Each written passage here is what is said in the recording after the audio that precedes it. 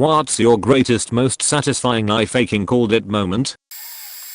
Boyfriend's best friend, let's call him John, started asking me for favors and texting me at odd hours of the night. Felt uneasy about John's actions and informed my boyfriend every time I was contacted. As soon as it happened, I explained to boyfriend that John was acting suspiciously and making me uncomfortable, but I couldn't pinpoint why. Cut to a month or so later, John claims I cheated on my boyfriend with John. I fucking knew it.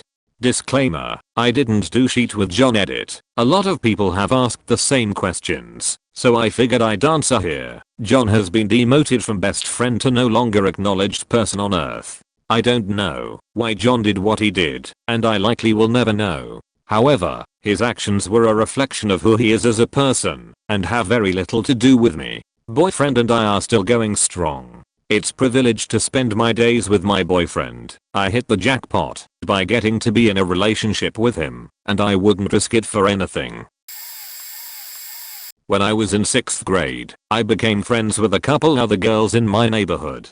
We each had completely different backgrounds, but we just clicked. For years, we three did all the things good friends do. The only thing I, personally, didn't like was to stay over at the house of one of these girls. I'll call her Brianna. I'd sleep over at the other girl's house. They could sleep at mine, but I always came up with an excuse not to stay at Brianna's. She started to get her feelings hurt, but I ignored it. Then, when we were all about 16, somebody got a hold of liquor, and we all sat around drinking. Being drunk, we got into a little debate about who is better friends with who, and I was somehow accused of not liking Brianna as much as the other friend, because I wouldn't spend much time at her house. Since I had zero filter at that moment, I blurted out, "Brianna, it isn't you. It's your dad. He's a child molester. I can tell just by looking at him." As soon as I said it, everything changed. I apologized. That didn't work, of course. Both of my best girlfriends dumped me that day. I still had a solid best friend, but I had to get myself a new group for sure. Also, they started bullying me a bit, but I just took it, because of the horrible thing I said about Brianna's dad. I felt super guilty. 3 years later, I was out of high school, living with my best friend who was still friends with Brianna. I got home from class and there was Brianna sitting on the living room couch.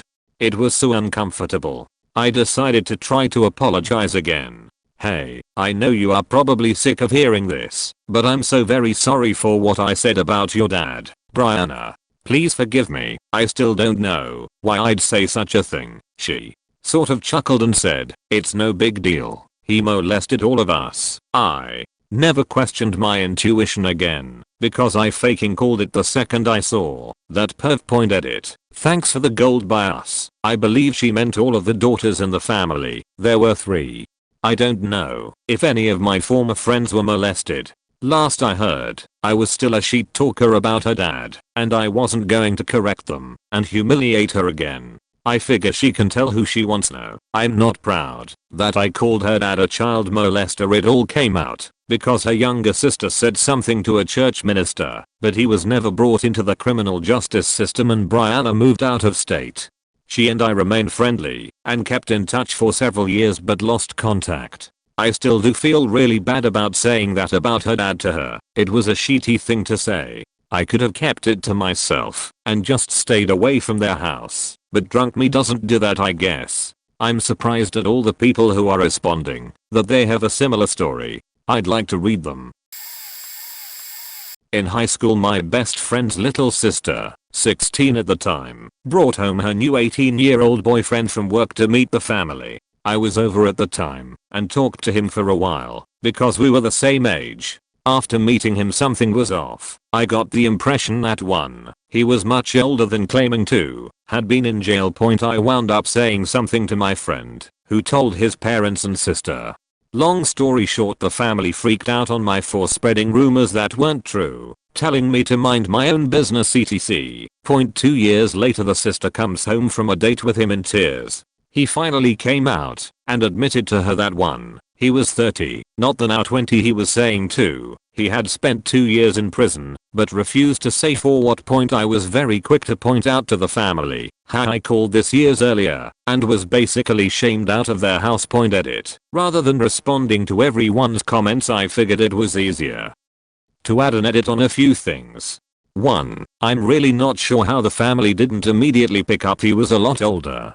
I can only venture to guess and would rather not speculate. Also, this was before the time of being able to Google someone and look up their records too. I'm still close with my friend and his family. There was a point later on where I got a G. Maybe we should have listened to you 3. I have no clue what he was in jail for. Still don't know. For those who called me insensitive for pointing out I was right almost immediately. I was 20, had previously taken a lot of grief for calling this out, and it wasn't exactly let go quickly on their end. My husband is super medically fragile. He's had cancer twice and a bone marrow transplant in the last 9 years. A few years ago he had surgery on his wrist, and I had a gut feeling he was brewing an infection despite being on antibiotics. His surgeon's office saw him and switched ABX. I contacted the cancer center because I just knew it was going to become more. They blew me off and punted back to the surgeon's office. I knew this was beyond the surgeon's scope. I pitched a tantrum fit and pretty much told them they were going to see them, and I wasn't accepting no for an answer. The triage phone nurse was condescending and telling me it was probably nothing and could wait. We got to the clinic and the nurse there started looking around the incision site. She told me that she believed my gut and pushed to admit him. The court showed a huge infection that landed him in the hospital for a week on potent 4th antibiotics with another surgery to clean out the site. Edit. Whoa. Silver? Thank you, kind stranger. Adding on, he is followed by a PharmD in his BMT clinic as well as utilizes a pharmacy just for patients like him. It's not a retail pharmacy. He obviously has a lot of other issues too. And I'm just doing what a spouse is supposed to do. I'm no saint and sometimes I lose my temper at both him and the situation. If there's anything I can beg of you all, please check in on older relatives if they're hospitalized or in homes and double check that their meds are correct and their medical history is right. We're lucky enough that I'm not older or confused and that I'm astute enough to keep up with his info. Hell, I've made a few stumbles along the way, and I'm reasonably intelligent. I can see how easy it could be to mess things up if someone wasn't capable. Oh fuck. Well, I don't want to go into too many details, but I was friends with a groomer type. This was a guy who I had celebrated basketball championships with, who I had been to dinners with, who I had gone to parties with. But something felt off. Slight disclosure, I'm working in the youth department of a church at the time and he's the youth pastor. The I faking called it moment happened when I go to the head pastor to say something's wrong. I think he's messing around with the girls. And I think he's a little unstable, so if someone doesn't put a stop to this, he's going to end up killing someone. I get kicked out for BS reasons 1 year later. I'm part of a new church doing good work in the hood and helping raise money, clothing, that sort of thing for disadvantaged people. I get a call from one of the girls from that old church group. Turns out my old friend was hooking up with underage girls and ended up murdering one of them. Guy's in prison now. Edit. I'm just now realizing this thread is about the moment being satisfying. This moment was not satisfying. It only helped take a burden off of me because I thought maybe the head pastor was right and the problem had actually been me. Edit. I'm not giving out any more details because there are young girls who attended there whose identities would be at risk if I gave the name. In my first year in college, on my level 1 motor vehicle engineering course, we were being taught how to change spark plugs and adjust the timing on engines. So my then friend, we'll call him Ryan, is working with me on a 1998 Audi A3 1.8 non-turbo. We both agreed that I should do the timing as I was more confident about it, which makes little sense thinking about it now, and that he wanted to remove the spark plugs. When he was taking out the first plug, I noticed that he wasn't very careful about it.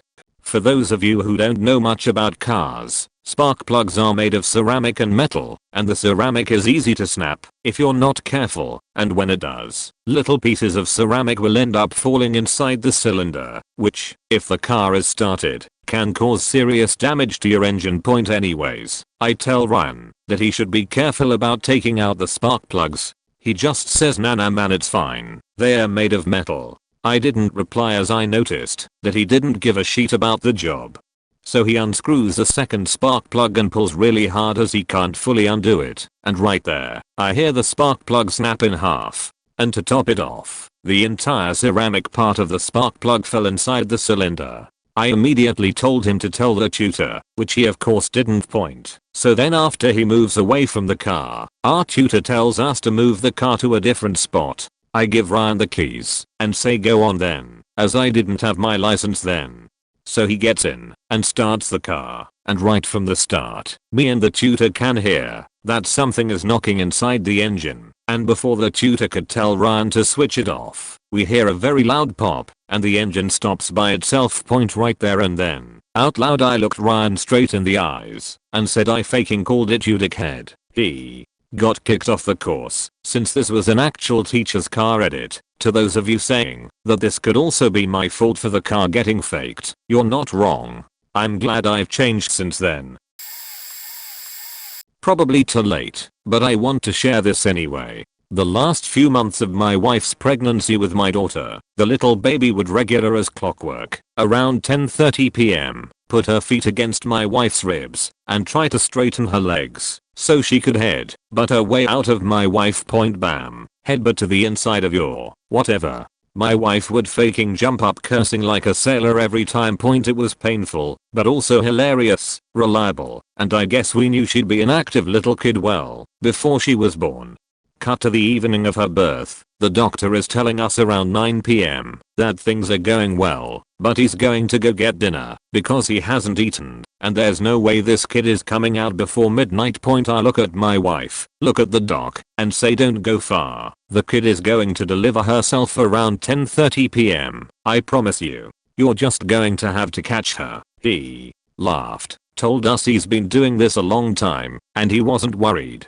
1025 He's rushing in and barely gets his gloves and scrubs on before my daughter shoots herself out of mommy like a greased bullet. Point direct quote from the doctor looking at me as he holds my little darling. Well, I guess even I can learn things still. I don't blame him at all. Who would believe parents about something like that? But that kid had done so many test runs on such a regular schedule, I knew there was no stopping her. And fair game, getting headbutted daily for a month, or whatever as a trade-off, to having a very short and easy labor? There are worse deals. Late to the party here, but what the hell, cause this story is bonkers. Point back in the early 90s I was in my early 20s, and, as people in their early 20s often do, I spent a lot of late nights at my local Denny's hanging out with friends, and drinking cheap coffee. Point the late night wait staff was pretty small, so my friends and I wound up getting to know them pretty well, socializing with them as well. Some of them would hook us up with free fries or sodas, that kind of thing, and every now and again, if things were slow, they'd sit at our booth with us. One of the people who would hang out with us was Charles. Charles was an older guy in his 50s who was very nice to my friends and me, but he was a little creepy. He would never get overt about it, but he definitely embraced the whole creepy uncle persona, maybe even being a little tongue-in-cheek about it. He'd tell the girls in my group how pretty they were and how he wished he was still young, that sort of thing. Reading between the lines, he was telling them he wished he could have sex with them. But this is not going where you think it is. I'm just setting the stage. Y'all point the guy was a little weird, but he was a nice guy to us. All the same, I remember telling people Charles has a secret. He's in his 50s, slinging coffee at an all-night restaurant, but he comes off as educated and sort of worldly. He talks about traveling and living well. I don't know what it is, but Charles is damaged. I bet he killed somebody or something. I was convinced that the nice guy bit was a cover for something dark. Point out. Yeah. Point. So as my group got older, people came and went. Some of us fell out with others. Some of us got real jobs and couldn't stay up until 4 a.m. at a Denny's, and we eventually stopped hanging out there. Never really gave Charles much thought after that, for years. Then I saw Charles on the news. Turns out Charles was Charles Rothenberg, a man who, in 1983, was going through a bad divorce.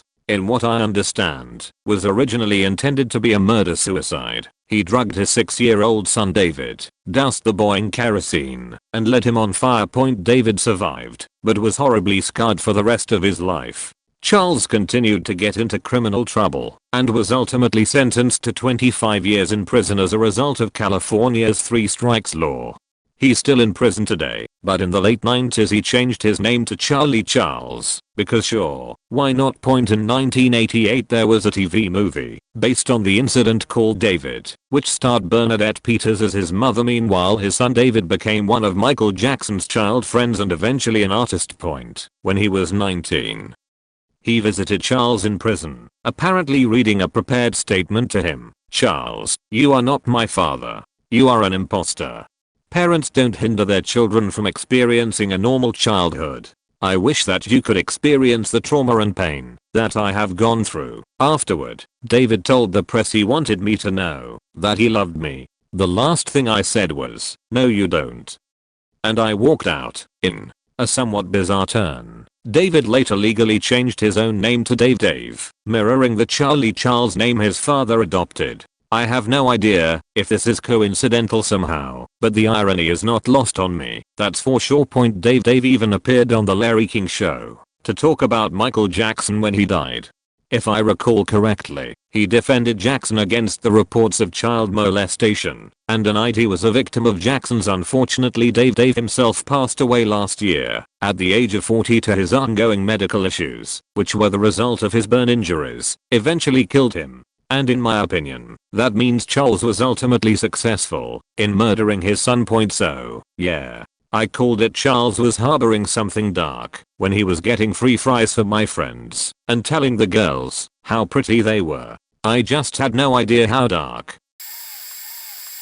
When I was 19, my girlfriend and I, along with another friend of ours, took a road trip up to Toronto to visit a friend of ours who lived there during the summer. It was my first time leaving the United States since I came here when I was 3 years old, so I was excited. We were there to see our friend, but we had also heard that in Toronto they have these novelty ID shops where you could get a fake ID from a US state. She was starting college in a few months, and I would joining her the next semester, so we wanted to have fake IDs to be able to buy booze ourselves. We went into the city one day and found one of these shops. It was pretty crazy. They had a whole book of sample IDs featuring every state and also some other random novelty IDs. We heard from someone that Michigan was the one that looked the realest, so we made ours from there. We paid them $60 and they gave us a form where we basically filled in all the info except an address. I told my girlfriend to make sure she got the year right, since she could be absent-minded sometimes, and she said, yeah, I got it. Make sure you got yours right." They took a picture for the ID and then handed me a Michigan State hoodie. Part of the $60 included a second form of ID, in this case a college ID, and by wearing the hoodie it gave the illusion that the pictures were taken on different days. After a short wait we had our 2 IDs and were set to be able to buy alcohol back in the US.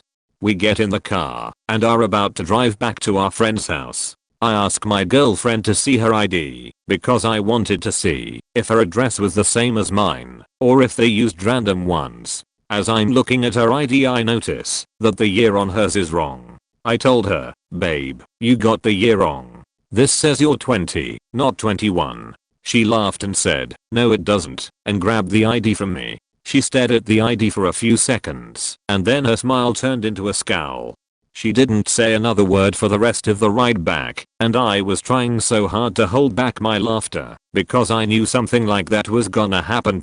Because she screwed up the birthday, her ID was basically useless until her birthday next year. I never found out if she ever even got a chance to use it, because we broke up a few months after she started, because she cheated on me, so this story is especially hilarious to me. I've been practicing law in the same venue for many years with the same judges and attorneys. New hotshot attorney out of law school is opposing counsel. It's a death case. My client was not responsible, but opposing counsel would not listen to reason. On the eve of trial, my client is willing to offer a decent amount to settle the case. I call the attorney and encourage her to take it. I told her that if she didn't accept, when we went to trial the next day I was going to have all her evidence thrown out and strike her witnesses. She thought I was bluffing. I assured her I was not. I told her to call any attorney in the area and ask them if I was a straight shooter. She basically told me to fuck and that she'd see me at trial. Sure enough, the judge excludes her documentary evidence, all hearsay, and strikes her witnesses. She has zero evidence when the judge is through with her. Her client was in tears. I think she got sued for malpractice. She wasn't at that firm long after that debacle point, but I faking told her that would happen. My company, MC, had a contract with a big Fortune 500 company, F5. I was head of one of the departments. Kept raising flags that the contract was at risk due to changing F5 policies. Was told not to worry about it. MC boss got distracted by and married a foreign stripper who lived across the country. Stopped paying attention to MC. He asked me to do a specific thing to cover up the internal problems we were having. I said no disrespect meant, but I already tried that. It didn't work, so I'm not wasting time to try it again when I'm overworked, as it was got fired for insubordination. Told MC good luck with the contact. They didn't have a chance without me. F5 company was furious. They cut the contact with the department I used to head 6 months early and with the entire company when it came up for renewal. MC has been through about 6 rounds of massive layoffs since then and is struggling to pay their bills. F5 company hired me directly for a 15k raise doing basically exactly the same job. I tried to warn MC. When I was in high school, my family took a trip to Colorado. A good chunk of that trip was like a tour of major religious right institutions. We went to the Focus on the Family headquarters, the Navigators headquarters, and the New Life Church, a mega church in Colorado Springs led by a prominent figure named Ted Haggard. We were graced with Ted's presence that night, which was rare, since he was usually out doing speaking engagements and stuff. I did not like the vibe he was giving off. My parents were sort of fanboying out, which didn't help, and he just seemed schmaltzy. At one point during the service, they had a Q&A session. Someone asked him about Israel and Palestine. He requested that they turn the cameras off and answered, "I hope Israel blows Palestine off the map." I mean, regardless of if you're pro-Israel, it felt shitty for a major religious figure to be advocating violence like that. So I was not a fan of Pastor Ted. Anyways, a few months later it came out that he had quite the history with methamphetamines and male escorts. I couldn't stop smiling for days. After breaking up with my first girlfriend, she rebounded with a very sketchy dude at her work. Within a month he was living with her, and she had become a completely different person. I tried warning her she was being gaslit and manipulated. Her friends tried, but the dude had his teeth sunken too deep. After 6 months he dropped the act and made up an elaborate story about his mother, who he had previously said died of cancer, having faked her death, and being alive in California. So he left for a week, at which point he stopped all contact with my ex. She panicked and came to me saying she was worried, and within days his entire construction fell like a house of cards. My ex was devastated, and I was too angry to be vindicated. I broke up with her, but still cared for her. I spent about 3 months following up with her and taking care of her until she was able to be on her own again. The events themselves were traumatic and awful, but the feeling I got from knowing I wasn't wrong about him and that I'd proved to my ex she could still trust me and be my friend was worth it. We are still best friends today.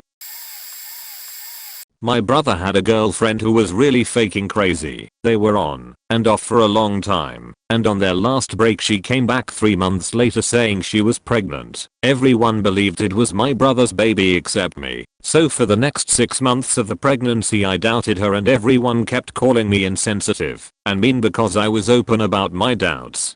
When the baby came out 6 months later, it reinforced my doubts, because the baby came out brown with straight hair. Everyone in my family has really curly hair. So does my brother, and also, my brother is a real pale white guy. Even then no one thought that maybe it wasn't his. So when the baby was almost a year old they decided to do a paternity test, and guess what? It was not his baby. We were all in the living room at home when we got the news, and of course, being the gentleman that I promptly stood up and threw it in everyone's face.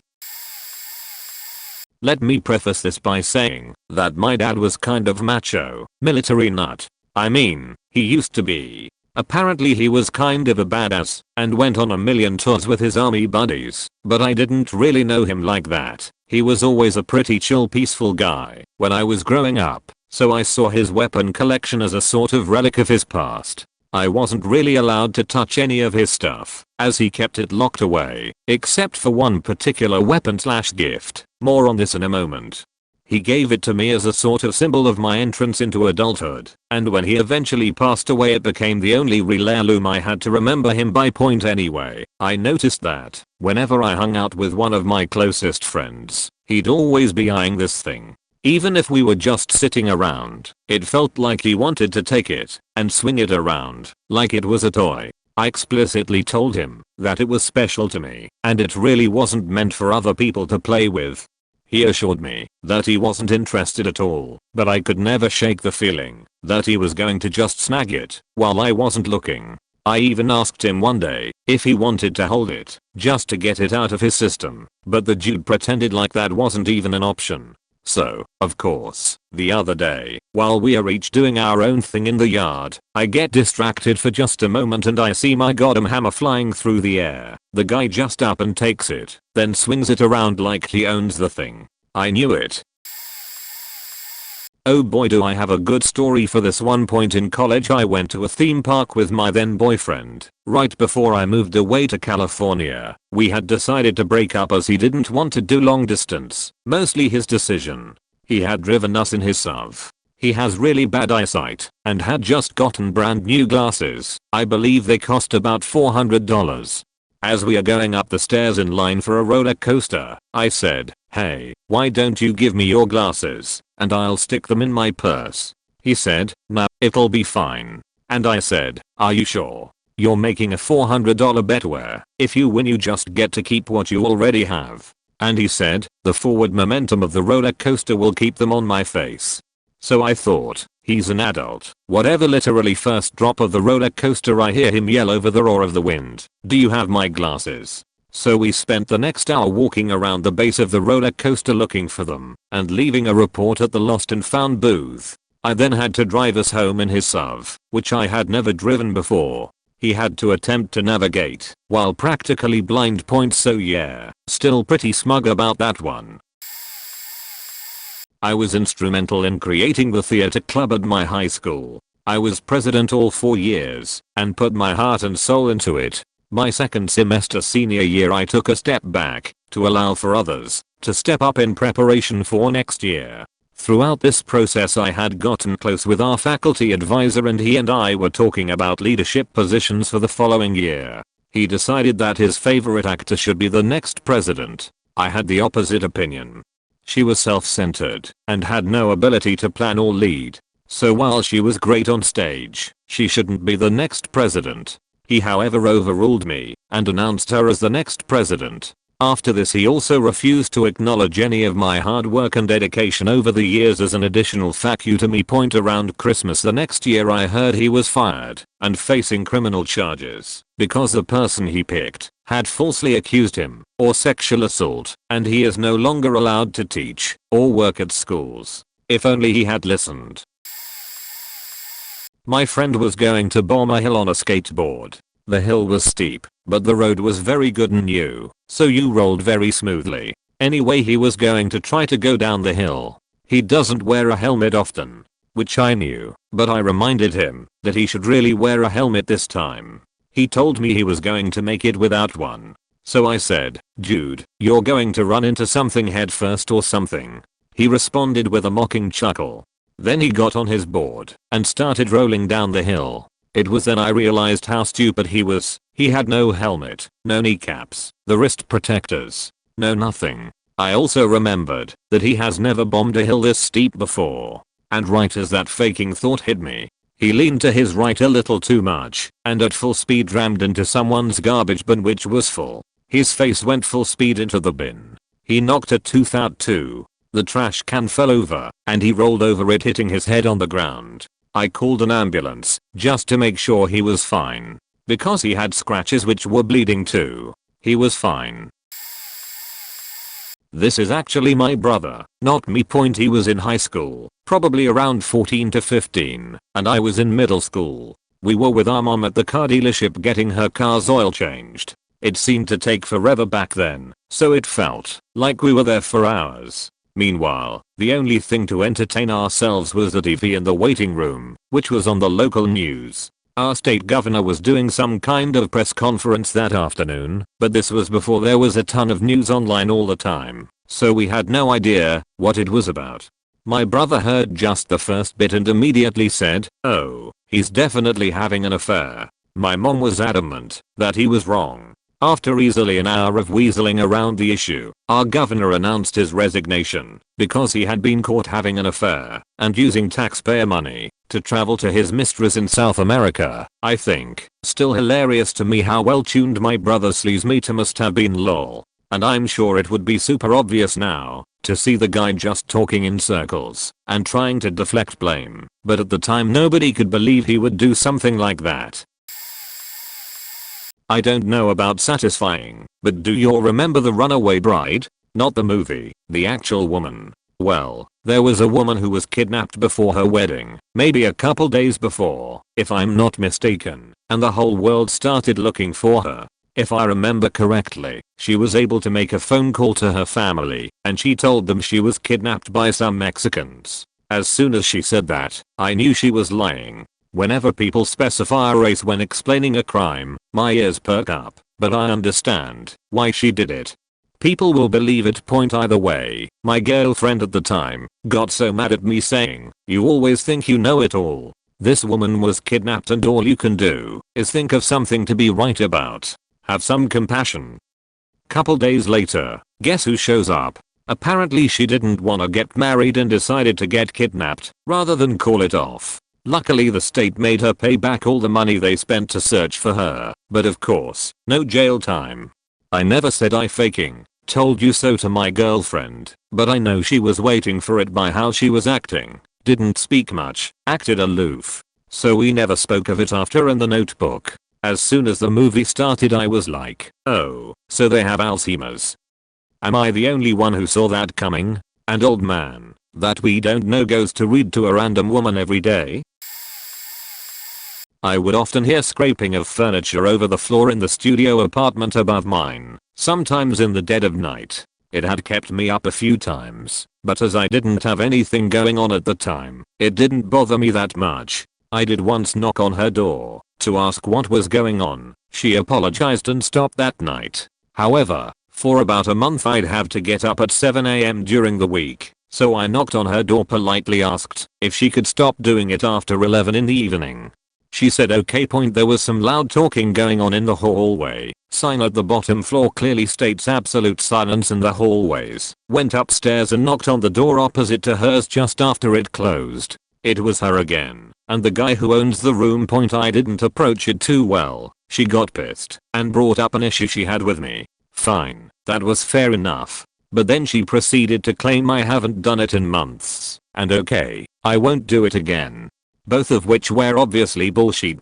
I started to think with the insane amount of cleaning going on that she had some form of OCD. Friend came over, told me he used to date her. He didn't want to mention it, but I was able to put it together and ask about the OCD thing, which he confirmed. And we are not talking OCD the way that people use it, actually diagnosed OCD. At that point I felt pretty conflicted. I felt completely vindicated and was pissed at her lies. On the other hand, I know how difficult the issue can be and how hard it probably is to be confronted about it by someone who's mostly a stranger. Co-worker didn't like the new boss we had to transition under. From day one co-worker was openly being insubordinate, talking shit about new boss behind their back. But the thing that put it over the top for me was the day she came into our break room bragging that new boss had asked her to do something, and she'd handed new boss back a sticky note with a number of who to call in order to resolve the situation. Co-worker was convinced she was invaluable and wouldn't be let go because all of our clients love her so much they don't. The worst part was that she hated new boss so much she brought the whole vibe of the workplace down to a hellhole. Every day there was something new to bitch about. We were all just venting receptacles to her. Even though I consider her a friend, I was quietly beginning to pray for the day our boss had enough point. I told my good friends that worked with us, yup, she's gonna get fired, and sure enough, a few months later she was let go. When she told me, she called the office crying on the phone and I could barely muster an "I'm sorry" because I was so relieved that I wouldn't have to work with her anymore. This is kind of bleak, but definitely one of these moments. I have one BO sibling and lots of step ones. An older brother. He has always been a faking monster, narcissistic, cruel, unpredictable, threatening, etc. Just all around an awful person who treated me like garbage the entire time we were growing up. We were always shuttling between our divorced parents' houses, so even when one family got a break, I was always with him. Every time I tried to point out that he was awful to an extreme degree, particularly to me, I was told, "He's your brother. Brothers pick on their sisters. He's just doing it to get a rise out of you. Ignore him. You're being too sensitive. He's your brother and you have to love him." Years go by, he and I live in different states, and even though occasionally I'm forced by people like my grandma to spend time with him, I generally just text him once every few months to assuage my bad sister guilt, but continue to really genuinely believe he is a bad abusive person, which I know from first-hand experience. I make no effort to see him, ever. One day my dad calls me and says they found out through his old roommate, who has been trying to find him so she can get the rent she's owed, that he has been missing for months. Turns out the FBI raided their apartment and confiscated all his electronics because he was under suspicion for distributing child porn. We eventually discovered through credit card records that he is somewhere in Montenegro. I was like, "Hey fam, I hate to say I told you so, but I faking told Oya also. He's not just mean, he's evil. That was in 2016, and I have not seen or heard from him since. Hope I never do." I had a main friend group in my undergrad college days. It was me, C, G, and A. We ate lunch and dinner together, mostly dinner since our schedules were all so crazy, but C decided to bring a new friend in. It was alright, we didn't mind adding people to our friend group, since we all felt a bit lonely anyways, so we welcomed her. After the first initial meeting, me, A, and G all agreed that C's new friend was a bit off/weird. C defended her and told us we were being too judgmental. Okay, maybe we were, so we let her stay in the friend group.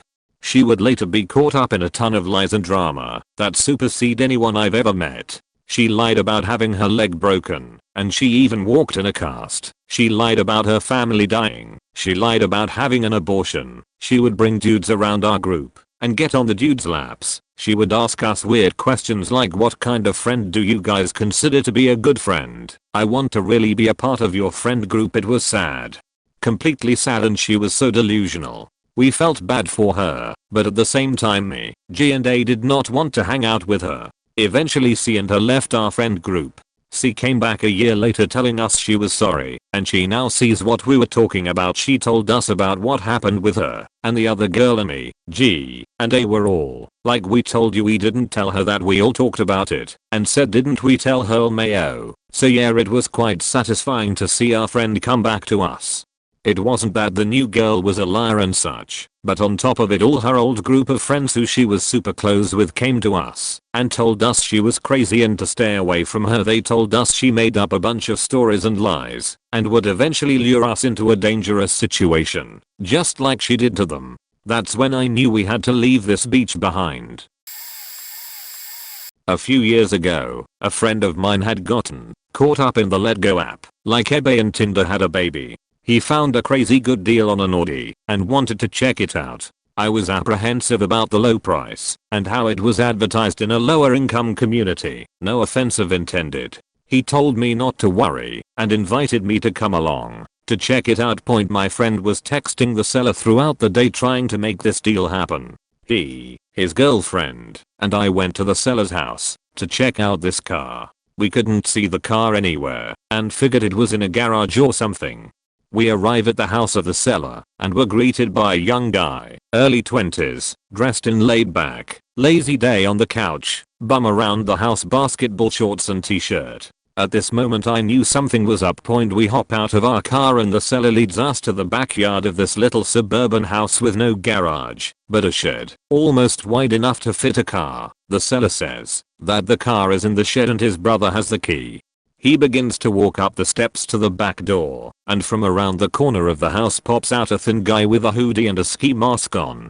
His right hand is hidden behind the lining of his hoodie, but is posturing that he has a gun and is ready to shoot. We all freeze. Not because we're paralyzed with fear, but because the absurdity of the moment. It's 2:30 in the afternoon on a bright sunny day in a modest suburb in everyday America, and here we are getting robbed at gunpoint. I look at the seller and see the weakest surprised face I've ever seen. It was clear to me that this was a setup, and we bit the hook.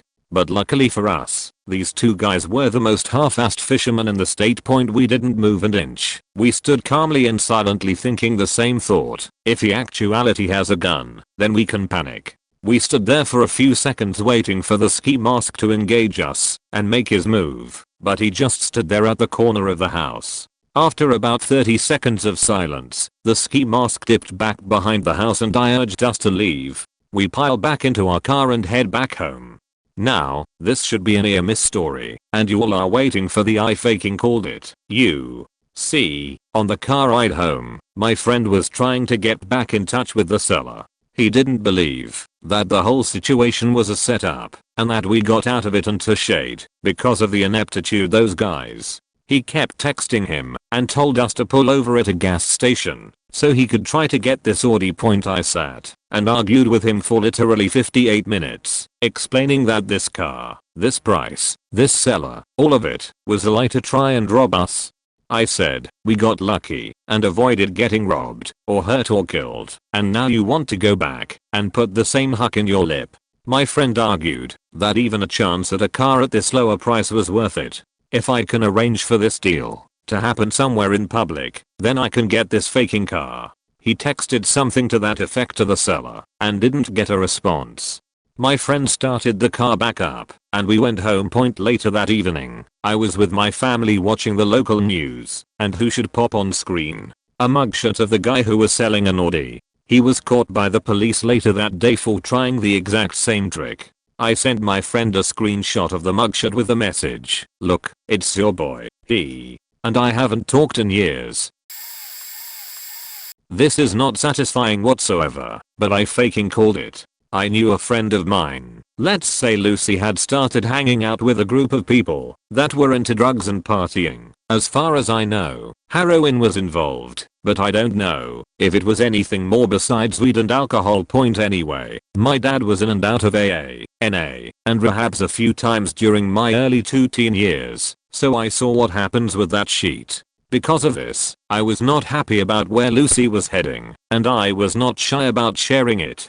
We stopped talking during this time because my growing disappointment and anger about the situation was not well hidden. Also, this was in the days of MySpace. For time frame, anytime she'd post a picture or some starry-eyed bullshit quoting Sylvia Plath, her other friends would comment about how great her makeup was or how pretty she was, and I would retort with how they were just enabling her when she should be getting help, etc. etc. Looking back, this was over 10 years ago at this point.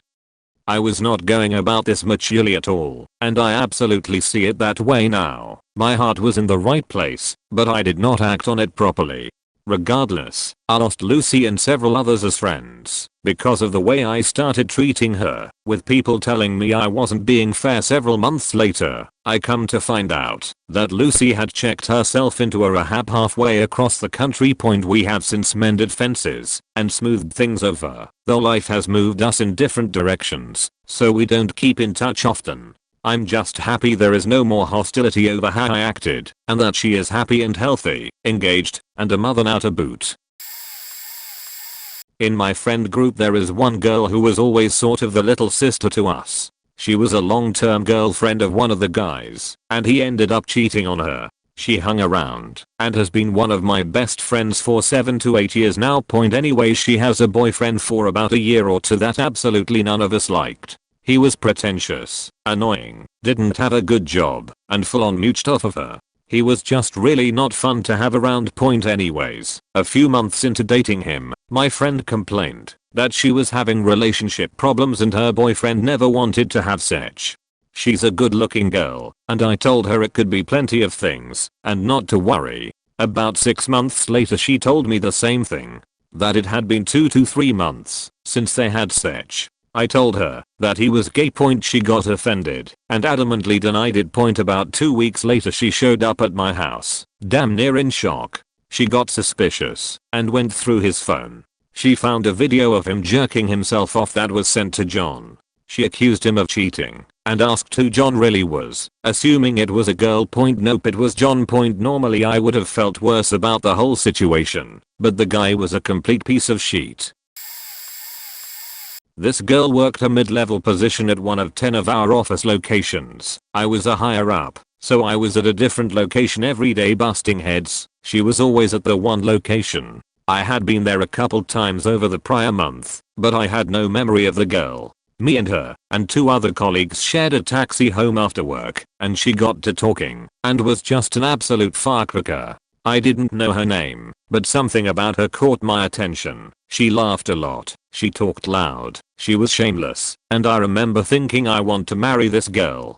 Which was crazy since, at the time, I had decided to be single for life. I didn't see her or end up back at that office location for a month. Then she called me randomly one night, no idea where she got my number, and as soon as she said who she was and explained who she was, since I didn't know her name, I was like, it's happening. I'm definitely going to marry this girl. We talked for an hour, met up that night, and a year later we were married. 6th anniversary last March and we have a 2-year-old.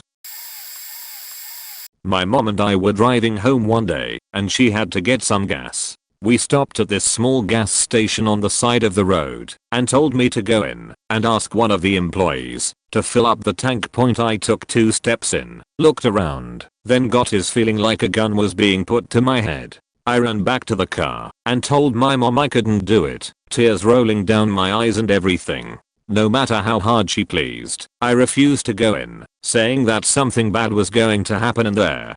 She just got tired of it, and we drove off, just as this red van pulled up. The next day my mom called me into the kitchen to show me the news. That gas station was the subject of an armed robbery, where 3 people were shot, 1 person died. It was crazy. The scariest part was that the news showed their mugshots, and also their vehicle. They were in that red van. They literally pulled up and robbed the place just as we left. I've never gone into a gas station since.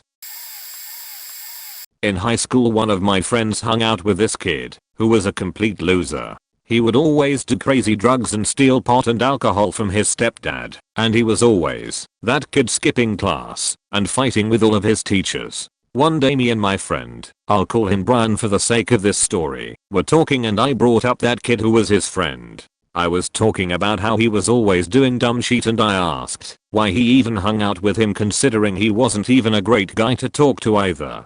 Then Brian starts getting all defensive saying, oh, he's a cool guy and you barely even know him. I said if he isn't in prison by the age of 30 I would be legitimately stunned. 2 months later this kid goes to a party and gets absolutely smashed and tries to sleep with this guy's girl. They then get in a fight and he smashes a bottle over this dude's head. The guy faking dies and he is sentenced to life in prison. I pulled a told you so on my friend and he didn't know what to say. Moral of the story, don't be that guy. My class was putting on a show of sorts in a library. It was part of our course. The teachers look at us do stuff and give a grade. There were lights, music, fog machine and a big screen and some VR stuff. I was kinda looking over couple of the guys. I was the only girl in our 10 people group. Sort out our electricity need. I'm sorry I don't know the English terms. I was the one who had, in advance, talked with the library staff and counted basically what will blow the fuse. They were about to plug in this big /main power cable and I said not to do it because I was 99% sure it would go bad. Even the teacher said it would be fine and didn't believe my calculations. They argued with me for like 15 minutes. It's fine, you counted wrong. Eventually I threw my hands up and said fine, go ahead and fuck us all up. They went ahead and plugged in the cable. Darkness. The whole goddamn library went dark. I just laughed bitterly and called maintenance. They didn't even say sorry or acknowledge that I was right. I hated my class, haven't talked to any of them after I graduated 3 years ago lol. A few months ago my boyfriend fell in our backyard and landed on his arm. He has a super high pain tolerance and swore up and down that he was fine and it was just bruised. So we went to dinner with my family like we had planned. I had this gut feeling that he had broken his elbow and his wrist, so after dinner we went to the urgent care near us. The NP comes in and does an exam of his arm, tells us nothing is broken, he just had a bad bruise. I still had such a strong feeling that it was broken that I asked her to do an x-ray. After flat out refusing and telling me nothing was wrong, I finally convinced her to x-ray his wrist. 15 minutes later she comes back into the room to tell us that it was indeed broken. It later needed surgery to repair the break. Anyway, she kept refusing to x-ray his elbow and saying that that was definitely not broken. After a while we give up and leave. Fast forward a few days and we are at our arm specialist. They x-ray his elbow when I ask them to, and what do you know, it's broken. Again, a bad break which could have caused permanent arthritis in his elbow if it wasn't caught and if he had lifted anything too heavy. Moral of the story is that urgent care is the worst, and I was right. When I had my child, when I was pregnant, I knew something was weird with me before I took a test. About 10 weeks in, I knew it was a boy and told everyone. People would say things like, oh watch, it'll be a girl now. The ultrasound tech asked what I thought I was having. I matter-of-factly said I'm having a boy. Sure enough, the tech pointed out his little third appendage. Then came the baby shower. We had a guess when the baby will be born calendar. I don't know how, but somewhere deep down, I knew. I initialed the date point the day before. My hubby and I made a trip to our favorite orange home improvement store for something and stopped to eat dinner at a non-fast food burger place. I remember sitting there knowing my son was coming the next day. My hubby sitting there, not fully believing me. We went home, snuggled up and went to bed. At 4 AM, I woke up with some pretty intense contractions being 2 minutes apart, over a minute long. I had slept through the early contractions. 8 hours later, we were holding our baby. I was tired, but not too tired to remember I called it. All throughout high school I could not sleep at night. Sleeping early was impossible, which made waking up in the morning impossible. I was always late to school. Of course, I got the usual responses from everybody. You just have a messed up sleep schedule and need to reset it. You don't have any problems, you're just lazy. Well, midway through junior year I was behind on credits because I was missing class. My father finally took me to a sleep specialist who diagnosed me with delayed sleep phase syndrome.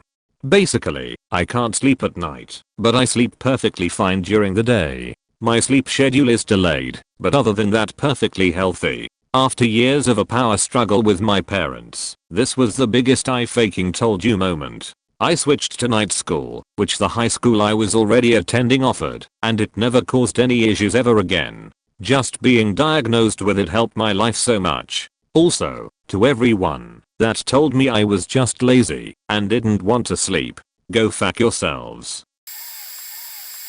When I was young, like 6 or 7, me, my cousin and my sister were playing beside a frozen, swollen creek. It was the dead of winter and my younger sister and even younger cousin wanted to build a snowman beside the creek. I disagreed and said we should go back, stating that the creek was too swollen and icy and that we would likely get caught by the creek. My younger family just laughed and hobbled over towards the creek. I hesitated, but I knew that if I didn't go then they'd surely get in trouble. By the time I sludged through the snow, my cousin and sister were throwing snowballs in the creek. I still reserved judgment and tried to get them back to the house. They both started throwing snowballs at me for ruining the fun. As my sister went to gather another snowball, her foot slipped on the ice near the creek and now she was holding onto the root of a tree.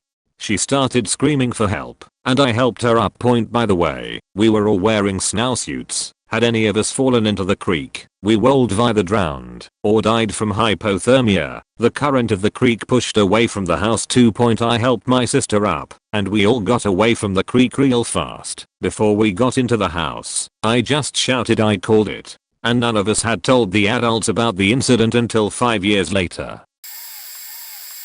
I grew up with two very dysfunctional parents. My parents are very strict. I hated every single second being near them. The older I got, the less I was at home. I would always find excuses to stay longer in school, so I didn't have to go home. I even started the finish your homework in school club, so that they wouldn't get too suspicious of me doing homework at other people's houses all the time. Usually I would stay in school, make homework with some fellow students.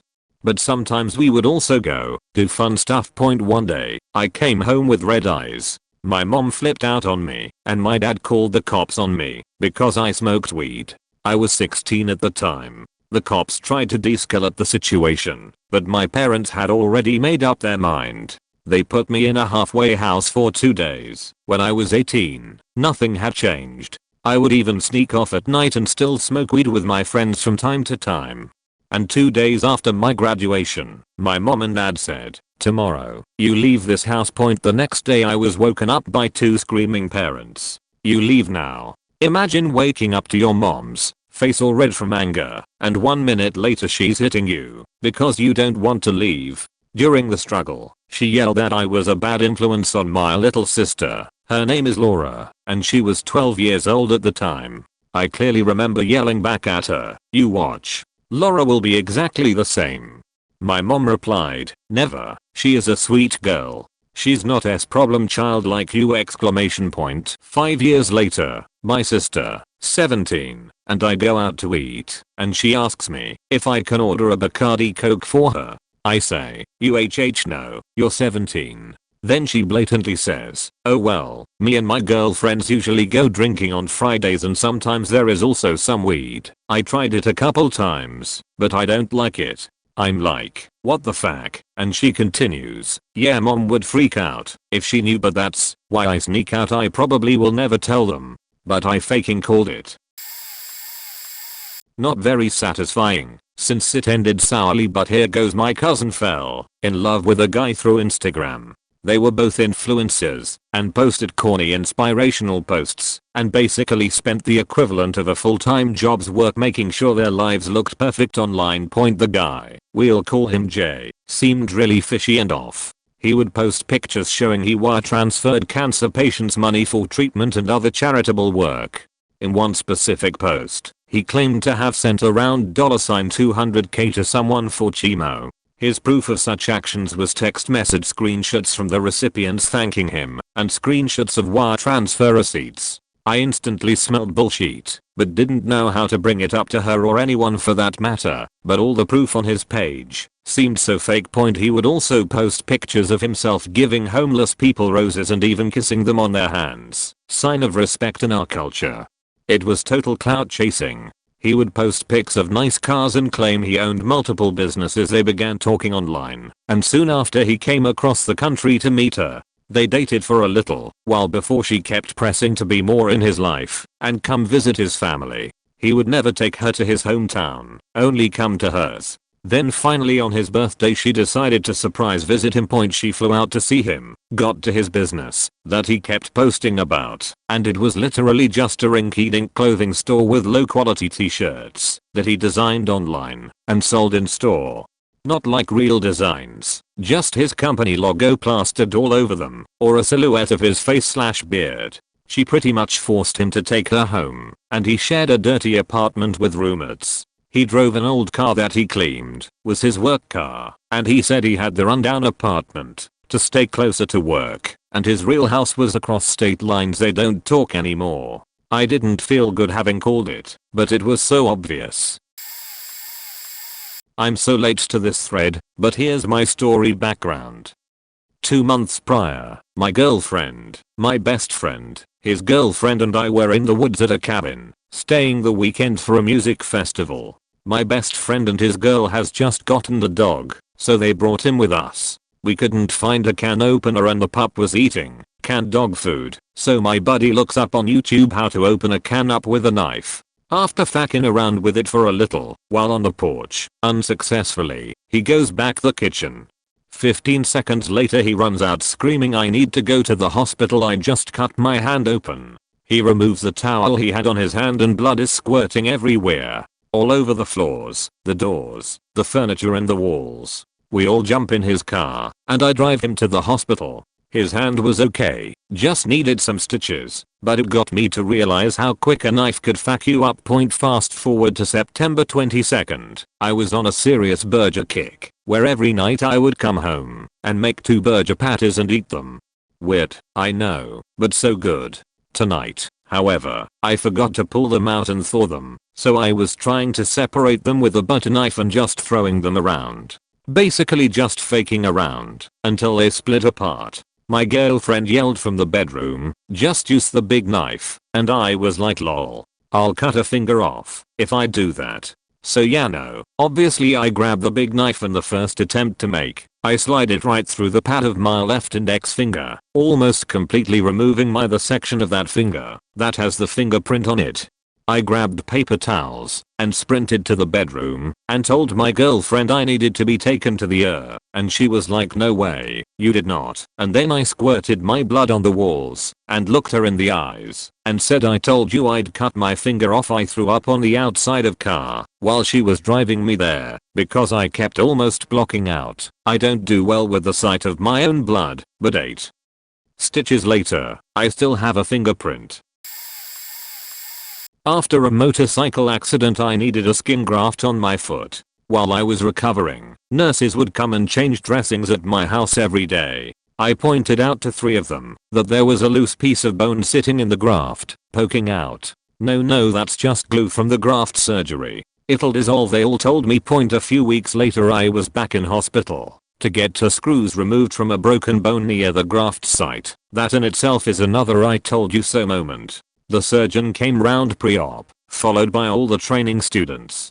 I mentioned the piece of bone which was still there. Same thing, in a very convincing way, "It's glue. Okay, just look at it please." Hours later he came to check on me in recovery. In a daze I asked about the glue. He sheepishly told me it was bone. I must have given him the biggest "fuck you" smile as I drifted back into happy unconsciousness. I had 2 eye faking called it moments with my best friend, which I wish I had done more to prevent. This guy has been my best friend for God knows how long. Grew up with him, lived with him during my university years and still see him weekly. Some people contrast us to more brothers than mates because he's the kind of guy that does dumb shit without thinking of the consequences and needs someone like me around to slap him. He's a lonely child and his parents are as always trying to take control of his life and make his decisions for him, even until now. He's 23. Flashback 2013 graduation from school. They forced him to get into a degree in the health field he wasn't cut out for. I had told him that I didn't think he was going to thrive in that career, and he himself wanted to do something involving finance. I was 100% sure at the time that he will end up dropping out and eventually going into finance, and I told him this because I could tell he wasn't enjoying it. Since I lived with him, he still thought his parents knew best. No, they faking. Don't. Fast forward 2016, he vanishes off the radar and stops driving down to the house we lived in with some friends. Didn't turn up to any classes or lectures, and doesn't contact anyone. Contacted his parents and found out that he attempted suicide and is in severe depression and wanted to leave the course he's in. I said to his mum, even though I knew it was wrong, "I told you so," and understandably she wasn't upset because I actually did. Few months later he's fine with regular visits from myself and his girlfriend and some therapy. Dropped out of the course and found his way into the financial sector. Buys a new car. Always stayed up late and drove long distance early. Told him as a joke once he'd end up sleeping on the wheel and wrapped around a tree. 2 months later exactly that happened. Swerved off the road and straight into a tree at 80 km/h. His car saved his life with all the airbags, and it would be an understatement to tell you it was a miracle he only came out with a bruised sternum. Faking the balls on this guy. He learns the hard way and listens to Noon. But this proved to me that sometimes parents truly don't know best. Totally gonna be buried, but still gonna share. My boss 10 years ago, VP of manufacturing, said he had an engineering degree. He always carefully avoided saying the school name though, and for a lot of little reasons I never believed him and told several coworkers. Fast forward to 3 years ago, and he'd been gone for a few years, left on his own, but due to the position opening back up, our owner started negotiating to bring him back, but as more of a GM, higher level. Well, everyone is on LinkedIn now, and I found his profile and called the school up, said I was verifying the education of an applicant, not entirely untrue. Bam. Find out he dropped out after his first semester. Liar, liar. I told the owner and he mulled it over, then promoted me instead. Honestly, that was not at all my intention. I just didn't want that liar as a boss again, haha. But now I'm running the entire operations side of the company. My girlfriend had a friend that was like obviously and vocally super into her, and she made it apparent to him that the feeling was not mutual. Among some of his notable actions was expecting to stay at her apartment uninvited, trying to sleep in her bed with her. She let him sleep there and came and stayed with me instead, and grossly overstaying his welcome once he did show up uninvited. We knew he would be less than stoked once he learned we were together, so we made sure to hide our change in relationship status on Facebook, though to everyone else it was, and had been obvious for a while, because we were together all the time, had pictures together, and generally didn't hide it otherwise. When he finally figured it out, which was like much later than it realistically should have taken, he lost his shit. Oh my god, it was the most vindicating and entertaining thing I have ever experienced, cause I had been telling her literally, since I met the guy, that he was a nice guy. Blew her up, called her all kinds of mean and nasty things, how she's gonna wish she never shot him down, how I'm an awful and abusive person, and blocked her on all social media. Strangely, he never actually said a word to me as you'd expect. Eventually he unblocked her methodically, one platform at a time, always sends Snapchats to let her know when she's in town, etc. But she hasn't talked to him since. God, I hate this dude. Thankfully, he's in the Navy and is stationed on the opposite side of the country now. Go fuck yourself, Ryan, you fucking man-child. I hope you drown. Back in my early/mid 20s, a good friend boned a girl that was part of our circle of friends. Many weeks later, she is looking bustier. I called it that night that she was preggers, and it was his. The preggers part was soon confirmed, but she ends up marrying some guy she'd been with on and off with 4 years. Eventually, they drop out of sight, what with the kid and all. Flash forward decades later to the Facebook era. Everyone starts friending everyone. Everyone is posting pictures of their kids, including this chick. She actually has 2 now, and the youngest is the spit-in image of the husband. The oldest, I'm sure you can guess, but, yep, looks like a young version of my friend. My wife and I joked about for a couple years, but I never said anything. After a few years, I actually see this kid out and about. In person it was even more obvious. That next weekend I'm out with my friend and his longtime girlfriend, along with my wife. The G/F goes to the restroom and I say, hey, I saw S oldest out the other day, and I just smile. Come to find out, yeah, he knows. The chick contacted him a year before and told him. I knew it.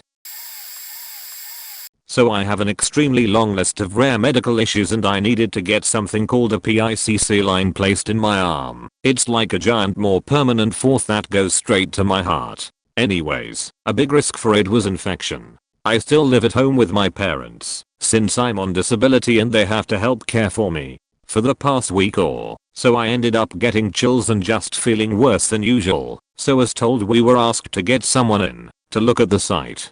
The nurse pulled off the bandages, and I had an allergic reaction to them, and it causes sores and stuff all over the area. We decided to watch it for infection, etc. I keep telling my parents that it was infected, and they brushed it off and said not to worry, and it should heal up. Well, when the week was over I woke up, and I couldn't walk or barely move. I wasn't cold, but I could not stop shaking. I knew it had gotten infected. I eventually went to take a shower and everything felt weird, and I couldn't stand for long, and I had to get out and tell my parents to take me to the hospital. They didn't believe me still, even though I looked horrible. Anyways, got in the car and drove an hour or so to my hospital. I got there, my blood pressure was in the 200s and dropping fast, and I had a 104-degree fever. Turns out I had gone into septic shock and the infection spread throughout my body. I was told that if I hadn't gotten there within an hour I would have died. I had to stay in the hospital 77 days to recover. Most in NICU. Now I have a huge scar on my arm and a story to tell. I also said a huge "I told you so" to my parents. Got a really bad vibe from my older sister's childhood friend.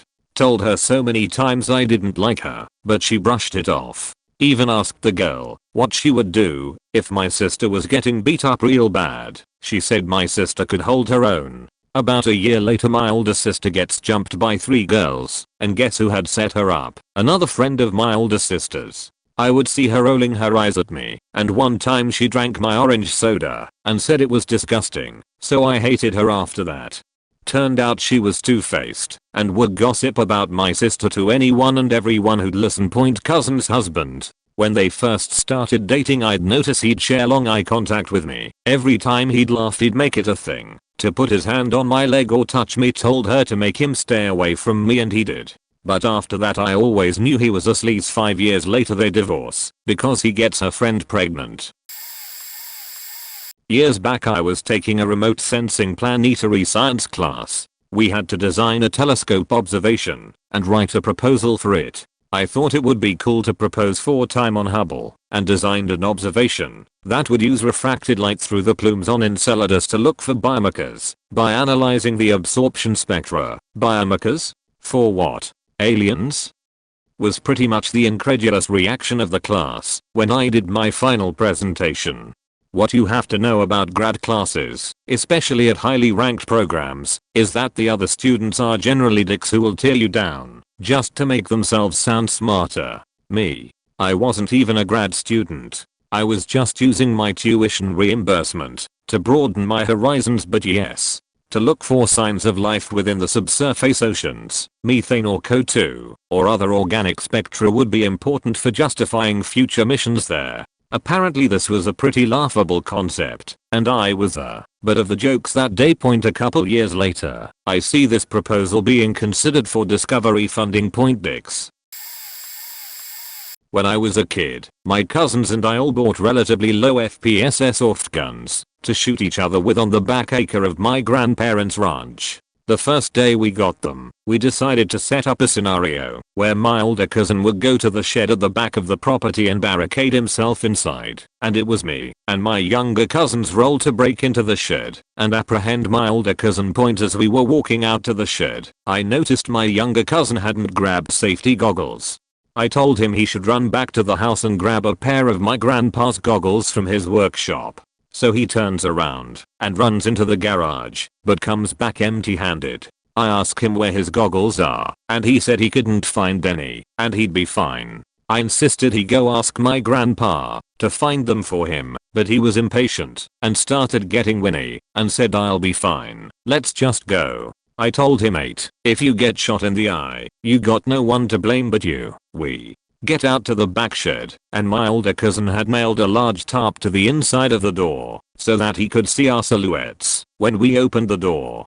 My younger cousin gets on his hands and knees and peeks under the tarp to look into the shed. The first shot my older cousin fires hits younger cousin directly in the eye, and he screams like a banshee. Starts hopping around yelling that the game is off, and I'm pissing myself laughing. Fortunately there was no permanent damage to his eye. The pellets we were using were plastic, and the guns were not very powerful. Still got to laugh to myself for the entire day while he iced his eye and complained.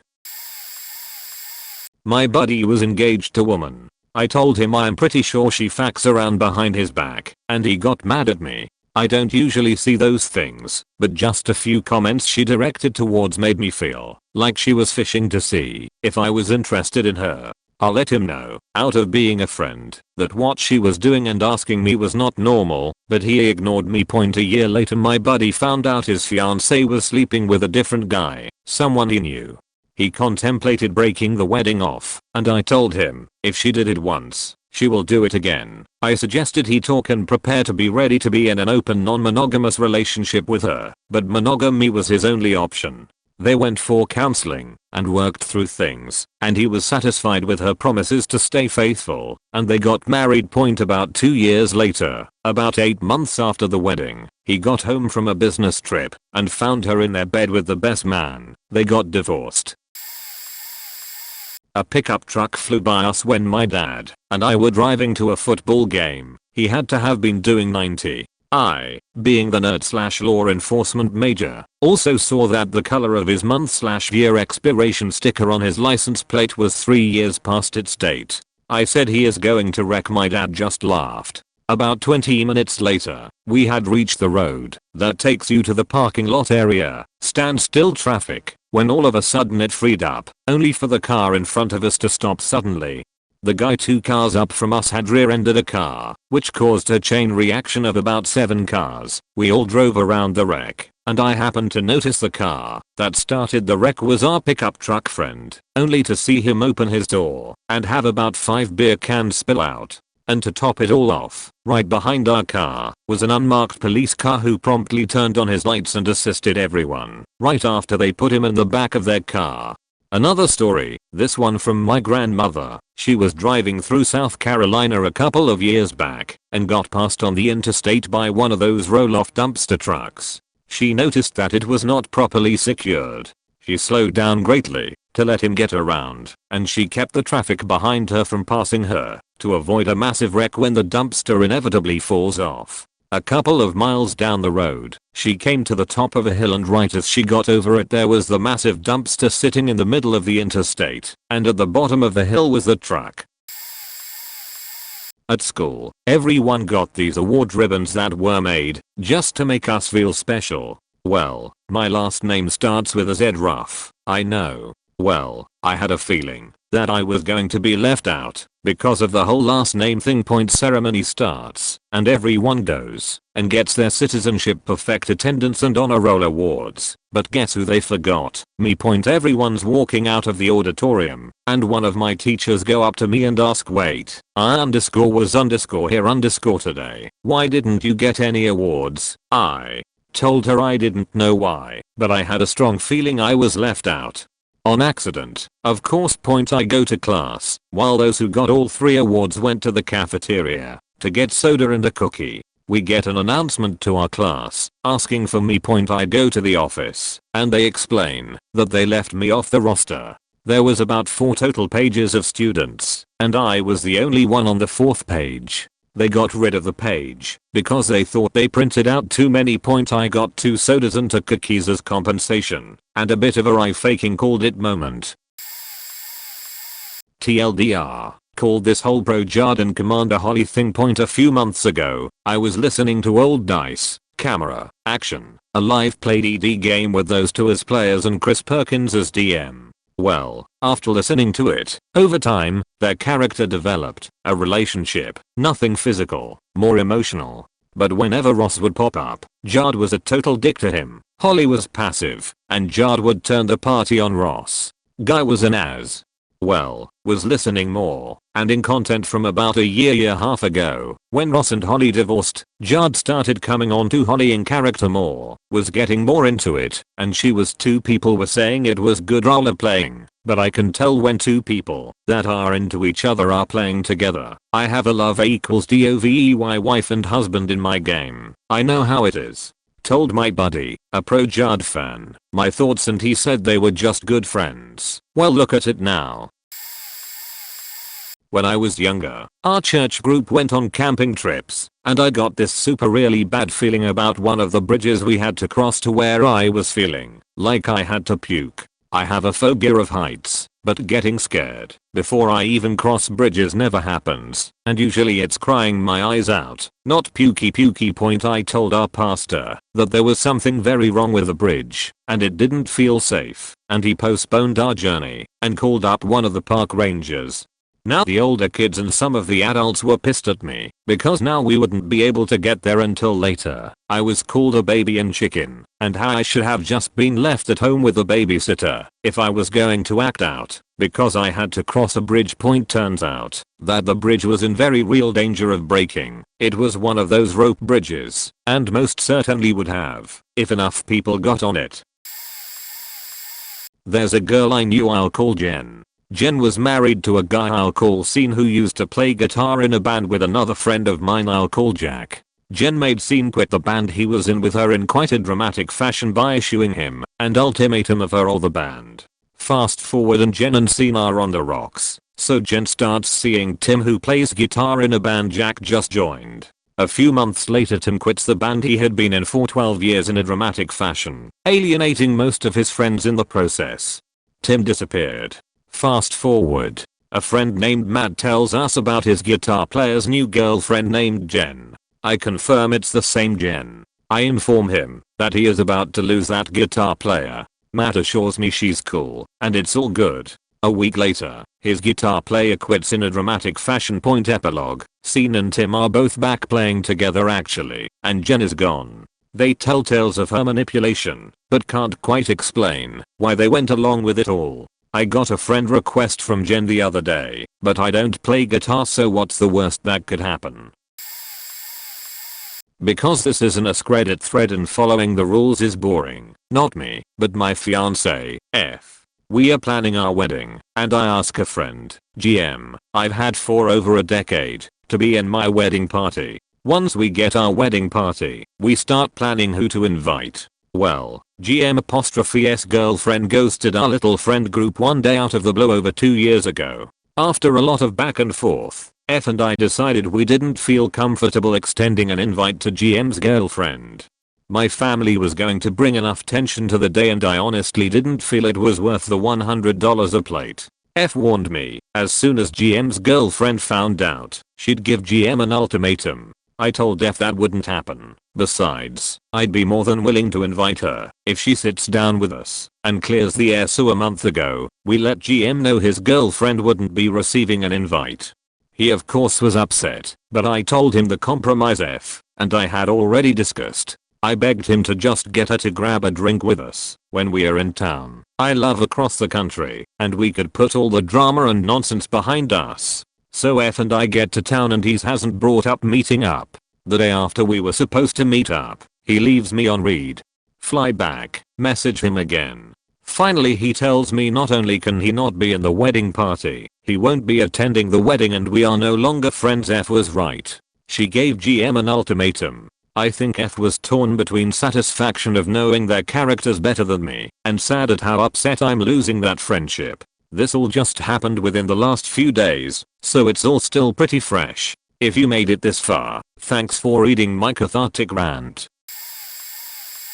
Watching the girl who bullied me up until graduation get booed off stage at graduation by parents and students alike, then getting kicked out of college for trying to pull her mean girls antics, and finally getting knocked up by a boy who left her when the kid was born. She's now fat and miserable, just like how she made everyone else feel. Told her that's what would happen if she kept treating people like shit in 7th grade, and would you look at that really happened. This girl was a bitch to everyone. She beat up people who talked back to her, tried to break one girl's legs, and pushed one of my friends to suicide. RIP best friend. She deserved every bit of it. Her only defining personality traits were mean, hot, and rich. Watching karma hit her like a bus was the most gratifying thing I've ever seen in my damn life, and I occasionally watch that graduation recording just to hear that wonderful sound of boo. Fuck you point. Is it kind of beachy for me to say this? Yes. Did she deserve it? Yes. This will get buried, and I never comment on these, but years ago I was working at a hotel doing overnight audit. We had a crazy week coming up, and were oversold most of the nights. I went through all the check-ins for the week, and realized if we didn't turn someone away early in the week we would end up turning away a silver or gold rewards member. Called walking, send the guest to a different hotel and we pay for it. Oftentimes we only pay for the oversold night and you have to move hotels if you're staying multiple days. One of the perks of being a rewards member is never being walked. I emailed my GM and manager Saturday night about the situation. Didn't hear anything, but I did my part and didn't worry about it anymore. Wednesday I was working when the GM was helping the front desk and had to walk a gold rewards member. He was livid. He ended up calling corporate and the hotel got an earful. We had to buy him all sorts of points. Cost us so much point the GM never mentioned my email, avoided me for the rest of the night. But I called it. My mom started acting aggressive and mean. Not crazily so, but way more than she used to. It was getting worse and worse for about 2 years, during my hormonal 13 to 15 year range. Finally I sat my dad down and told him something was wrong with her, not in a teenage angst way, but that something was wrong with her brain. This was a very hard conversation for me at 15 years old to initiate, and my dad was taken aback and credited work stress. We didn't talk about it again. Our relationship got worse and worse. 2 years after that my mom and dad disappeared during my junior year for like a month, out of the blue. My close aunt and uncle staying with us. Then they called from the hospital in Minnesota with my mom looking like she'd actually been hit by a bus with them telling us how great it was she was alive. Then they told us they'd found out about 2 months prior she had a brain tumor the size of a tennis ball that had been growing for years. There was hope that she might survive in some vegetative state, and full expectation for the loss of sight and some degree of mental retardation due to its location and the size that was to be removed. Chances she survived were minimal anyway. This was a lot to take in retrospect, and is definitely not the way to handle telling people in your family about illness. But man, I'd called that shit so early, and I was so right and right for so long. Point she's fine, miracle recovery, and lost her sense of smell, and has memory/stress issues, but came out of it herself again. Lots of familial issues over the handling of things, but Al's forgiven, though never forgotten, and emotionally scarred for life. Seriously, don't do that to your kids. This sort of could be considered malicious compliance, but it's a bit more fitting here. 2 years ago my unit was in a dry dock period. Take the boat out of the water for extreme ship Makieva, Coast Guard edition. Lots of money and hours worked and drunken shenanigans. I'm the only id on board, and it was my job to maintain the shitty Wi-Fi, keeping the boat connected to the internet. Because of the security protocols in place, we had a temporary router/firewall with crypto in place between the dirty internet and our cutter, so we could also access the mill domain. This router is set up and controlled by a third party. We were getting ready to dump the boat back in the water and head home, and during an all-hands meeting I had this conversation with my ops department head. Ops, we are about to get underway and leave here for good, so we need to return our connection back to our satellites. Me, Roger. But just so you know, if we are delayed at all, this is an irreversible process and we will be without a line-side connection for good.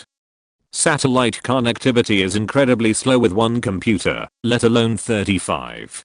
Are you 100% sure we will not be delayed? For those that don't know, dry docks are always full of delays, and at this point we had been pushed back 2 times already. Ops. 100%. Do it. I make the phone call. Our crypto is made invalid and our routing tables return to normal. Ops. We are getting delayed, and we need our connection returned. Me. 100% cannot do it. We had shitty connection for the next 2 weeks, and every time it was mentioned to me, I got a little giggle. 100% is now meme on board. A client, Fortune 100 company, paid my company $250K to write custom software to track and manage hardware service on serialized parts. The system saved them $5 million in the first year of operation, so definitely paid for itself. On turnover I gave them the software, the source code, and full instructions for backup and maintenance. At the time they were in the process of turning over their IT services to a global IT services firm. Also my contract called for me to delete all customer proprietary data from my systems, including the software. They had the software on their server, along with the source code and the full production files. The system was responsible for handling almost a terabyte of data that changed about 10% of the data every day from feeds from all over the country. I was satisfied, and the customer was very happy. 3 years later the Northeast blackout occurred. Turned out, 1. The system they installed on had no backups. 2. In the process of copying they copied the source code to the new machine, then wiped the old machine, and never separately backed up the source code. 3. The system was on a RAID array, but not on a RAPS. Also during the project they'd slow paid me. Well, after my terms dictated they pay by as much as 3 months after TLDR they lost the entire install in an unrecoverable manner. Then called me to ask if I could restore it, and I just sent them the copy of the contract where they told me I had to delete everything at the end of the project. They asked what they needed to do to get the system back. I asked for a $250,000 deposit to begin work since they slow paid me last time. My now husband's high school female friend kept messaging him to hang out shortly after we got engaged. I looked at him and said, she wants to be your girlfriend, or at least get into your pants. My poor husband was, and still is, pretty clueless, so he disagreed, and she came over about 6 months later when I was there, and we all took a walk to a nearby park where she actively tried to exclude me from conversations, and made it so I had to walk behind them on the sidewalk, despite my husband's best efforts to walk next to me. I wasn't worried, because I was waiting for the sweet I told you so moment. He shared the news that we just learned we were expecting a baby, and I watched her face fall. I don't know if she didn't think we were serious because we were still fairly young, if she was that desperate, or maybe it was the effects of the trashy town we were in, but she didn't give up. A few more months later, and she invites my poor clueless husband to her birthday party at her house. Just him. Now, he isn't that dumb, and he extended the invite to me. So we went, and it was disturbingly obvious she wasn't expecting me to be there in all my visibly pregnant glory. So while we met up with some mutual friends, she kept trying to get him to go inside her house with her alone. I whispered to him that this is what I was warning him about, and to keep his wits about him. So he left for a moment and came back. She looked peeved, and he looked embarrassed. Shortly afterwards, we left and he told me I was right and that she told him that she liked him. He shut her down as politely as possible and wanted to get the heck out of there. He then asked me how I knew. Beach please. It was obvious. You are just oblivious. And after that night she never talked to him again, and I think blocked him on social media. He trusts my instincts with other women now. Was with my friends in the car after a dude's 18-year-old birthday. The one driving, let's call him Matt, 19-year-old, was driving like crazy wanting to impress the 2 girls sitting behind. I was a bit drunk, but even like that I feared for my life. After he almost crashed a dude when risking a quick red light. I told Matt to drop me off, that he was faking going to kill me. Matt, still wanting to impress, wanted me to stay and have fun, saying it while almost sideswiping someone while overtaking him. I lost it and screamed to stop the car. Matt scared a bit, so he did, and I got off as soon as I could. He said I was a coward, or probably gay for not wanting to have fun with them. I told him that he needs so chill because he can crash, but before finishing he closed up the window and left, making revs on the engine extremely hard. I took the nearest bus home. Found out tomorrow that Matt has T-boned someone like 5 miles after I got off approximate. I never stayed in the same car with him if he was driving, no matter what. I wouldn't call this satisfying because a family member of mine was really hurt, but everyone called me dramatic and said I always think of the worst. But I just knew I was right about my sister's ex-wife. I never trusted her and felt she wasn't as in love with my sister as she made it out to seem. So 2 years ago, her wife had left for training for a new job in another state. There was really no telling when she'd be finished, so my sister was preparing to follow her. She was getting out of the army and made plans to attend school while her wife worked. My sister had taken care of her for 3 years while Wiffy was attending school, so they made a deal that if Wiffy ever got picked up and my sister retired, they would switch roles. Wiffy would work and my sister would go to school. Just 3 months after Wiffy left, she became really distant. She would hardly text or call my sister, and if they were on the phone it was really short, and she would be so platonic with her. One day, something made me tell my mother watch her ask for a divorce, and I have a feeling she is with a man.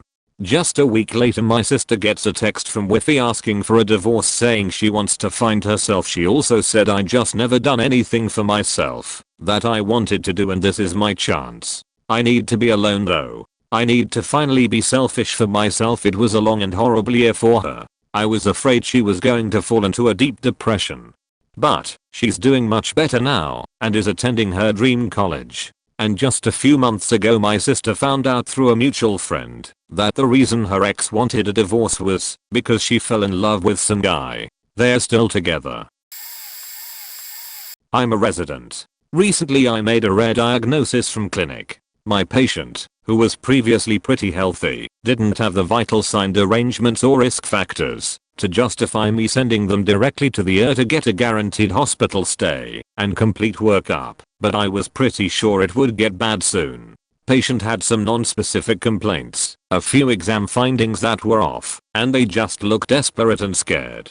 After putting the pieces together I told a couple attendings and they were skeptical and said it probably was not what I thought, but were intrigued enough by the case I presented and also are very supportive of their residents, so agreed that me demanding an expeditious workup outpatient, i.e. calling to have a studies done same day, that usually takes some time to get, would be appropriate. The initial workup was completed the next day and the patient is getting back to their former self after a hospital stay that involved some big time medications and an invasive procedure. Without the treatment patient would have probably had long days to short weeks, barring a complication from the illness that can cause massive brain or problems. So yeah, faking satisfying. Definitely the kind of day that makes it all worth it.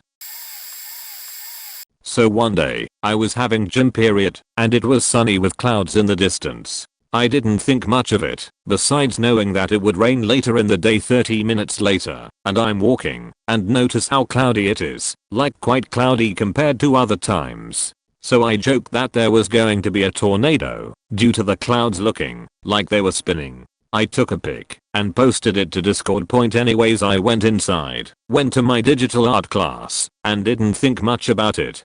But then it started to rain quite a bit, and was a bit windy. Okay, maybe just the thunderstorm that was expected to come later.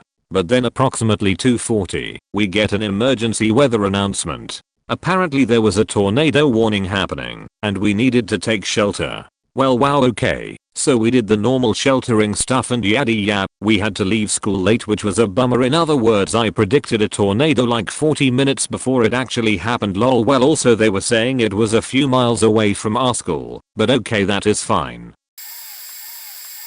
Valentine's Day of this year, I work next to a gun store, a gun range. We often see cop and state patrol cars in our parking lot because the place is one of the few indoor ranges in the area and they all go there to do shooting exercises. Well, it's late in the evening and we all see this cop car pull into the parking lot right quick. I have never seen a police officer get out of their cruiser so fast in my entire life. Few moments later 2 more cop cars pull up and then an EMS ambulance as well.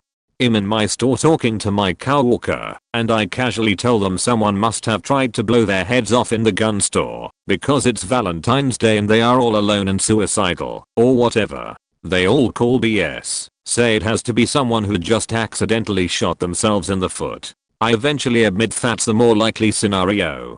Eventually a guy comes out on a stretcher and gets taken away, and the cops leave. As the gun store is closing up and the owner walks out, I go out and casually ask him how his interesting night was and whether someone anciently shot their foot or something on the range. He laughs and says no, someone really had tried to shoot themselves with a rental pistol.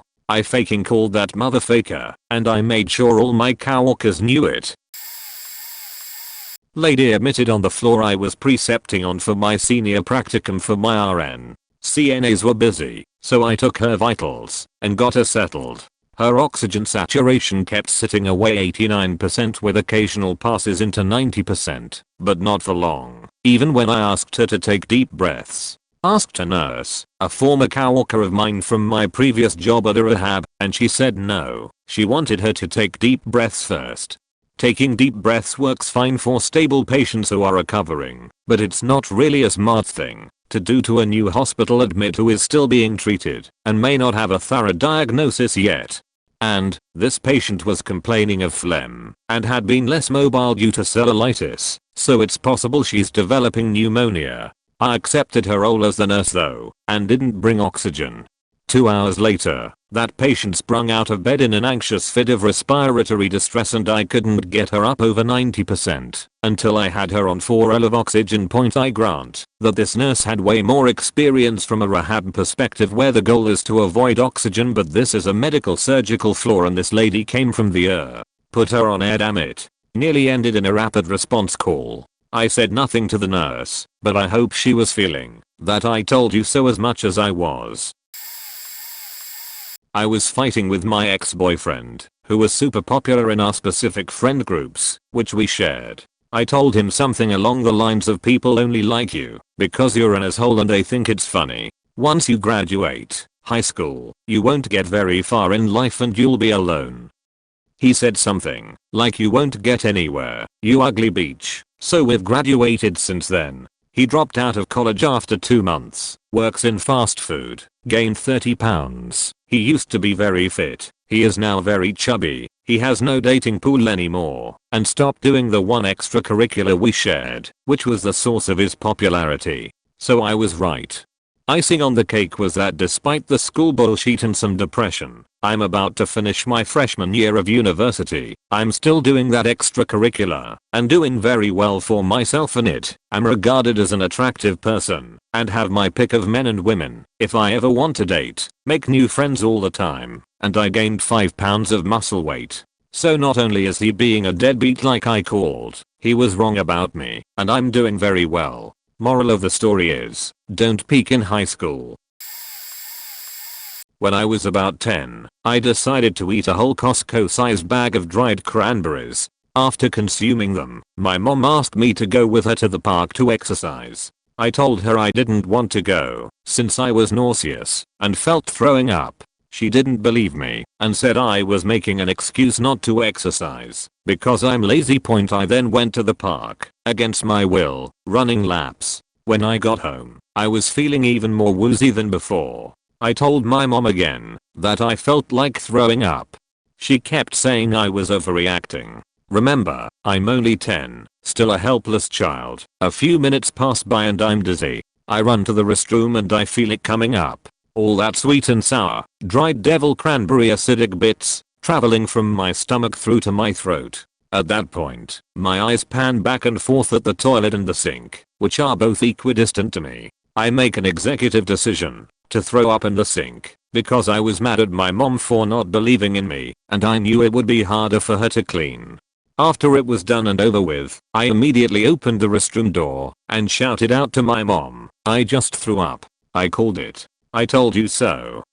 I looked down at my regurgitated pile of red mush in the sink, smiling. TLDR, ate a Costco-sized bag of dried cranberries and felt nauseous, forced to run laps at the park by my mom, who didn't believe I was nauseous. Came home and threw up in sink out of spite, to prove I was really sick. I faking called it. One from me, and one from my boyfriend. Mine was when me and some friends and friends of friends met up to go swimming, and one guy, who I didn't know before this, started flirting with me. I had an odd feeling about him and didn't reciprocate. He then switched his attention to my friend who ended up dating him. He ended up being massively manipulative, to the point where he got her to ditch all her friends, including me, and mentally abusive, which later escalated to physical abuse. At first he always had to be with her everywhere she went, and when one time she managed to get free long enough to hang out with me and another friend, he was constantly checking up on her via calls and texts. We later found out he pulled this with every single girl he dated and continues to date to this day. Long after they broke up, he stalked my friend enough to find out where she lived, drove by the house regularly, and threatened her then boyfriend. My friends sometimes joke that if he ended up with me, we would have gotten rid of him much sooner. My boyfriend's experience was, again, with a friend of a friend he had an odd feeling about. This guy ended up being one of those absolute low-life scumbags who robbed a bus driver at Niffer Point. Always thank the bus driver, kids, and always trust your gut. Took my friend's custom PC home to work on a skateboard part, 2004. The next day, instead of working on the part one, went to a scatter park with another friend and lied about getting work done. Of course, we get back to my place in a hurry to get some work done, and the computer won't power on. $3,000 computer and it's broken, and I've lied about using it prior. Well, I tell the truth, but at this point the truth just seems like a bigger lie. I was accused of trying to overclock his processor, resulting in hardware failure. I basically felt like a liar for a couple years after that, despite the problem being the power supply and the BIOS being into shade. When the rig was finally operational again, and I know other than the kid who was with me, everyone thought I broke it and lied. A couple years later my buddy goes to turn on his PC and nothing happens. I was there to see the wheels turn in his head as he realized I had been telling the truth. So again, this was so satisfying. Taught me how dangerous a white lie can be. Instantly regained the trust of my friend. He didn't even hold the fact that I was happy about his misfortune, my redemption, against me. This guy, let's say his name is Derek, 26 meters. Derek has severe anger issues and mental health issues. He's had a rough upbringing, but I don't believe it allows for you to take advantage of your friends, be manipulative, and just being an insufferable asshole. Anyways, Derek and I have had good times and bad times. Bad times are very bad. Just an example, I've sent him money for groceries because his cupboards were empty. Friends help each other. A couple days later, he's posting pictures of his new $400 tattoo on social media. Livid. Helped him buy a new controller because he smashed his, only to have it smashed again because he got dropped from a game. Anyways, Derek actively worked his way out of my life simply by being a Winnie douche and me being maybe a bit petty. Derek and I have a couple mutual friends. I told them almost a year ago that I was done with him and that I wouldn't be inviting him anywhere. If he was there, box party, on a trip, whatever, I'd be cordial, but I'm not actively seeking his company. I don't need that toxicity in my life. They kept telling me that he grew up and was very mature now. Give him a ninth chance to prove his maturity. One of these mutual friends informed me just last night that he had loaded up a PC game, RuneScape? Something like that, and he was having server issues. Again, not sure if it was the game or Discord or what. So he did the logical thing, took his memory out of his laptop, hard drive, I'm PC illiterate, and demolishes his laptop. Like, smashing on the ground like a child smashing it. He was Hulk, and laptop was low-key. I don't know the last time I felt more I faking knew it. I don't know if it was the most satisfying, but with it being so recent, it's still very fresh in my mind. I don't want to be his acquaintance, but I genuinely hope he finds help. He needs it. Strappin' for the whole ride. TLDR, my Mills friend stole $60k after I spent almost 2 years earning them. Something was sketchy about her. My fiancé's stepmom had this nightmare friend whom we will call Karak. When I first met her, I notified my partner of my uneasy feelings. I couldn't pinpoint what it was, but she just didn't seem right to me. She solidified my feeling about her with her actions. Such as moving in with my in-laws for free, only to paint the bedroom and get 3 cats without asking, trashing the house when she moved out and not cleaning it up. I mean bags of trash, cat shit everywhere in the basement, as well as bringing people she had restraining orders against around the house, etc. I began to voice my opinion to my mother-in-law, stating all of her poor behaviors. My mother-in-law kept mentioning that she was homeless, lonely and in need to stability and support. I understand this, and I'm very compassionate towards those in need as I grew up homeless. But this wasn't enough for me. Everything was too disrespectfully handled in her part for me to believe her son's story. My mother-in-law remained friends with her for another 8 months after she horrible moved out. Here is where it gets good/awful. A few nights after a horribly scary evening in the house with her, I finally told my Mil I had enough of her being around. Her ex-boyfriend, see last paragraph, restraining order, showed up to the house when I was alone banging on all windows and doors trying to get in. 4 days after I tell her, my Mil's father passes. Her friend Karak goes with her to her dad's house to sort through paperwork. Over the next week, my Mil begins noticing that money is being stolen from her deceased father's accounts and things are being ordered in her childhood nickname. Only her dad called her this. You guessed it. Karak was stealing money, credit cards, debit cards, gift cards, gold and silver bricks. $60,000 worth. We know it was her because we got surveillance footage. Oh yeah, and she has attempted to pin the entire thing on my mill, even threatening to sue for defamation. I hate to say it, but I told ya so. I wrestle in high school, and for our conference tournament we merged with another conference in a large school. We were separated into Northwest and Southwest, I believe. Fast forward to about middleweights. I'm getting warmed up because I'm a light heavyweight. Watching the match in front of me, I see a kid lock up an illegal throw and throw it without getting called. This tournament was going to be long if these don't get caught, because depending on what style it is you can get really hurt if I'm the wrong position. In about middle of the third period, kid locks up the same throw and gets it perfect in freestyle, not folk. Kid goes over the other and smashes his neck when he hits, and when the other lets go, he goes limp. Ref stops the match, and it took a solid 45 minutes to even get the kid off the mat. Told my coach prior to this that someone was gonna get hurt because these ref aren't calling correct calls. Told him so. TLDR. Kids at wrestling tournaments were throwing illegal throws. One got hurt and sent to the hospital. My husband kept telling me about this investment fund his whole family was involved in that guaranteed a 12% return.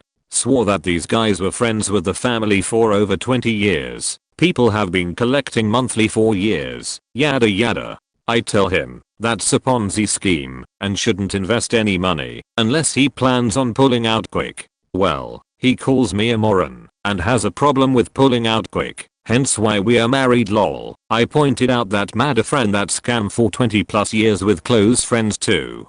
Still, he says I'm an idiot and have no idea what I'm talking about. Long story short, he gave a check for a large amount to invest and the Fed shut down the Ponzi scam 15 days later. Maybe not the greatest, because I swear I've called some really random stuff. Like within 20 minutes of meeting my sister-in-law, I said that girl has a story she's not telling, and I bet that she was a prostitute in the past. I couldn't have been more accurate. My stepmom is a moron and typical enlightened suburban socialite. She doesn't listen to anyone and is just an idiot. A few years ago she and my dad went to the Dominican Republic and the locals there would fist bump tourists, saying something like machuco, which apparently meant something akin to pound it. So she came back acting like she was the world's authority on Latin culture and telling my sister's fiance, who is a native-born Costa Rican, we'll call him Jay, all about how much more she knows than him and how she feels for him, calling both the doctor and Costa Rica third world countries. Yikes. Fast forward a couple weeks and it's right before my sister and Jay's wedding. His relatives fly in from CR and come to her bachelorette party. Stepmom wants to throw the machuco slang out to prove how cultured she is, but I just get this horrific gut feeling and tell her it's a bad idea, since slang from one area does not always translate to slang from other nations that speak the same or a similar language, pointing out that fag in England does not have the same meaning in the US, which everyone knows. So we are at the party. She gives a smug look in my direction and shouts machuco to the CR relatives and holds her fist out. They look horrified and don't do anything until an aunt tentatively bumps her fist back. I had a feeling something bad happened. So the next day I see Jay and bring it up, and he starts howling with laughter, going no way she said that. I affirmed she did, mentioning I warned her and asked what it meant. Jay said, in my area, there's a slang called machacalo, which is essentially pound that bussy. We say it when someone's gonna go get laid. About a week after the wedding, after all the relatives had flown home and things calmed down, he mentioned to me they thought my stepmom was celebrating my sister and her new husband's consummation and chalked it up to a weird American cultural quirk. He had to explain that she was just an idiot. TLDR. Idiot stepmom ignored warning that slang from one country doesn't always translate to another. Embarrassed herself to my Bill's relatives by sounding like she was vulgarly celebrating my sister and her husband's wedding night. This gonna be buried. My friends and are disc golfers, so naturally, we follow the Professional Disc Golf Association and the pro players. A couple years ago I was at a mini tournament, non-sanctioned casual event, and was talking about how the biggest name in disc golf, Paul McBeth, a 4x world champion, who was, at the time, sponsored by Nova, the biggest company in disc golf, was probably gonna switch sponsors soon. And that I wouldn't be surprised if it was Discraft, a very underrated, but well-established, disc golf company that has its roots in Ultimate Frisbee. Everyone said that that would never happen, and Discraft doesn't have the kind of money it would take to sign Macbeth. I argued that Discraft may not be making much money in disc golf, but they have a very big hand in Ultimate, and they are also on the board for Ultimate. They make very solid money from Ultimate, and could very well afford Macbeth on that money alone, and ride the Macbeth hype to boost their disc golf sales. When I was asked why Macbeth would ever switch from Nova, I explained that Nova hasn't been pushing him as much as they used to. He had some personal issues and it affected his game a bit. He fell off the winning wagon for a little bit, but almost always finished top 10, if not top 4. There was also some drama revolving Adidas, who sponsored him for a little while, but wouldn't give him a paid sponsorship. Then they signed with DGU and that got under Macbeth's skin. Sure enough, the rumor dropped that Macbeth would not renewing his contract with Nova. Rumors started flying like crazy where he would go. I stood by Discraft as the only company that could pay for him. Others speculated Dynamic Discs, Latitude 64, who we had just learned was losing to ex-world champion Ricky Wyosuke, etc. Sure as shit. It was announced he had signed with Discraft. The announcement was in the form of a YouTube/Facebook video. It was very tasteful and caused a lot of hype and controversy. It took the disc golf community by storm. I tagged my buddies in the video and left a comment that said, "You remember Sonora Mini 2 years ago? Called it."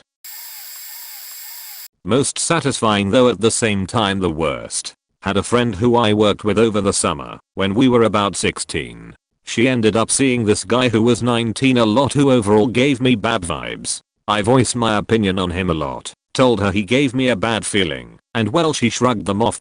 Later in the year, when school started, they are still talking a lot, and she ends up mentioning that she's planning on taking him over one day when her parents are at work and automatically I tell her it's a shitty idea.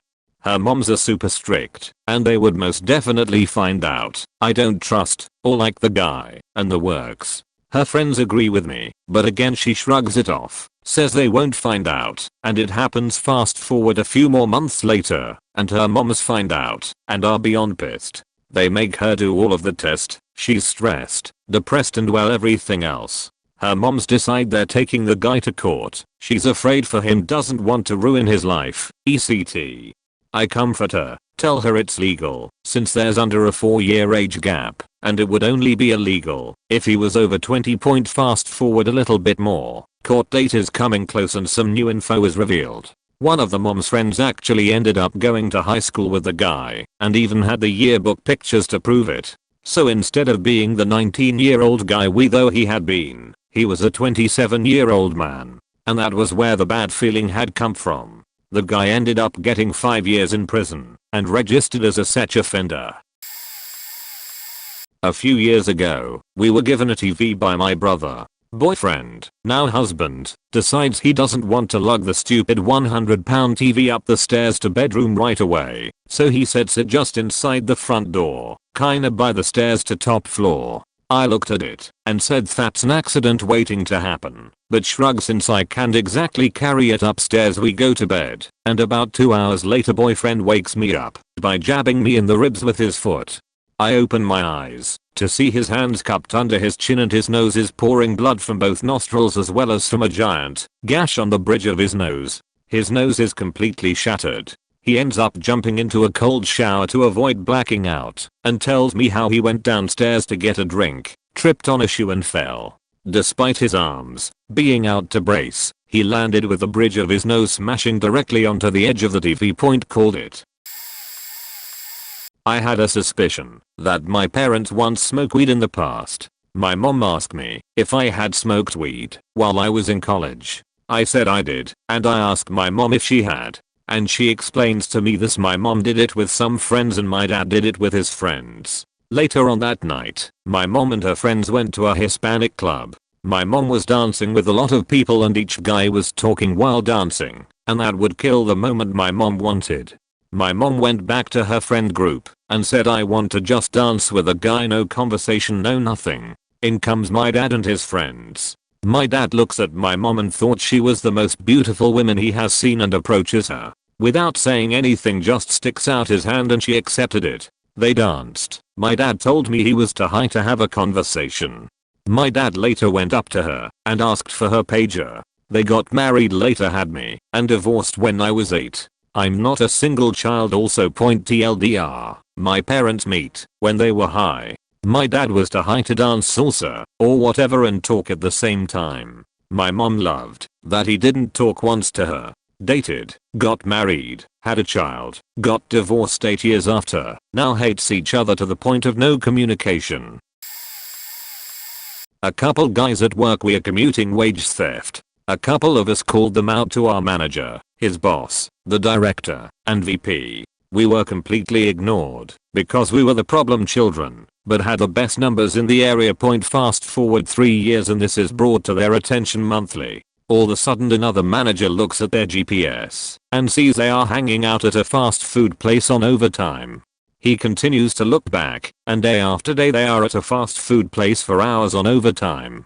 Investigation is launched, and both resign instead of being terminated. The math added up to around $225,000 stolen in falsified wages. The look on my boss's boss face when I got to say, I usually hate saying I told you so, but I told you so. They still continue to not listen when things are brought to their attention by us, but there is satisfaction in knowing I and others were right for years. Not a huge accomplishment, and a little more luck than anything, but I was watching The Hangover on DVD at a party with a bunch of friends. One friend who had already seen it was excited that I was watching it for the first time. She exclaimed how I'd never guess where they find the groom, and how the movie was great. Immediately after she said that, the scene where the Hangover trio see the mattress on the statue played, and I asked, did they find him on the roof? Friend was semi-freaked out, and asked how I knew. I joked that it's cause I was psychic, and said just watch, my phone is gonna ring right now, as I grabbed my cell phone. And then by extreme coincidence, my phone rang not 2 seconds after I picked it up. I don't remember who called, and it wasn't an alarm or an app notification. Didn't have a smartphone at the time, but I definition remember the what the hell exclamation from my friend. I was in a live/work at a hostel. There was an overpass front desk guy who was terrible. He was never at the desk, would literally disappear for like an hour at a time, leaving the building open to any crazy San Francisco person who walked in. Even worse, he had this ridiculous tough guy persona, complete with both a teardrop tattoo and a claim that he was a Marine at some point, pick a lane buddy, and tried to lord it over everyone that he had been hired to keep us all in check. Awesome nonsense. He was also truly terrible at his job in lots of different ways. Anyway, it all came to a head one night when I was up late in the lounge and a woman came in and told me she had been waiting to check in for half an hour. I ended up punching in and trying to fix it. Even though I was not a receptionist, I did breakfasts. I got her straightened out and fixed it and waited at the desk for him to come back so no more homeless people would come in. Finally he comes in and asks me if I need something. He didn't even know I worked there. We got into a big argument and I sent an email to the manager, who I had already told about other issues with this guy, telling him what happened, apologizing for losing my cool, and telling him something needed to be done. I got no response except in the email that went out to all the employees with the weekly schedule. There was a note saying that we were a business and that anyone who lived there needed to be professional, 24/7, and show our coworkers respect at all times, and if we couldn't manage that then we needed to leave. Since the overpass guy didn't live there, it was pretty obvious he was talking to me. As for the absences from the desk, this was solved with the sudden appearance of a little sign that said receptionist will return shortly. Yeah, right. A week later, an envelope containing all the cash from someone's shift disappeared from the safe under the desk, and it was suspected it was him, although the cameras didn't catch it. A few days later it happened again, and I believe this time they were able to see it. The owner sent him an email asking to stop in and speak to him in his office. When he got to work the next day, the guy never returned. He was absolutely as awful as I had said, plus he committed a felony. Point even better, it turns out this place was screwing its employees every which way, and I'm now involved in a lawsuit for back wages, illegally high rents, and non-compliance with a bunch of other things. It's going to be big, and I will truly enjoy taking these fakers down. When I was 14, I was at the dentist getting a sealant put on a tooth. While it was drying, I felt a pain off to the side of my lips, like just a little past the corner. I tried to let the assistant know, but I of course had a shit ton of stuff in my mouth. So, I was essentially just going AHH for a second. Next thing I know, the assistant starts making the noises back at me and starts laughing. I'm so fucking dumbfounded, and just sit there in pain, and confused to why this grown-ass woman is mocking a child. Anyway, I get out, and my mom and I are checking out at the desk. I tell her about the pain, and she said it's probably just because my mouth was stretched open. I tell her it feels different from that, and she tells me it is fine. We are walking out to the car and I keep complaining about it. I get into the car and look in one of the little mirrors in the visor, and my mom gets mad. She tells me to leave it alone and it's nothing. But I knew it was something. We get home, and I'm in my room stewing about how I was in pain, and how something was wrong. Sure enough, after about an hour, a mark came up right in the spot I say it was hurting. I go out to my mom, and am like, I told you. They did something to me. Now, this mark did not look good. Like, it was red and super nasty. You see, what happened was when the assistant was putting on the sealant, she dropped acid on the side of my mouth. It was a pretty gross and painful burn. Luckily it healed, and it didn't scar. I'm just glad I proved my mom wrong. I worked for a residential center for people on probation. Think a college dorm facility, but for convicted criminals, so they can keep a job and do treatment instead of sitting in jail. Was doing normal rounds in the housing unit I was supervising. Saw one of our younger residents in a bathroom stall, but he had the door open and his feet were facing the stall dividing wall. It piqued my interest. After he left the bathroom, I searched the stall and found an empty baggie. I found him in his room and informed him that he was going out to the main lobby to be searched by staff. He ran to the bathroom and flushed whatever he had. I'm not legally allowed to place hands on him for any reason but self-defense or to prevent him from harming himself, so I pretty much had to watch him do it. I informed my supervisor of all this and requested he be placed on facility restriction and not allowed to leave until his case manager reviewed the incident and made a decision. I had a feeling, based on the resident's demeanor, that he would do something stupid like go a while absent without leave, that is, escape from his place of employment the next day or worse. I was asked what proof I had that this was a likely event. The resident had not made any comments about what he was going to do and refused to answer any questions. I told my supervisor that, based on my experience, I felt like he was a flight risk. I was told that this was not good enough. The next day he left the facility to go to work and didn't show up there. He ended up running off, broke into his parents' house, stole the family car and a few guns from the house. He left a note saying not to call the police because he would not be taken alive. A month later I saw his mugshot on the news. He had been murdered in a drug deal. In a daily briefing with staff, I sat across from the aforementioned supervisor as we discussed the death of a former resident and how that can impact current residents who knew him or were friends with him. When somebody brought up the issue, the supervisor asks who we are talking about. I say that guy I told you to not let go to work. He's dead now. If I was in the wrong for saying this, nobody called me on it. Not sure if this fits, but a woman occasionally, about once a month, comes into my work and buys lottery scratchers. She always buys a few, one for herself and one for each of the cashiers. Not really sure about the rules or laws on this, but our boss knows and doesn't care, and this happened to me and nothing went wrong. Anyways, the lady comes in and buys her one scratcher.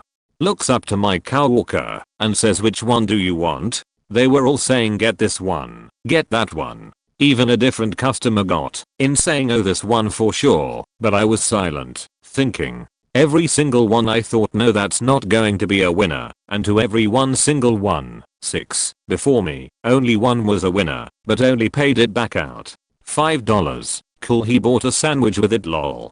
It was my turn. I had my eyes set on one of them. I knew it would be a winner, not really sure why or how. The very first number one scratched was a 20x multiplier. I ended up winning $1,000. The lady didn't want any of it. I tried, but she said that it was mine. It wouldn't be fair to do this and then expect to take the money back. Wow. Lady, you rock. Cashed it out no problems like a week later. It was awesome. Was a clinical manager in a very large nursing home. There was no general manager at the time, so no one clearly in charge, except a regional manager who'd come one a fortnight. Assessed a patient who wanted to come and live in my nursing home, go to assess her at her daughter's house because she's staying with her for a week or two. Nice, polite, friendly, family all wanted her to be there and seemed supportive of the move. Something seemed off though. Knew the answers they were giving me were a pack of lies. Nothing concrete, but been in nursing too long not to spot bullshit when I see it. Return to work and say I want to reject the application. Sales manager for the home throws a fit. Argues with me non-stop. Calls the company's sales director to force me to take her cause it's a £1,800 a week room. Argue with my boss. To company directors and eventually it goes to the owner of the company. Get overruled because my bad feeling wasn't a good enough reason not to take the business. New resident arrives. Within a week the beautiful room has poo all over the walls. She's bitten 2 care assistants, refusing medication, master, baits in a full dining room at mealtime, urinated up and down the corridor. Lied to family and GP saying my staff were making medication errors and leaving her in pain. Racist and abusive towards staff and other residents. Family were verbally aggressive towards staff, constantly on the phone, accusing staff of abuse and not being able to do their job properly. Turns out the family had her assessed at daughter's house because her home was half destroyed. Whole situation lasted about 3 weeks. So satisfying to walk the company's sales director around the room after she left so she could see the damage done. Made sure none of her parting gifts smeared onto the walls had been cleaned until she's been round and seen/smelt it. Made the home sales manager come with me to all the safeguarding meetings I had attend, so she knew what I had to deal with following the little mess she provided me. Lesson for the future: if a nurse has a gut feeling about something, listen. Nurses know. I don't think this story should be here, but here goes. I live in the Philippines. This is important. Sort of. Almost 8 years ago, me, my mom and my little sister were on my great uncle's, let's call him Grunkle, car, going to a family reunion. We were going for about 50 km/h on the highway. Me being the scaredy cat asked my grunkle, aren't we going too fast? He replied, nonsense. I'm the driver, trust me. A few moments later, a kid that was about the same age as me, I was 10, crossed the road without looking left and right, and we hit him. My uncle stepped on the brakes, but I could clearly remember how the kid hit the front of the car and slid for a good 2 meters. I could hear the kid's mother scream his name, which I forgot, and rushed to his side. My grunkle had no choice but to let him and his mother on the back seat where we were. He was so bloody, some parts of his face and limbs were peeled off. I could hear a gargling sound every time he breathes, and the smell of blood was wafting in the car. It took us more than an hour to get him to the nearest hospital because the road was full of ambulant vendors and traffic was terrible. When we arrived, nurses scrambled and took the child to the ER. Police were waiting for us, although they only asked for my grunkle and the mother's statements. I vaguely remembered that the kid didn't cross a pedestrian lane, and their house was on the side of the highway and a small store on the other. He was probably gonna buy something. Thankfully, the mother admitted that her son was in the wrong and won't press charges, but my grunkle had to pay for the hospital fees. I don't know what has happened to the kid since then. I'm not sure if I should be proud or scared of myself. That 1 hour beside a bloody kid isn't enough for me to cry, scream or faint. One of my mother's exes was a bit off and didn't do meth, but absolutely loved pinging on Adderall. I'm talking this dude would clean a house because he was bored and mess with the vents in the house to the point I had to hammer them opening key parts of the house. He had a really bad tendency with money to get a paycheck and spend it in a weekend, as he was accustomed to living off others with no bills. They ended up breaking up on a trip to Florida, where he had spent his and her entire check. We were left to eat sparingly for a month and a half while he stayed with his kids' well-off grandparents. I refused to let him in the house due to his drug habits and narcissistic tendencies. I refer to him as Fuckboy Mike. My mother's best friend deals with him and pays him for labor at time, so she keeps a check on him for whatever reason. He, after a long binge, finally managed to find him a job as a manager at a new local restaurant a town over. My first words to my mother, I give it 3 months before they arrest him for stealing from the safe and insufficient funds. Did FBM let me down? Nope, he was ahead of schedule. He got fired 2 months later for stealing upwards $1K from the restaurant. He's bailed out since then, and I heard he got a slap on the wrist for it. I've since named a sandwich after him. It's a toasted ham and cheese with 4 pieces of ham and cheese stacked between each other and light mayo, just like the one I caught FBM making when we had less than $100 left for food for the month and 2 weeks to go. I have a bunch, but the 3 I remember very clearly was pretty insane-amo. Just because of the insane odds there is this video game, Destiny 2, and they made a new gun available in the game. Everything is RNG, so whether you get it at 1000 tries, or one is completely random. After 1 week, I woke up at 4:30 AM, told my friend, I have this weird feeling I'll get it if I try right now. I'm sending you this, so I finally tell someone beforehand, so we can freak out about my psychic abilities together. I did the activity it drops in, just sent her the picture of the gun equipped on my character, saying, I'm sorry, you can hate me, I know you want it more than I do, but I was right though. Went to bed. Weirdly enough, I got no reaction at all. I thought it was pretty amazing to call it like that, but nothing. The second occasion was the same game, in a 6-player activity, a raid. There is a 5% chance that a gun drops only from one of the 24 chests at the end.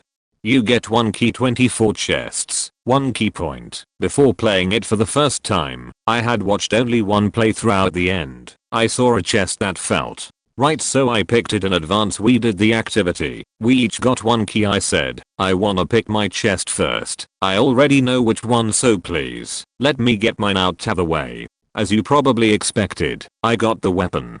To put it in perspective, I have a friend that just got his weapon after trying 108 times. I'm not gonna add #3 now. This has already gotten so long. I doubt people will read this at all, but it feels good to talk about it somewhere.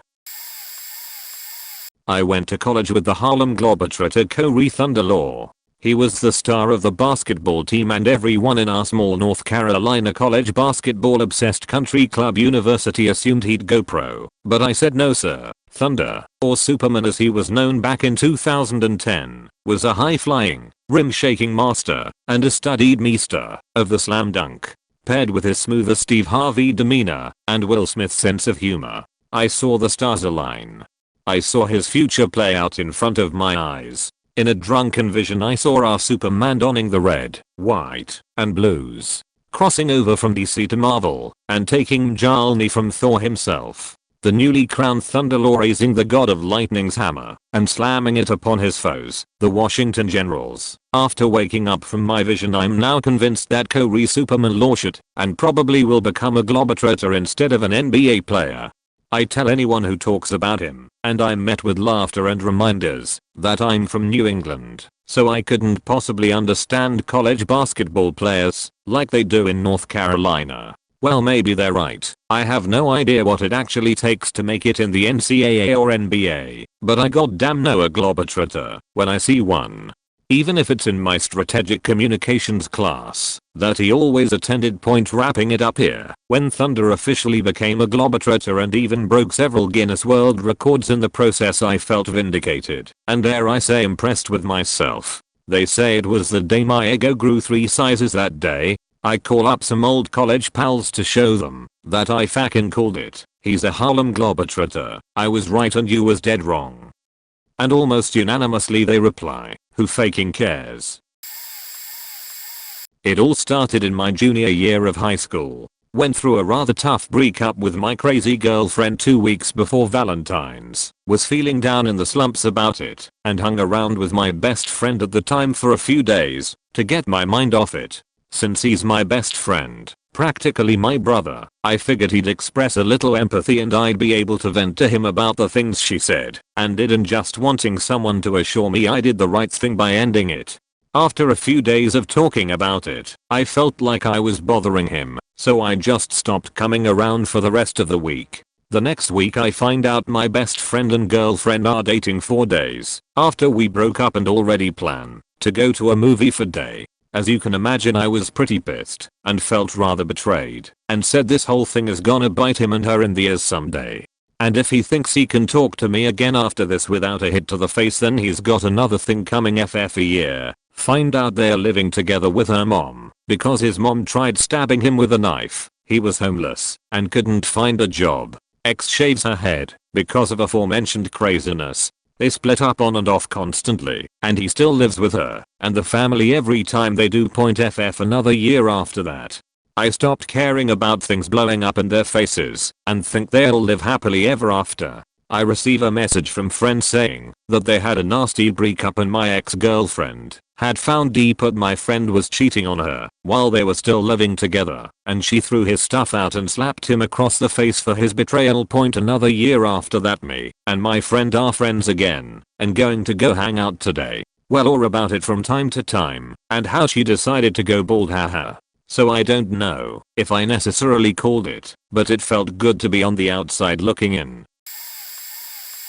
In high school, my best friend, Jane, confided in me and told me that she was sleeping with one of our 8th grade teachers, Mr. C. We were freshmen, and she told me the relationship had been going on for a while. I struggled with it for a few days, then went to the school counselor and spilled the beans. All hell broke loose. They denied it. Her parents were furious at me cause CPS, Child Protective Services, got involved. It seemed everyone at the school where Mr. C worked was mad at me, and the people that had to deal with this at the high school were mad at me.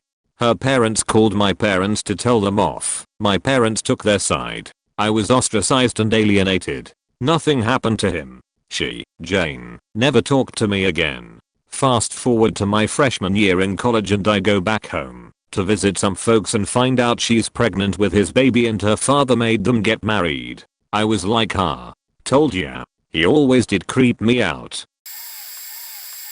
Saved my uncle's life. About 10 years ago I was helping some family members build a well for my grandfather. One uncle down in the well, and we were hauling up buckets of clay. I noticed the knot on the rope wasn't tied to the bucket very well. I suggested fixing it, and my other uncle, who has a bad temper, says just fucking sand it down. And they did. I ran to a nearby shed and found a hard hat and dropped it down the well for my uncle to catch. He puts it on and the knot slips for the next bucket of clay. Bucket full of clay falls about 25 feet onto my uncle's head. Shattered the hard hat, gave him a concussion, but he lived. My other uncle had tied it, Mr. No Patience and always angry. It was a family event at my grandfather's, so a bunch of nearby family members came running over to hear me say to my jerk of an uncle the loudest "I told you so." He, for once, had no rebuttal. He also didn't apologize and just left. My uncle in the well would have probably died, or at least never been the same. And he was kind of simple to begin with. I don't think a head injury would have improved the situation. My parents wanted our family to befriend the $OTHERFAMILYS because my brother played sports with their son, often on teams with the patriarch of the $OTHERFAMILY household was a coach. They had a son in my grade and we were not friends. After a couple visits with them, I told them that I didn't like the $OTHERFAMILYS because they clearly weren't good people. They insisted that I go, and, while I played nice, I didn't make it much of a secret that I didn't want to be there. I got my driver's license shortly after, and didn't have to deal with them anymore. My parents continued to spend time at the $OTHERFAMILY household, until one day, they came home furious. Some suburban political bullshit had gone down. Something with the sports teams. They screwed my brother out of something, or said something about how my parents did X or Y, or whatever. I don't remember what it was, because I didn't give a shit. I had been right. I'll let them talk and talk and talk, relaying events with he said, and she said and whatnot, and then I was just like, you realize that I called this years ago, right? I told you that they weren't good people and that I didn't want to spend time with them. Never got any credit for that, but my wife has told me that I'm a good judge of character after I've similarly called it with one of her previous work associates and a few other people.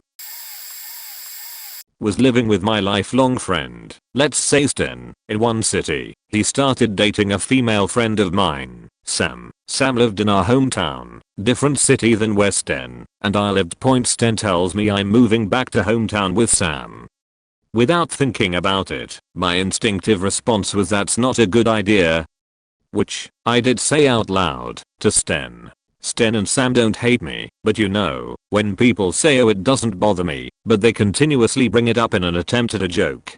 That was basically our relationship for the next 3 months, until Sten moved back to the hometown to live with Sam. Sten visits me 6 months after living with her. It's not working out. How does it sound if I move back in with you at the end of the year? Meaning he moved from one city to another, back to the same city. She moved out after month 7, and he was stuck paying rent for the last 5 months. Not a good idea at all.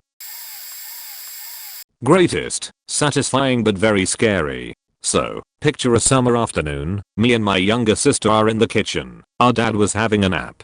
So, my sister, 5 at the time, had the bright idea to start playing with glasses full of water while standing on a chair to reach the kitchen sink. I start cleaning the kitchen table. We had finished lunch 10 minutes before this, and as I notice her, this conversation follows me. Please, stop doing what you're doing and get down from that chair. It's not safe, sister. No come on. There's surely something safer and funnier than playing with water and glasses in the sink.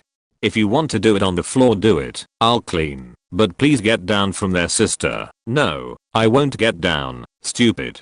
Leave me alone. Then I don't care if you fall and break your skull. You're on your own. Literally 5 minutes later, while 10-year-old me was cleaning the table, there's a loud thud. I turn and my sister was on the ground belly up. For a brief moment her face was completely blank, then she bursted out crying. Suddenly, while she was touching the part of her head that she hit, she screams blood. She had indeed broken her skull and I freaking called it. A few moments later my mom came home from her job, woke my father up, who was deep in his sleep, so he didn't hear anything nor I wanted to wake him up, because he'd blame me, and I didn't want that to happen, and took her to the hospital. Fortunately it was nothing, and 3 stitches later she was alright. When I was young, my dad played classical guitar. All through growing up my favorite thing in the world was listening to him play. He even had his own local guitar and flute duo for a couple of years. He had this old Yamaha classical he used. It wasn't worth much, and he'd modified it quite a bit, putting a pickup in it and stuff. Fast forward a couple decades, dad has stopped playing, switching to other types of music, and I'm in my 30s. Dad calls me up and mentions wanting to sell this guitar. My dad goes through periodic purges of his things, so it's not out of character at all. It's inevitable that he's gonna try to sell almost anything at some point to lessen the things he has now. He's had this guitar for as long as I've been alive. There's a little watercolored bear on the case I made in flipping preschool. I can't let this thing leave the family. So I tell him I'll take the guitar from him if he doesn't want it. I take the guitar and move around with it for a couple years, sometimes pulling it out to play the one song I know. Show off. Last year dad decided to take up classical guitar again. He buys a different guitar and it just doesn't have the depth of his old guitar. So in November I gave him his Yamaha back and got to listen to him play again. He's currently recording some songs on CD for me to have and listen to at home. I knew he couldn't stay away from classical guitar forever, and was so right. Just got done with a climb at Mary Jane Falls at Mount Charleston outside of Las Vegas, NV. This climb has a nice hike from the top safely down the mountain and back to the hiking trail. It's either that hike or rappel down. I generally enjoy the hike after a nice climb. 3 of my climbing buddies decided they wanted to free solo the down climb. I told them that is a terrible idea. Down climbs are generally much harder because you can't see your footholds as well. I convinced one of the three to hike back with me. The other two insisted. We picked a meeting spot at the trailhead. They should have been able to climb down faster than it took my friend and I to hike, so I knew immediately something was wrong. When we were alone at the trailhead, I thought maybe they got tired of waiting and headed back to the car for snacks or something. Then I heard the most terrible scream I think I've ever heard. Help. I shouted back to see if it was one of them. Sure enough, one of them lost their footing and fell 45 feet. Ruptured his spleen, broke 7 vertebrae, knocked out all of his front teeth, and broke 3 ribs. It took 4 hours for search and rescue to get him into the helicopter, and we were damn lucky to immediately run into an off-duty EMT with an emergency satellite phone in his pack. 6 hours later I walk into the emergency room and they have him sitting up in a body cast and he says to me, "Say it. Just say it." I replied, "I told ya so." He recovered completely and still climbs to this day. I stick to bouldering because 45 feet should have killed him, and I'd rather not experience another day like that. My sister, 30, invited over her on again off again boyfriend, 30s, to Christmas dinner. It was them, our mothers, my husband, my sister's work friend, F40s, and friend's daughter, F13, plus my sister's 2 kids, aged M7 and F8. Her boyfriend was actively flirting with the 13-year-old, and we told my mom how uncomfortable it made us, and that we didn't think it was appropriate. Mom told us to keep the peace. Hubby and I discussed how it was probably too late, and they were probably seeing each other. The mother of the girl made the joke, "I don't know if I could leave you two alone in the backseat of the car." Hubby and I exchanged looks. We told my sister after dinner it made us uncomfortable and it's not kosher, and we left. Found out a month ago he was grooming her and having sex with her since before Christmas. You don't say. Daughter doesn't realize the extent of her actions yet but is getting help, and my sister feels guilty for introducing them. I hope he rots in hell.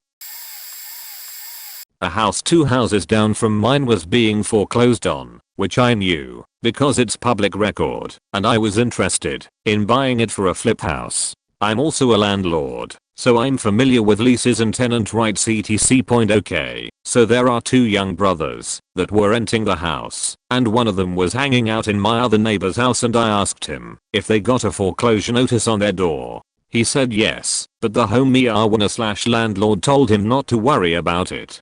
I explained to him that the owner was full of shit and he should stop paying rent because the owner wasn't paying the mortgage. I told him he was going to be abruptly kicked out because once the bank takes possession of the house in 6 months, they are not going to let you stay. He was like, "Nah man, I've got a 2-year lease." My other neighbor chimed in and agreed with the kid and told me to lay off. I kept reiterating that I was trying to help him out, stop paying rent, and be ready to leave in 6 months. They didn't believe me. Well, you can guess what happened. 6 months later there is a dumpster in the driveway and everything's gone. Never got a chance to tell him I told you so either. The smuck of a owner got 6 months rent out of the poor kids after they didn't even own it anymore. Oh man, I hope I'm not too late. So, one of my best friends and I used to work at a very small company we will call Ziz. Ziz was a small firm that employed about 5-10 people and probably did between $10 to $20 million a year in business. Exact numbers fluctuated, but when I got hired it was 10, and by the time I left we were down to 5, including me. Anyways, so much faked up shit happened there that I'll just put it in list format so that it's easier to comprehend and digest, and also for legal reasons, this barely scratches the surface. To cut right to the chase, for anyone who doesn't want to read the whole thing, my buddy and I correctly predicted that the company was going down, but we never could have predicted the details of that fall from grace. In roughly chronological order: 1, I got in a huge blow-up argument with the owner, who was extremely involved in the day-to-day. It was like my 3rd week. Someone at the morning meeting, a 45-minute micromanagement sesh we had every faking day, insinuated that my direct supervisor wasn't working hard. I said that I didn't think that was fair. We were trying, but just not having success. The owner threw his coffee into the trash and stomped up to me, getting in my face, talking about how this was his company and how dare I act so defensive when I know so little. Literally, nose to nose. Because I stood up for my manager, lol. 2. That same manager, it turns out, was not working, but also throwing me, the brand new employee, under the bus at every opportunity. I'm sitting there working miles off while he pays bills, and he was cheating on me to the owner. Anyway, dude got fired, which is when I found out all of this stuff. Point 3. Had a couple of months of smooth sailing, although the micromanagement was on a level I've literally never seen before. Morning and afternoon meetings, timing bathroom breaks and lunch breaks, monitoring metrics super closely, etc. The owner of the company. Timing bathroom breaks. Just let that sink in.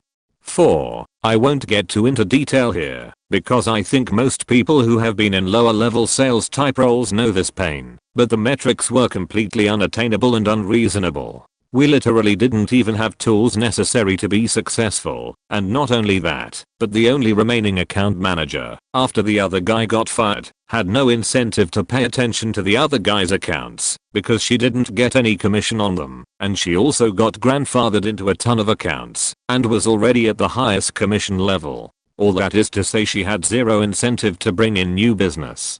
You may be wondering, how that's important to me in this scenario. In this specific role, I could only work on stuff that came directly through her, so we had the owner breathing down our backs about metrics and goals and quotas. But not only did we not have the tools to effectively reach these goals, it literally wasn't even possible. Based on the business we were bringing in, I offered to double as business development for my same commission rate, so that we could bring in more clients.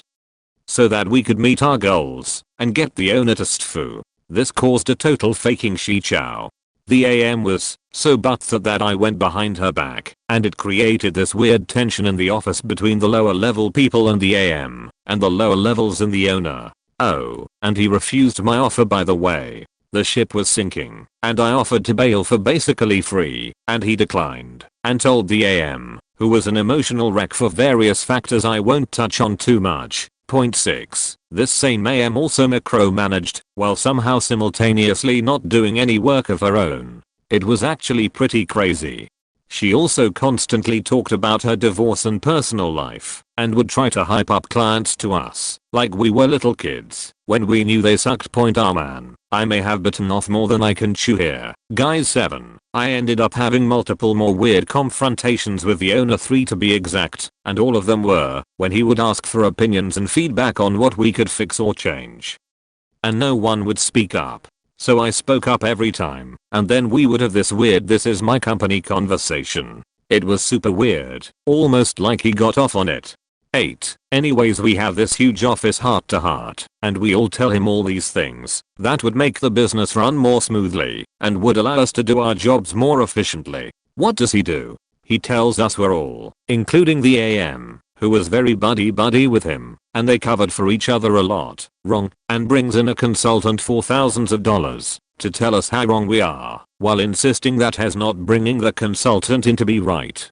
9. The consultant tells him we're right. Another meltdown ensues. This is all over the course of 2 years, by the way. Point anyways, huge meltdown, hair shooting and hollering and throwing around insults, and puffing out his chest. Consultant leaves because what the fuck. All this to say, he somehow gets more micromanage after this fiasco. 10. Over the course of the past year, like 4 people had quit or gotten fired. Finally, my friend had it, and just walked out.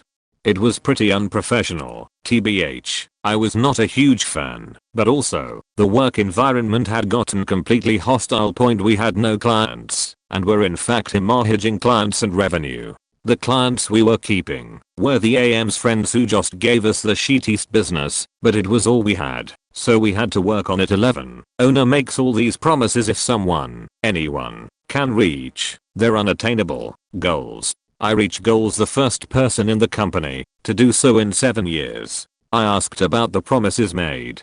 Cue another blow up about how I don't run the company and it's his company, etc etc. Point lets everyone else go early for meeting their weekly goals and makes me stay despite the fact that I met my quarterly goals, lol. Despite the deal he made. Point anyways, just a ton of shit lol that. Oh, can go on and on and on. Promised raises for performance that were not followed through on.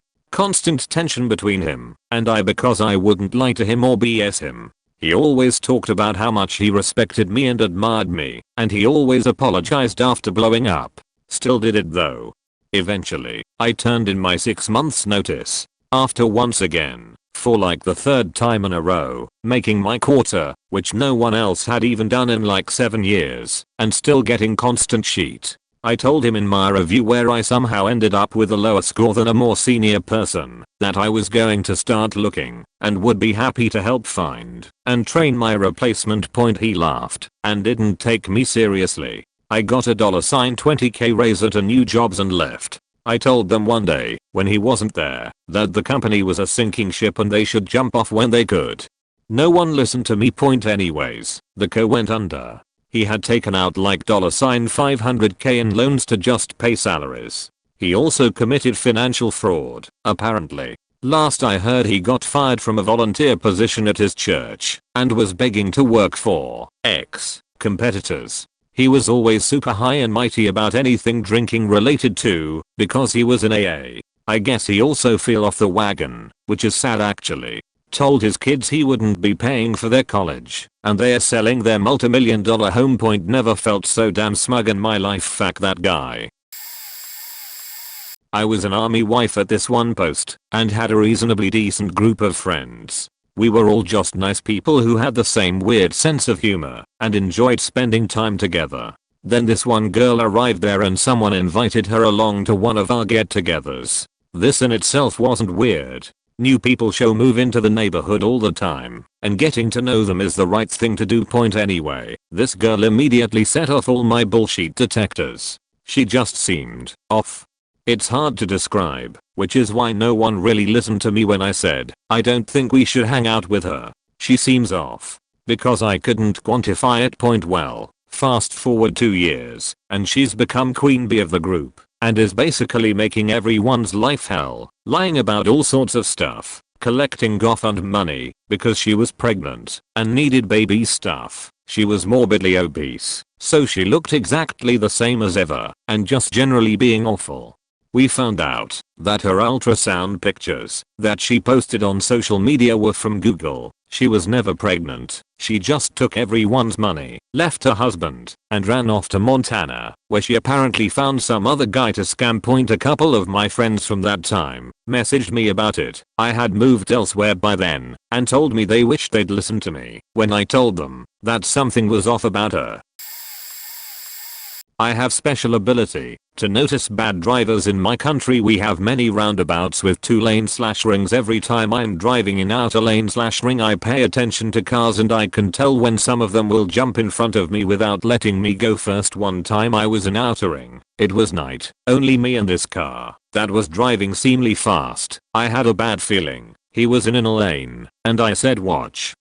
He will jump in front of me, cut me off, possibly cause a crash.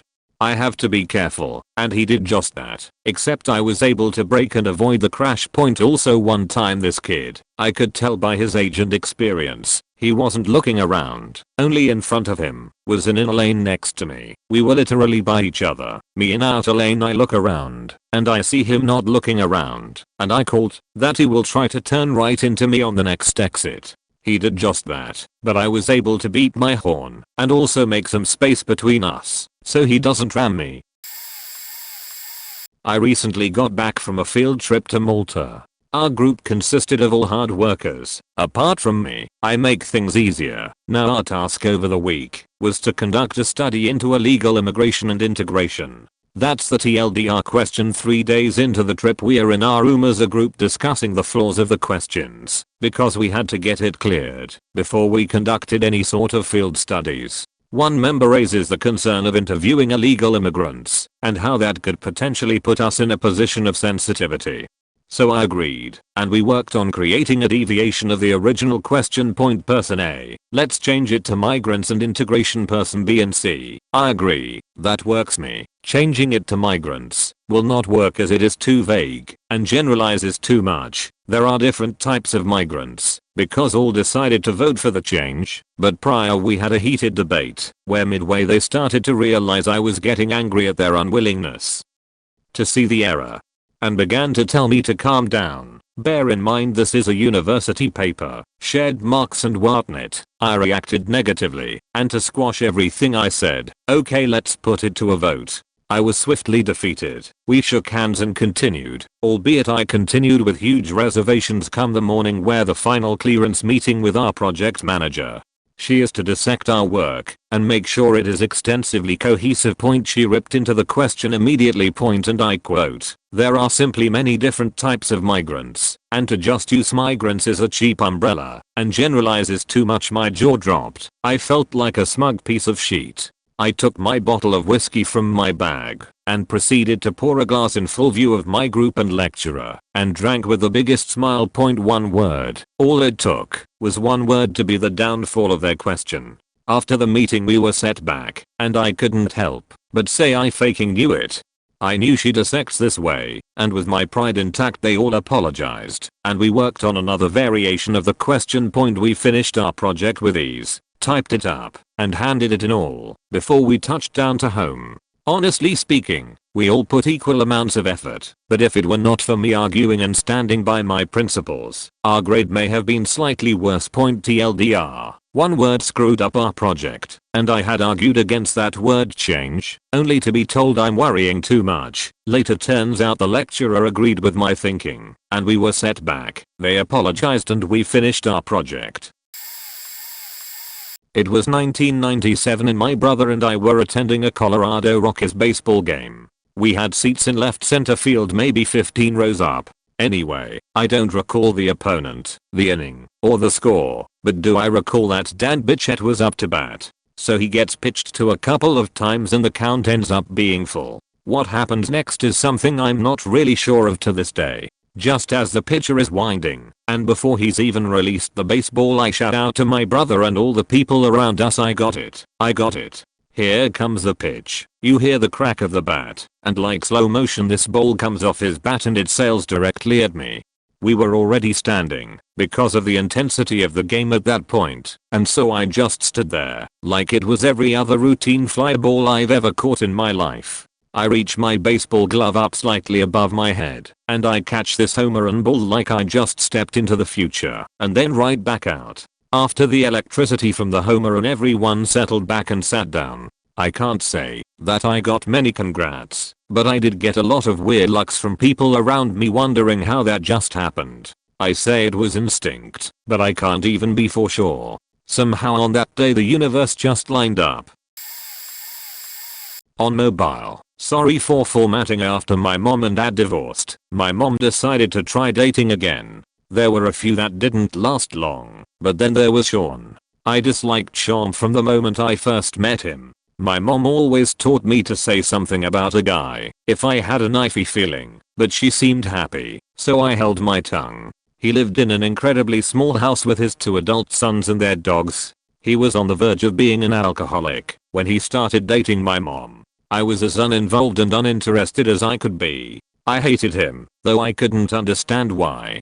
There was just something unsettling about him. Jump forward to a few weeks later, and they had not seen each other for a while. She comes home saying she and Sean had broken up. When I asked why, she said that he came over to the theater. She was in a play at the time, and would not stop touching her, as in, rubbing her back or legs. When she told him to stop, he wouldn't, and threw a tantrum. When she pulled away, she broke up with him then and there, telling him to never get near again, and calling him a creep. I never told her to her face, but I did a little I knew it dance later. Never saw him again. Not me but my mother. As a toddler, 3 weeks after I learned to walk, I began to walk with a limp. My mother, being concerned with this, took me to a doctor and had some tests done, but nothing was wrong. My mother insisted something was wrong, so they referred me to a specialist thinking it was muscular tear or bone fracture. The X-ray and MRI came up normal, so they told her nothing was wrong. My mother insisted and asked that they do more tests.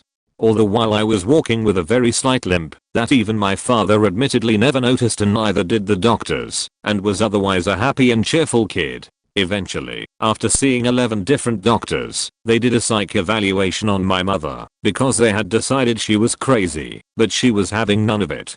So she took me to another state to have another doctor do a test on me unfamiliar with the case. According to her, all of a sudden they come rushing in and say, we need to get your son into surgery immediately, and wheel me away. Turns out I had a septic hip, which means there was an infection slowly killing my hip bone from the inside, but without a bone marrow test there was no way to know that. If the toxins in my hip had spread to the rest of my body, I probably would have lost my leg and possibly my life. The doctor's explanation for not testing my bone marrow was that it should been extremely painful for me to walk, and I was a laughing, cheerful child. I was also diagnosed with a above average pain threshold that I still have to monitor to this day. Moral of the story: moms know things. I used to work at a fast food restaurant. I worked there for 5 years and saw people come and go quite often. We had this one kid come in, 16, high school student, never liked to work and just did the bare minimum. Constantly got told off by the manager and ended up costing us time and resources. I told one of the staff I'd been working with for a few years that this kid was going to be the reason we would fail a health inspection, and she doubted me. Surely enough, next health inspection comes around. Everyone's stations are clean and proper, everything sanitary and ready. This slacker hasn't shaved. His dandruff falls from under his hat and onto the food. His station is a mess. We failed thanks to him. He was fired. Luckily, the guy that replaced him was a hard worker and was actually a cool guy to talk to. He covered for me when I had to be out due to pneumonia. Shockingly enough, after that slacking kid got fired, we passed the following health inspection and never had a problem after that point. I quit a few months after this due to an unrelated incident, but that's another story.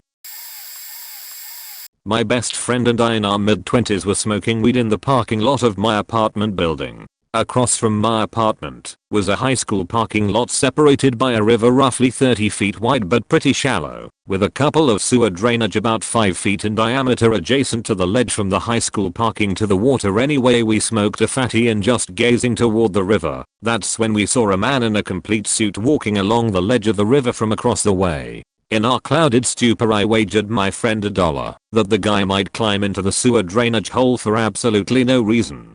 My friend, while stoned, thought it was the easiest dollar he'll ever earn and agreed as we watched on point. Well, what do you know, the suit guy stopped directly above the drainage, took his blazer off, held it in his arm, and proceeds to climb downward to the drainage pipe. We were in total amazement and witnessed him working his way down the river and finally climbing into the drainage until he was out of our sight. For what reason? We don't know. We stuck around for about half an hour and the suit guy never came out. Best dollar I've ever won. I still bring this up every once in a while amongst my friends after 10+ years. The first one was Mirror Mirror, that weird one with a love potion, and about 65% through the movie I say her dad's the monster in the forest and she's gonna save with the oddly convenient heirloom, and surprise surprise what happens. The second one is a little weird, and I'm not sure if this counts, but every time me and my family play Monopoly or something like it, I have what they call bad juju, as they get one chance. And I'll say I hope you go to jail, and weirdly enough, what does Monopoly go straight to jail? Granted, it wouldn't be my thing if the same sort of thing didn't happen several times after that. Now I try to do it on purpose, but it doesn't work. It's gotta just happen. Should this be on r/monkey's paw? The third one is sort of bad, but it's my favorite. It was a nice afternoon in the summertime and me and my older brother and younger cousin are hanging with the kids in the apartments. My bully stops by and my brother chases him off, cause I was afraid of fighting, but not before he knocks the Arizona out of my hands.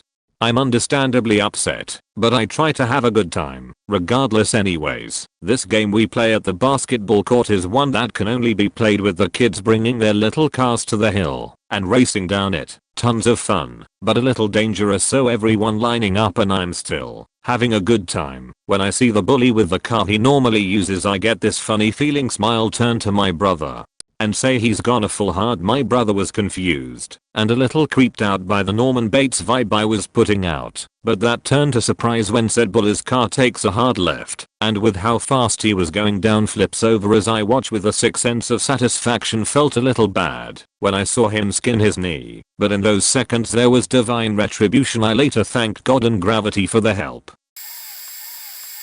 Once during med school, I was doing a shift at the obstetrics ward. We had a young patient that was going through labor, but was taking a little long due to it being her first pregnancy. I was taking her CTG when I saw abnormal drops in the baby's heartbeat, decelerations. I told this to the resident in charge, and she just told me to continue monitoring the patient. She didn't even go to see the patient herself, though to be fair we had a lot going on that night, and she was already very busy. Well, sure enough the decelerations continued, and the baby's heart rate became dangerously low during them. Finally, the resident came to see the patient and immediately started freaking out. She called the attending and called the surgical team to prep for a cesarean as we continued to monitor the CTG. Fortunately, both the patient and the baby pulled through, and she managed to deliver a healthy boy. Needless to say, that resident trusted me and our team a lot more since then. When I used to go to church at the age of 16, there was this guy, let's call him Dave, who everyone loved but I didn't. Dave was 26, a youth group leader, and engaged to another youth group leader. I had a bad gut feeling about him, not sure why. He was always nice to me but something was off, so I was never nice back. People kept telling me to quit being so rude to him because he was such a nice cool guy, etc. One day at youth group, Dave was sitting on a couch next to Hannah, a 15-year-old girl, and he was talking to someone else, and I just thought there's something going on between Dave and Hannah. It was a random thought. They weren't touching each other, so I told myself to quit being so presumptuous. Fast forward a few months. Dave is sent to jail several weeks after his wedding for cheating on his wife with several underage girls at the church, Hannah included. Guess he wasn't so nice after all. My husband, kids, and I have recently moved to a new base, and since we don't know the area well, we've decided to live on base for the first year. The first home that we saw was underwhelming, but luckily, they had one more home that had recently become available. During the walkthrough, we saw that the second home was much better suited to our needs, and we agreed to sign for it right away. However, just as we were leaving to sign paperwork at the housing office, the agent told us that they would need to talk to us about something before we made it official. I immediately turned to my husband and said, I bet someone died here. Watch. We got to the housing office, and they had us waiting for a little while before we were called back to finalize the terms. After much anticipation, the office manager finally said, we are required to disclose that someone has died in the home. I realized a little too late that turning to my husband and saying I knew it was a vastly inappropriate reaction. I'm a marina manager. A 60-foot Woodhull 1960s boat sold. The buyer asked if they could keep the boat at the marina. I said no. He called the marina owner. Fight ensued. The marina owner with me. I told the marina owner the boat was going to sink. We needed to tell them they had to relocate while we had the chance. He demands the boat stay and says it will be fine. The buyer has to make repairs before the boat can be insured. Warning, warning, but the marina owner says it is fine. Boat sank less than a month later. The marina owner tried to lift the boat without laying pig socks, and against my advisement entirely, the whole damn boat fell apart. No one involved had insurance. The marina touched it, so we had taken ownership of the wreck. Gas and oil was everywhere. The marina ended up having to pay the lift, labor, fees, disposal, and we lost slip rental on a 60-foot slip and ramp use for months during the summer. The owner never listened to me. We lost 2 more boats to almost exact copy experiences before I was able to find a job with someone that wasn't an idiot. I, 27F, worked at the Starbucks in the small town I grew up in during university. I grew up there, and the vast majority of its residents have been there many years. People know people who know people. Things can get around rather quickly. So, we had this regular male in his 50s who we'll call Bob, who started coming in several times a day. He lived next door on top of the diner and would come in to just order a tea. Came to around $2.25, but would always leave the rest from his $5 bill in tips. He had 2 sons who were between the ages of 13 to 15. I have never been good at shutting things down when it comes to uncomfortable flirting, so the conversations always kind of weirdly lingered, with him staying around too long and talking. My coworkers all thought this was funny and even laughed when he offered to drive me home. He would always tell me how beautiful I was. It was creepy, but never really felt threatening point anyways. This went on for months and he even brought me weird gifts when I wasn't there. Like a teacup and just innocent, but unnecessary and useless, things. One time it was Chinese food from the restaurant he cooked at. He's white by the way. And no, I did not eat it out of fear of being poisoned, even though I love a good kung lao chicken. After a while things got weirder, because he would come in with his son and his friends, sometimes girls, all around the age of 15. Very weird and totally inappropriate, but still people would just laugh at how much he would ogle at me and look for me all the time. This continued until one week I noticed he hadn't been around in a few days. Then I noticed our tips hadn't been as much, which was fine by me, because I would rather forego tips than deal with him. During my day off that week, my coworker texted me, "Oh my god, Bob has been arrested for sexual misconduct with minors," attached with a full police report and his mugshot. He was arrested and later sentenced to 5 years in prison for over 30 counts of sexual interference with minors. Turns out those girls were doing drugs during school hours at his place and he would take them to Starbucks and buy them stuff during all of this. I faking knew it and called it, but everyone else, minus one mom coworker who knew how creepy he was and her kids went to his school, didn't believe me. I ended up calling the detective who provided their number in the police report and helped provide any information I could about him. Sick bastard deserved it. I work as a chef in a small town restaurant. We had some bozo apply, talked his way up saying he had 5-star restaurant experience, blah blah. We hired him, I trained him, and he would not stay on task ever. He was always high and very open about it. This is Montana by the way. He couldn't do anything properly when he was high either. He talked his game all high and mighty until the boss offered him a management position. And we knew he'd swing his weight at that point, and damned if he didn't. To the point of where he was changing stuff in the kitchen saying, "Oh, the boss said I could," and when our boss caught wind he'd go chew him out because, I'm all honesty, our boss wanted him to change nothing. This happened continuously for weeks on end. And if it wasn't him being a total buzzkill, he left stuff on at the end of the night. Charbroilers, pizza ovens, grills, and fryers almost always were left on. And one morning as I came in to open, I noticed how disgustingly hot the whole place was. And damned if the ovens and fryers weren't on. It was a sauna from hell. My boss told me to confront him when he walked in for his shift and I did. He denied everything, even when I had picture proof, claiming he was set up. Then my boss joined in and backed me up.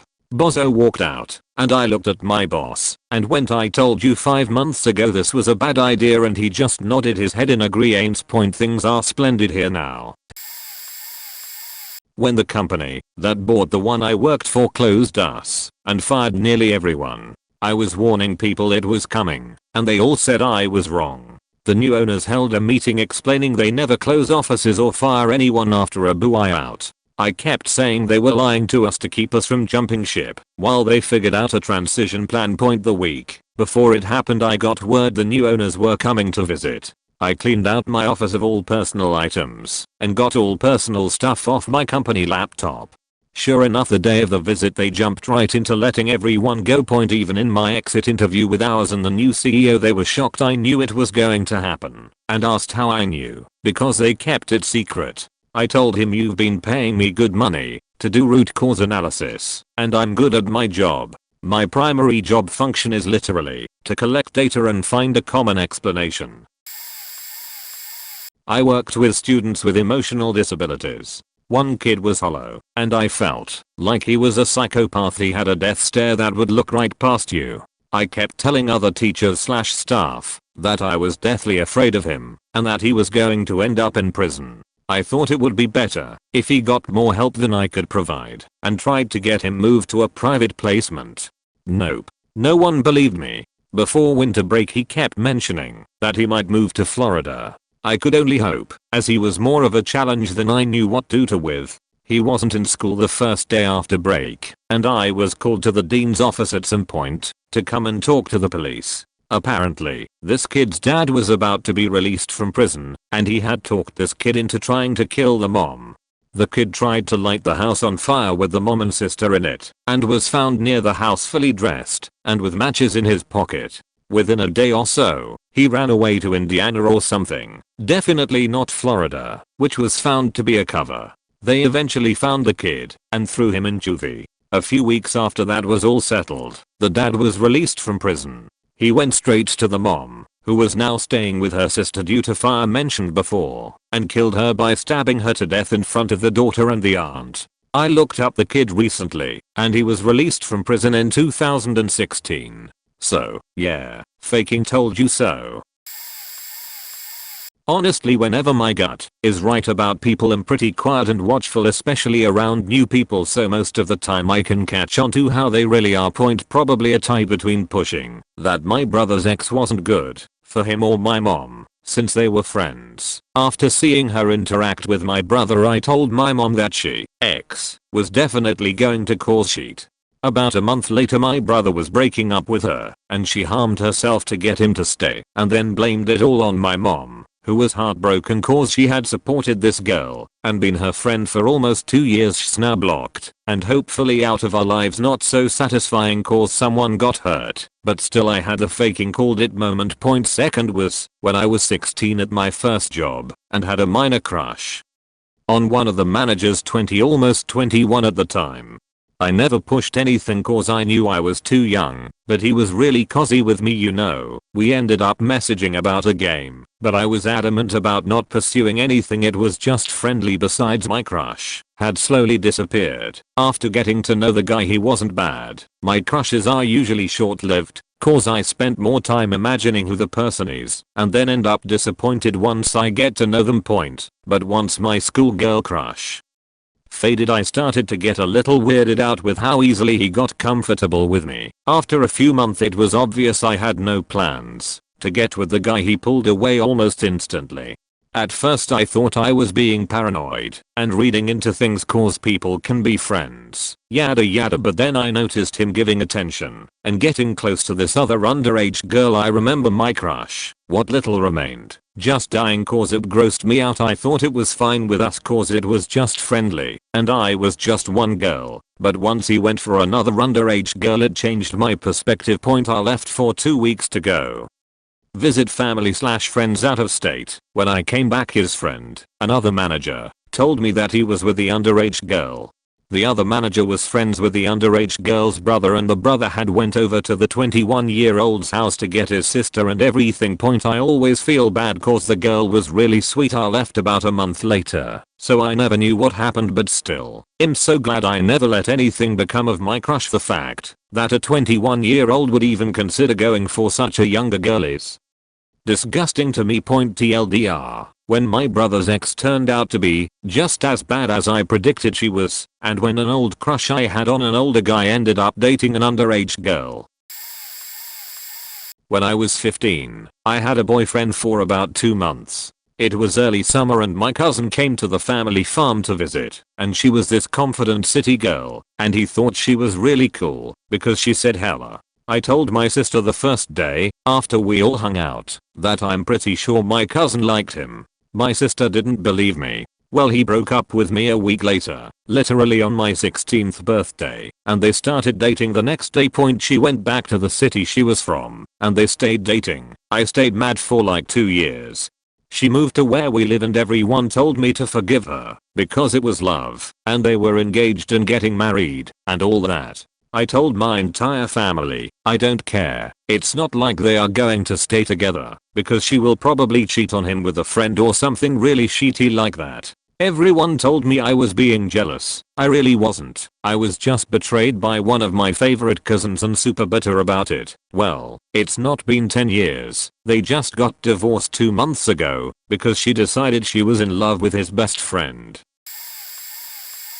younger brother started dating this girl he was friends with in high school shortly after graduation. She had a 1-year-old daughter that he loved like his own. The girlfriend would always make these comments around me about my brother, how she deserves to be taken care of by him, and if he didn't get a nice car and a well-paying job to move them to the suburbs then she was leaving him. Keep in mind they were all of 18 to 19. I told him time and time again that he was being used and he was too young to get trapped like that, but she was his first and he was in love. I decide to back off and be nice to her because my brother is my best friend and I don't want to fuck that up. Fast forward 7 years and he is working 2 full-time jobs to pay all of their household bills and her car payment and insurance, while the money from her job is her pampering money. They fight constantly because he's never home to do things for her and take her places or buy her things. He takes her on a trip to New York City around the holidays and proposes in front of the big Christmas tree because he knows that's her dream. They get married the following fall, but the relationship was still a mess. Not even 6 months into the marriage she leaves him to be in a throuple with her maid of honor and her husband. The husband is loaded, and he would take his wife and my brother's wife on cruises and vacations, while my brother worked and looked after her kid. I watched my brother quietly suffer for the better part of his 20s knowing it was inevitable that she'd break his heart. It wasn't satisfying in the haha right told you so sense. I'm just happy to see him getting his life back. A friend of mine started online dating. Big mistake. She found a guy who was few months younger than her, both 18 at the time. I'm usually supportive of my friends' decisions, but I got a weird vibe from him. He never smiled in pictures and he wore hats supporting Republican Maryland people. She was pretty liberal compared to her family, but thought they would appreciate him. The first time her family and I met him, she brought him over and we played Uno. We had to drive to get him because for some reason he can't drive. He was very quiet the whole time. I got bad vibes from him because he wouldn't interact with anyone but my friend. I sense something is bad. I can't put my finger on it. Cut to driving home. I'm sitting in the back and texting my boyfriend. They end up talking the whole time and I pretend not to hear. Turns out he's a former Nazi, has assault charges, and has had other partners above the age of 21. I don't know if it's legal in MD, but I don't think he cared. On the way home I hopped in the front seat and said to my friend, I support you in a lot of things. I can't support you in this. I didn't trust the guy the moment I saw his resting beach face. It kinda felt good when she dropped him like a hot potato. Not very entertaining, but still a bit satisfying. A good friend of mine owns an electric scooter, but they have faith in the safety of our neighborhood and campus surroundings, so they don't lock the scooter whenever they ride it around campus. I'd warned them multiple times that no matter how safe it is, it's still a risk. Without locking the scooter, anyone could ride off as the alarm wouldn't ring. Even if people generally don't take stuff, it's no reason to make stealing more attractive to others. A week ago, while we had class, my friend's scooter is nowhere to be found, but they brush it off, saying maybe someone moved it around to be park their own bike or bicycle. The next day they still couldn't find it, so they went to the campus security. What do the security cameras reveal? Someone being curious about the scooter, test driving it, and then riding off with it. I'd warned them multiple times, but at this point I just felt so sad. Hope my friend will find her scooter though. When I first met my step-cousin, Jake, I immediately knew something was off about him. I was 10, and he was about 8, but even then he was a very aggressive kid. He played rough, had an abrasive attitude, and constantly threw tantrums. Being a brat wasn't unexpected, since my entire step family are extreme conservative Christians from the Bible Belt, and are devout church members. But what really worried me was the malicious look in his eyes he got when he would play wrestle.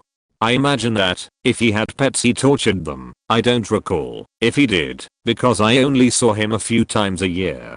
Now when I was about 13, I talked to my mom about Jake. It was Christmas and I wasn't thrilled about another uptight gathering of the Wasps, much less being forced into a WWE reenactment by my creepy cousin. I digress. I told her about Jake's unusual violent tendencies and his worsening attitude. I even went so far as to say that if he doesn't see a doctor or psychologist he might end up killing someone. She thought I was being stupid and nosy. Well, 15 years later Jake is in prison for second-degree murder. Before that, he got into drugs, theft, got kicked out of the military for drugs and violence against a co, and hit his roommate's girlfriend in the head with a sledgehammer. She's fine. Even after all that, my step-family still thinks that Jake is a saint. They honestly blame sleepwalking and PTSD for him assaulting and murdering those women. Even with blatant physical evidence to the contrary. These people truly baffle me. I went on a few Tinder dates with this woman once, let's call her Sally. She was nice but something was a bit off. Each time I met her she was a little more irate. Eventually I cancelled on a date with her, not because I didn't want to see her, but because something came up. I asked if she wanted to reschedule and she flipped the fuck out and sent me essays of texts proclaiming that all guys do is waste her time and I'm no different to anyone else and eventually I'm just going to mess her around. I tried to reason with her, but I couldn't get a word in, so I stopped replying. She actually phoned me hours later, not apologizing for anything she'd done, but asking when I wanted to next see her. I politely declined and suggested that I didn't think we were compatible for a relationship. She insisted on being friends, but thankfully I didn't hear from her again. Months later, almost a year in fact, one of my best friends sent me a picture of a woman he met on Hinge asking if I had dated her. Sure enough, it's Sally. I told him everything that happened, and he told me he was going to date her anyway, but wanted to know how I felt about it. I said I'd rather he didn't, but that if he was going to anyway he should know that she's a little unhinged, no pun intended. I didn't hear from him for months after that. I'd assumed that he told her he knew I used to date her and that Sally had made him promise to cut me off or something. But it was so much worse than that. When I finally caught up with him there was no mention of Sally at all. A few drinks later he revealed all. Sally had gone full psycho. She'd been emotionally threatening him this whole time, saying she'd hurt herself if he didn't see her. Meanwhile, she had also been spending time with his housemates behind his back, slowly manipulating them to believe he was hurting her. Eventually, he blocked her on all platforms and tried to rid himself of her, so she started stalking him. Finally, he reported her to the police, and she was arrested. Even I didn't know it would go this far, but I faking called it. TLDR, dated a woman who was crazy, and broke up with her. Best friend dated her a year later, knowing full well what transpired between us. Warned him, he didn't listen, she almost ruined his life. That guy found his long lost daughter from a hookup many years ago. DNA certified, etc, etc. He was kind of a big deal. He made lots of money, kept his family happy, doted on his wife and all his stepchildren, etc. Well, when he found his long lost daughter he spent lots of time with her. Had to catch up. After all she was 18 over 19 years old at the time. But, one night his wife and step-family and only son were hanging out without him. He was still doing lots of BMX racing with his long lost daughter down in FL. Well, his wife and stepkids and kids started bitching about how much time he spends with her. He went on special vacations with her. He spent special money on her. Had hobbies that only include her. They all understand trying to get back in touch with a long lost child. He was just trying to make up that time he lost. I was drunk and felt it. He's faking her. I yelled. Oh, the dirty looks. The shame lumped upon me. The awful perverted nonsense that was obviously overcoming my mind. TSK. TSK. TSK. So 2 months later my ex-wife's best friend's mom needed a place to stay. While sorting out some things no one ever apologized to me or my intuition. I held it against them only a little. Finding out all the nitty-gritty was so rough on them and their family I didn't wanna rub things in people's faces. Also, yeah, she totally walked in on them getting their southern love on. When I was 15, I spent 3 weeks in a children's psychiatric ward for depression and suicide attempt. The next year around the same time, my father started having some emotional problems. He and my mother were fighting a lot. He cheated on her, and it looked like they were heading towards a divorce. One evening, they were arguing, and he stormed out of the house. I was supposed to go to my church's youth group, but I told my mom that I didn't want to go because I just knew dad was going to do something to hurt himself. She insisted I go anyway. However, I couldn't shake the bad feeling, so afterwards, instead of going home, I tried calling the house. No one answered, so I tried our next door neighbor. It turns out, after I had left, my father took a lot of pills and then got extremely drunk. My mom found out and tried to take him to the hospital. Instead, he got in his truck to drive off by himself, but my neighbor's husband jumped in the truck with him and convinced him to come back home where my mom had an ambulance waiting. I found out where they had taken him, which ended up being the same hospital I had been at the year before, and I was the only one he would let come in to see him before he was admitted to the adult psychiatric ward. Later on, my mom thanked me for being able to see how serious his depression had gotten, because it ended up helping her to be on the lookout and catch his attempt. This was 25 years ago. He's great and much healthier mentally, and he and my mom are still married and very happy. Literally just happened yesterday. There's a guy who lives in our apartment complex named Mike. Mike has always seemed pretty chill, friendly, loves to shoot the breeze with people, has a sweetheart of a dog who he takes very good care of, just a generally likable guy. But Mike has Norse rune tattoos all over his hands. I kept hoping maybe he was just an oddist, because that would be chill. Norse history and culture is pretty damn cool, all around. But I also know that white supremacists have taken to co-opting Norse symbols and imagery, because white supremacists are terrible people who ruin everything cool. So while Mike has never been anything but polite and friendly, I couldn't help but be leery of him. Well, yesterday Mike was in the parking lot of the shopping center across the street when my fiance went to do some shopping. Mike had parked his truck badly, so it was partially blocking the lane. A security guard came over to tell him that he needed to move his truck. The security guard was black, and Mike immediately started calling the guy an Edgar and trying to goad him into a fist fight. I really fucking hate being right sometimes.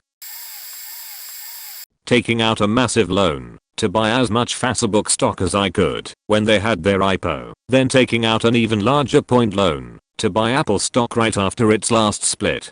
Finally, buying a ton of Equifax stock when it dipped down to the high 80s. Time people told me I was an idiot. The first two times, I had to work massive overtime, 20 plus HRS extra a week, just to meet the minimum payments on the loans. The last time, people repeatedly told me I was some level of evil, stupid, or clearly didn't understand that Equifax was done for. I now haven't had debt in years and have essentially no financial worries. I wake up and go point to point work because I want to, not because I need to. Each time, I adamantly told people it would work and anyone that did this would clearly make money. There was no logical reason outside of apocalyptic situations that you wouldn't make money on it, so why not put money in? It'll get buried, but I have to. When I was about 12, my family built a holiday house a couple of hours from where we lived. One weekend my dad picked up an oven to be installed at the new house. We loaded it into the trailer and set off. I said, "Hey Dad, shouldn't we tie the oven down?" He said, "Nah, it'll be fine." Narrator, but it wasn't fine.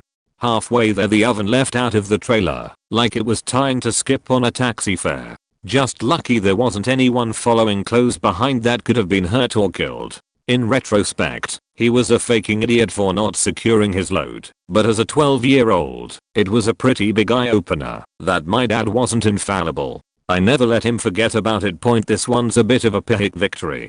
I was a 17-year-old Australian on September 11th, 2001. I clearly remember commenting to a classmate the next day that we, the Anglosphere, would be in Iraq within the year. I was off by 6 months. For a bit of ancient history, there was no rational link between the WTC attack and invading Iraq. Remember, WMD was a flimsy lie that didn't directly call the invasion retribution for 9/11, but relied on the unspoken implication for support. But 17-year-old me could see the writing on the wall. I'm kinda proud of that kid.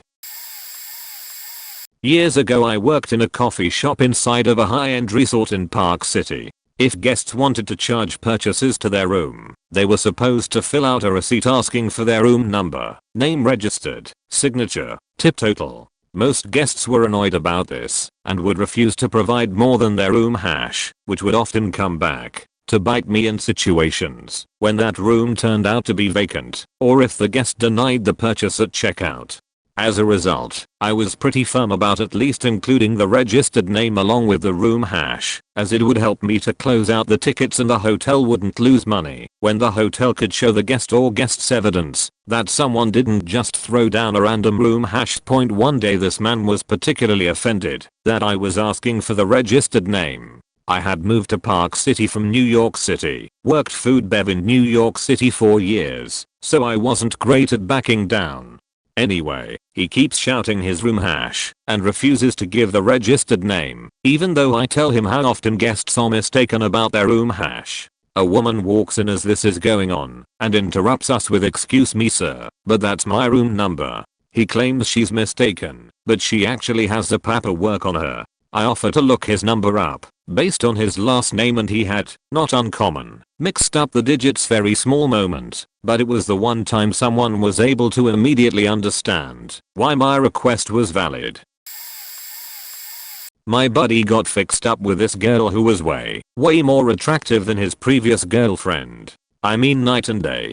She was great. She was very domestic and tidy, would plan romantic dates, and do other cool girlfriend shit. Long story short, my buddy was in heaven. She had a taste for the finer things, and he loved that about her. She also happened to be, by far the hottest girl that he had ever touched. With his last girlfriend, he was resigned to become a 36-year-old asexual man, and now he loved faking again.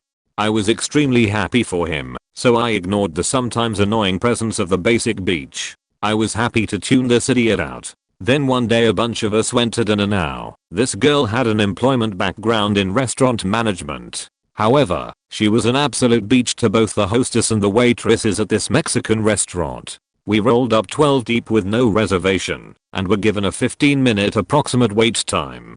Despite this reasonable wait estimate, she would not stop loudly and aggressively complaining to the hostess until we were seated, which took about 15 minutes by the way. Her best friend even verbally attacked the hostess immediately upon arrival, after having been given half of a 10-second breakdown. Not a 5-second breakdown, half of a truncated timeline of whatever she perceived as an unreasonable time waiting.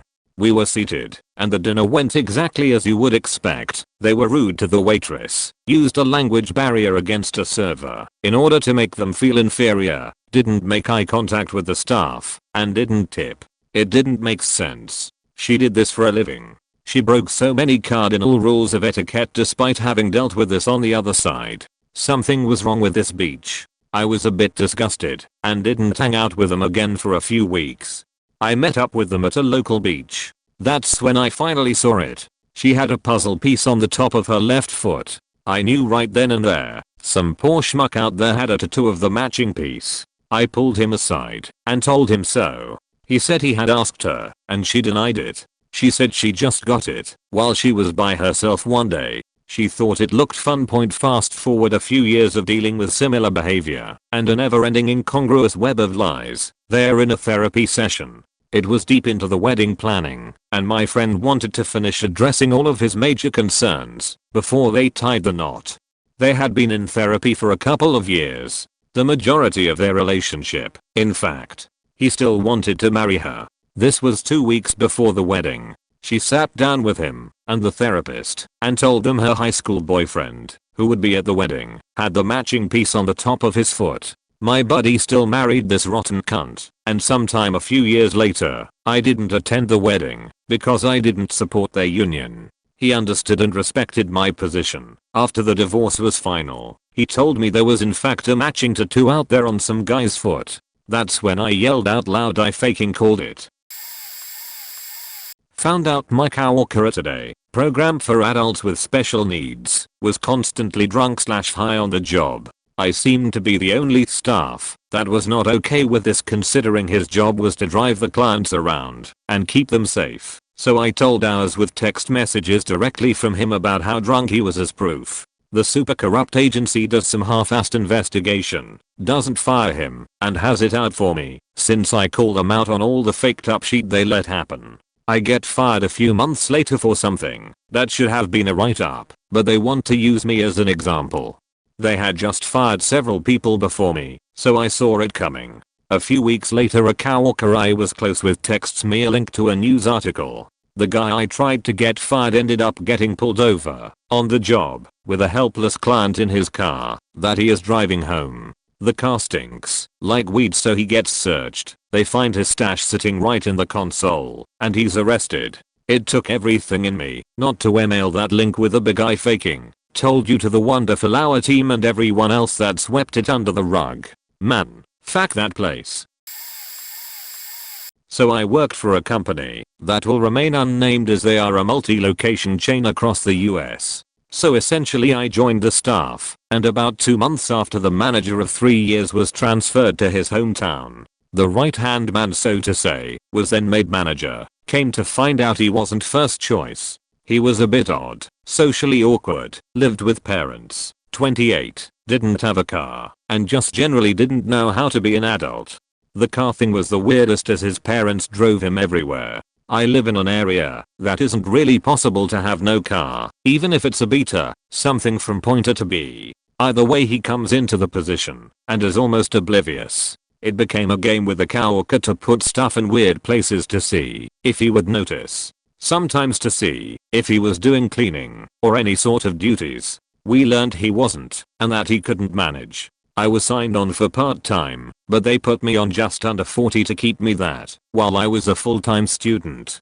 This was only because of the new manager's inability to do anything without a higher-up telling him he wasn't mentally capable of taking initiative to get things done. So despite the previous person leaving and my coworker leaving, he was a temp. He never hired a new person. I emailed the DM and told him I was ignored. A month goes by, manager is injured and can't come in because he neglected a foot injury that became a staph infection. He puts on leave for a month. People are covering our store from their locations hours away. I tell new acting manager I saw it coming and told RDM, and he did nothing. I was then told I would get a raise, a bonus, etc. Nothing happened. I quit about a month later. One of the transfer employees and I became friends in that time and messaged about it a few weeks after I quit. Apparently the DM was on a conference call with my coworker, the DM and his boss, I guess regional manager. Either way, my coworker throws him under the bus and mentions that he was made aware of the issue and that nothing was done, etc. The RM then has my coworker get off the phone and then calls him directly and tells him they will be working with him as the DM is put on admin leave for a month. When I was in the Navy, my shop needed 1 sheet of stainless steel deck grating for a project. Another ship was decommissioning and had 10 sheets of the stuff that were 4x 12 feet or 4x 16. I argued with the first class petty officer I worked for about taking the entire stack of 10 sheets when we only needed 1. I suggested we take only what we need and leave the rest on this other ship. I told him that if take all 10 sheets we'll just use what we need and then throw the rest overboard the next time we were at sea, because he was tired of them getting in the way.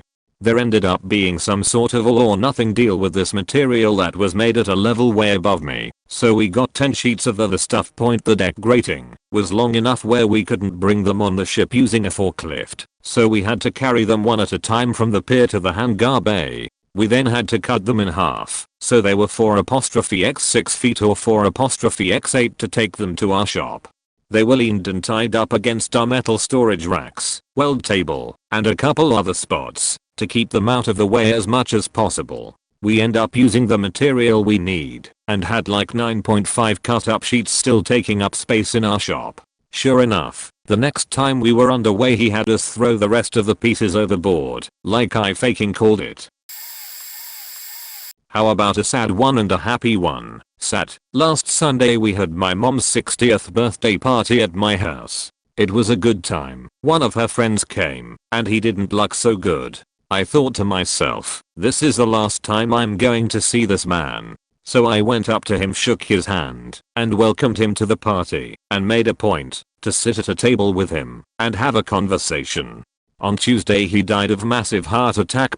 Happy, my wife and I were sitting on the couch watching TV. We had been trying to have a kid for a while. She was just acting kinda funny, and I thought it was out of character for her, so I guessed that she was pregnant. I told her she was pregnant, and she laughed at me. I pestered her for about 2 hours to go take a test. She finally said fine, I'll take the test just to shut you up. 10 minutes later I hear screams for me from the bathroom. It was so satisfying to be right. Mountain lion. In central Wisconsin. This was a couple years ago. Midsummer. A road-killed deer was on the roadside on my farm. Yuck.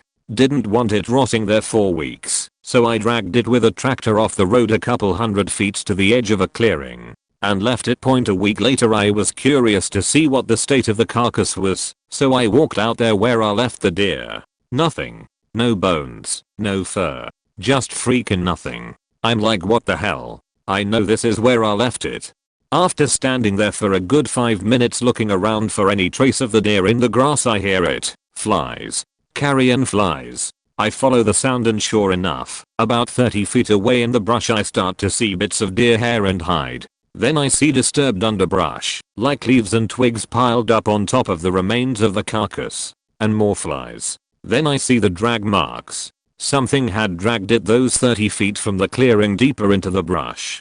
This was an adult doe, so not a small animal. After a few seconds putting all these pieces together, it dawned on me, this looks like what a cat does with its skill. And a mountain lion would be strong enough to pull a deer this big into the brush. So I got the heck out of there. A couple months later, and about 40 miles away, a mountain lion was captured on someone's home security camera, peering into their patio door. I saw this in the news, and I was like, yes, I knew it. Time to set up my own trail cam.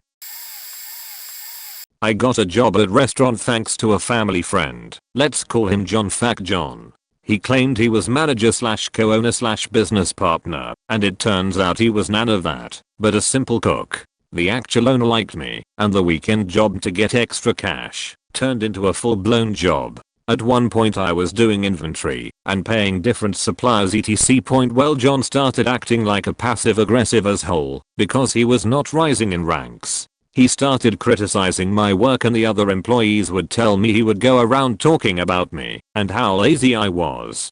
At this point I knew that something was off with him, and I faking told them, watch yourself, you can't trust him.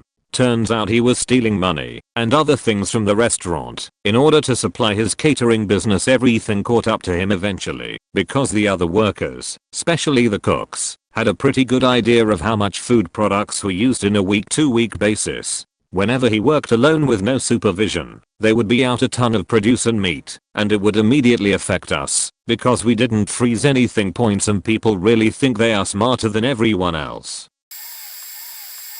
I used to do tarot reading when I was in college. It reached to the point where people would ask if I can do a few readings, just for fun of course. There was a time I would charge, but after a while I did it for free. But soon come some of my sister's classmates asking for a few readings. I had a friend from my sister's class, and a friend of mine told me about them before. My sister's course was at the medical field, and everyone was having a hard time keeping up with their grades, to the point where 90% of the class per section failed per school year. These three girls had the brightest idea in thinking of getting to the top of the class.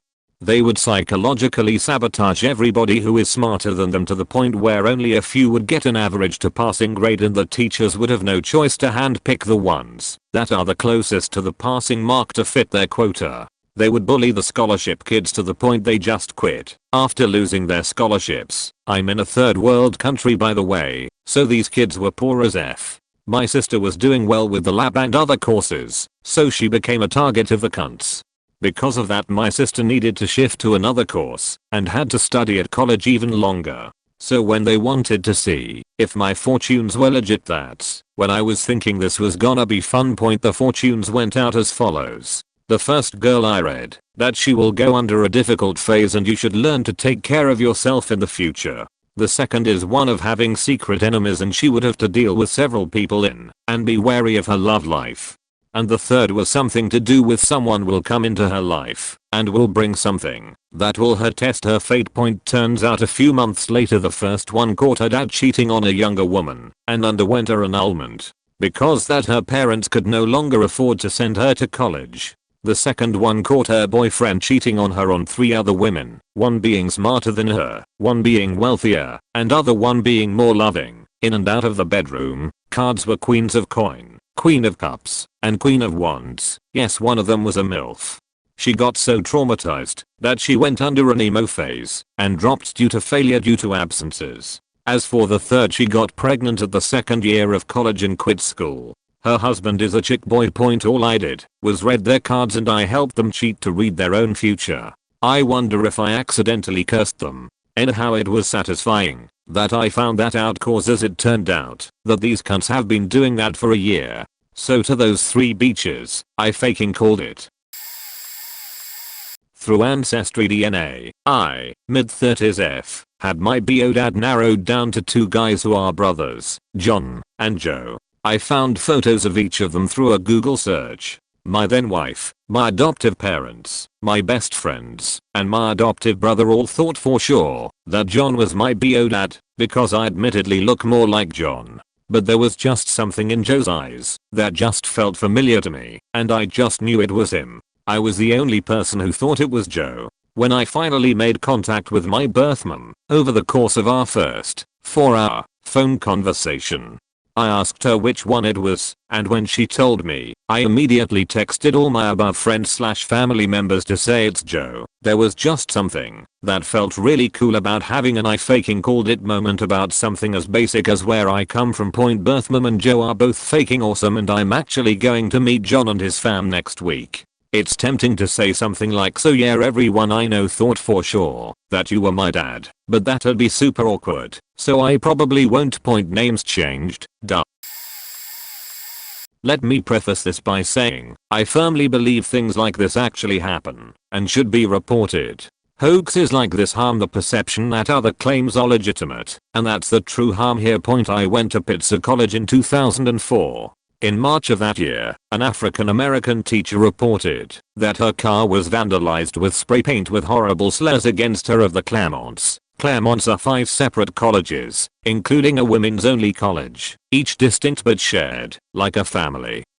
Pitzer College at that time was an incredibly progressive and left-leaning campus.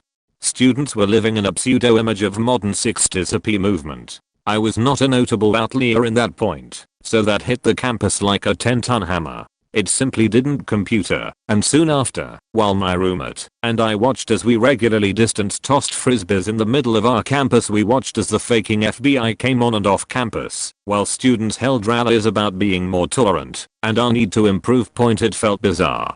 This was literally a place where even the concept of overt racism was unthinkable, and to hear people yell at each other to be more tolerant was almost comical. I couldn't imagine anyone managing to accomplish that. You might as well watch a rally of water demanding they all be more wet. There were a lot of legitimate issues to be talking about, but the gist of what I got from everyone was, oh my god, we did this. It seemed both narcissistic and annoyingly sheltered.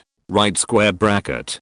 Anyway, talking with my roommate, watching the hyperliberal braying, while black suited men walked through our openly hippie liberal anti-authority drug-friendly campus, I confided in my roommate and girlfriend at the time, wouldn't this just be ridiculous if she did it to her own car? The community, the schools, our school, just none of it made any sense outside some random outlier or that theory. I wasn't convinced by it. If you ask me, I would unfortunately have to admit that the horrible event was more likely true than not.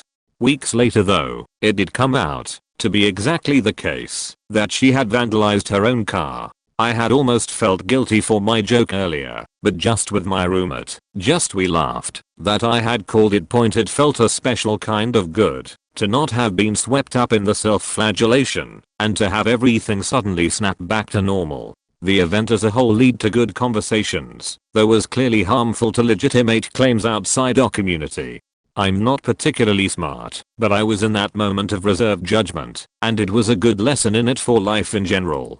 Though looking back, we were all really just naive kids going to a stupidly expensive private college. We were in a place to sit down and learn about racism, what had occurred and what was occurring. to talk about the reality outside our seeming utopia instead. It seemed people either freaked out and made it about themselves, or people like myself thought it unthinkable and or some outlier to be condemned and dismissed casually. One day I'll write a short post.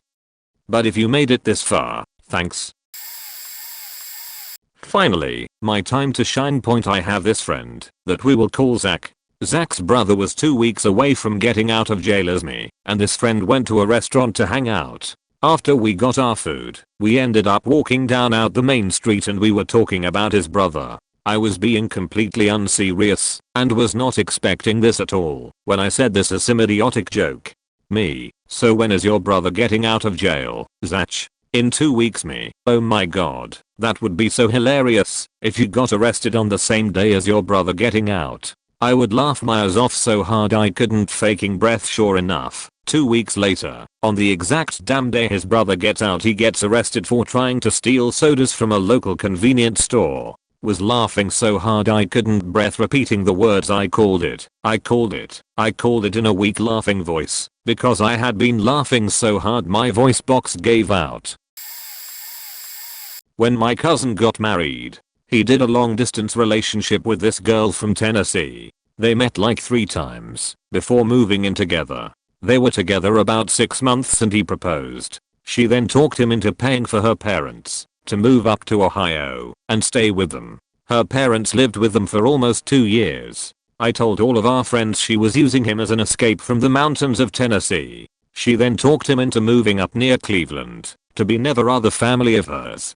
She moved up first. He stayed behind to finish his job and finish packing. A few weeks go by, and he's moving the last of their stuff up north, and she says she found someone else while he was away and doesn't want anything to do with him. I so want to relish in the I told you so, but I can't bring myself to tell my cousin I faking called it. TLDR, in less than 3 years he married a stranger, paid for her family to relocate, got used, quit his job for his wife to only be dumped after he left his job and moved to a completely different city.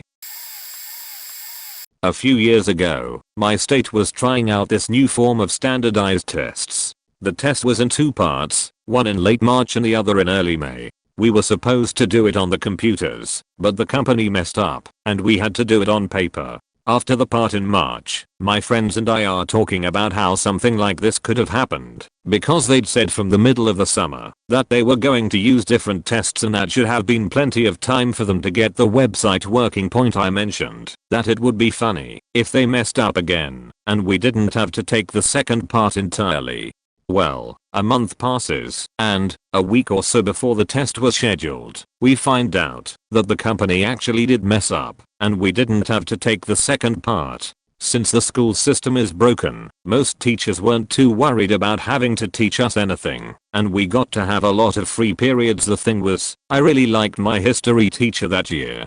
I was super confident in my ability to do well on the test, and I was really looking forward to taking it and trying to make a 100%. Yes, I was the one kid who was disappointed we didn't get to take the final exams. A few years ago I was dating a guy. His brother had a girlfriend too, but it was long distance. I kept hearing weirder and weirder things about her medical condition, and every time he planned a trip she would go into a coma from nervousness and then wake up once his trip was cancelled. I thought it was super shady and told my boyfriend that his brother's girlfriend was a catfish. He thought I was insane, argued that I was jealous and she was a huge part of the family, and told me he didn't want to discuss it again. It went on for years, and she spoke daily to his parents and ordered cakes for their birthdays, but no one could see her, and she wouldn't video chat cause she was self-conscious about her unhealthy appearance. Finally his mum was on a business trip to the city she claimed to live in. She went to the hospital, and they had no record of her ever being there. After that she just stopped talking to them. My boyfriend apologized, told his dad what I thought had happened, and I spoke to them explaining what a catfish is. Turns out it was an old family friend who had a massive crush on the brother. It was really sad to see, because they had invested so much time and love into her and worried so much about her medical condition, but I faking called it. I can't say I didn't feel a sense of victory when the truth came out after I was accused of being jealous and making up stories. So I have some severe anxiety issues, mostly social. For that reason, when it comes to meeting people, I'm always overly polite and trying to make a good impression. It has always been that way, with 3 exceptions. My best friend in high school met a guy, and we ended up hanging out in a group.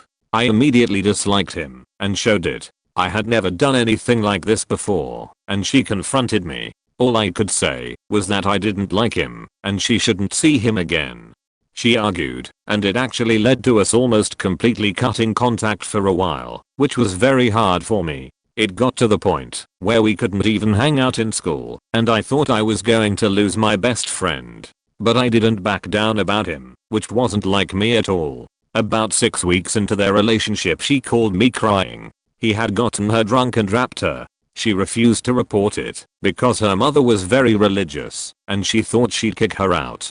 Her mom ended up kicking her out a year later anyways, for being a slut, or in other words, having sex at 16, and a few years later my sister and I had moved in together. She was 18 and had a friend who was 16 who spent most of her time at our place. I was 21 and it was basically the party house, so lots of people came and went. I came home drunk from the bar one night to find a new face, one I instantly hated and expressed so. I ended up getting into an argument with the guy and kicked him out. Apparently he had spent the evening chatting up my sister's friend and she was upset I made him leave. But when I woke up the next morning, I found she and him in the spare bed. The dude was like 35. I made him leave again and said if he came back I'd call the cops. She left with him. I found out later he was already going through a divorce because his wife caught him sleeping with underage girls. And he was arrested a little while later for being caught with a 15-year-old. And the last one was actually female. My ex knew her from work, and since my friend was moving to town, my ex set them up. They texted for a month before my friend came to stay with us. He hadn't been with anyone in a long time, but was recently coming out of a divorce, and was clearly didn't want anything more than friend with benefit. She knew this and agreed. While they texted, I had a weird feeling about her, but didn't feel it was my place to say anything. The night my friend arrived at my house, he came to stay with us and find an apartment and also see this woman in person. They had a plan to meet. She stopped texting and left him sitting and waiting all evening confused. She later texted that she needed to meet him for something other than sex, which is understandable. But I was really mad for him. My feelings were brushed away by both men. But they went out the next day for a few hours. That evening she texted how she was falling in love with him and would only have sex with him if he agreed to date her. He said no, and she went completely crazy on him, saying he led her on. Okay, just friend with benefit. He was the worst. Maybe he could just move in with her as friends. It was all crazy. He ended up having to block her. I said I had called it, and my ex agreed. I couldn't let her go for a while, even though my friend had. She just really got under my skin. And lo and behold, a month later I got a call from my ex that he was at her house, had slept with her, and was leaving me for her 10 years of marriage, and a lot of bad behavior on his part, and this broke me. I was done. Because she was a lunatic, and my ex saw it firsthand. I agreed to the divorce. He dated her for about 5 days before she went crazy on him too, and he ended it point. But on the bright side, I ended up marrying my friend a couple years later. It has worked out wonderfully. No idea where the crazy woman is now. But during the separation with my ex, he ended up dating her best friend who also worked there. Lots of workplace drama ensued. He didn't end up with the friend either, but he did end up quitting his job not long after. My brother-in-law has some issues. Without going into much detail, he decided to up and marry his on and off again girlfriend without telling his family beforehand. Then he tries to push her into family events. Well, my wife was having none of it, so they got into a spat and stopped talking. He took a job overseas, while his wife stayed in the States, and all was acquired. For about 4 months out of the blue he starts talking to my wife like nothing happened. I told her they were getting a divorce.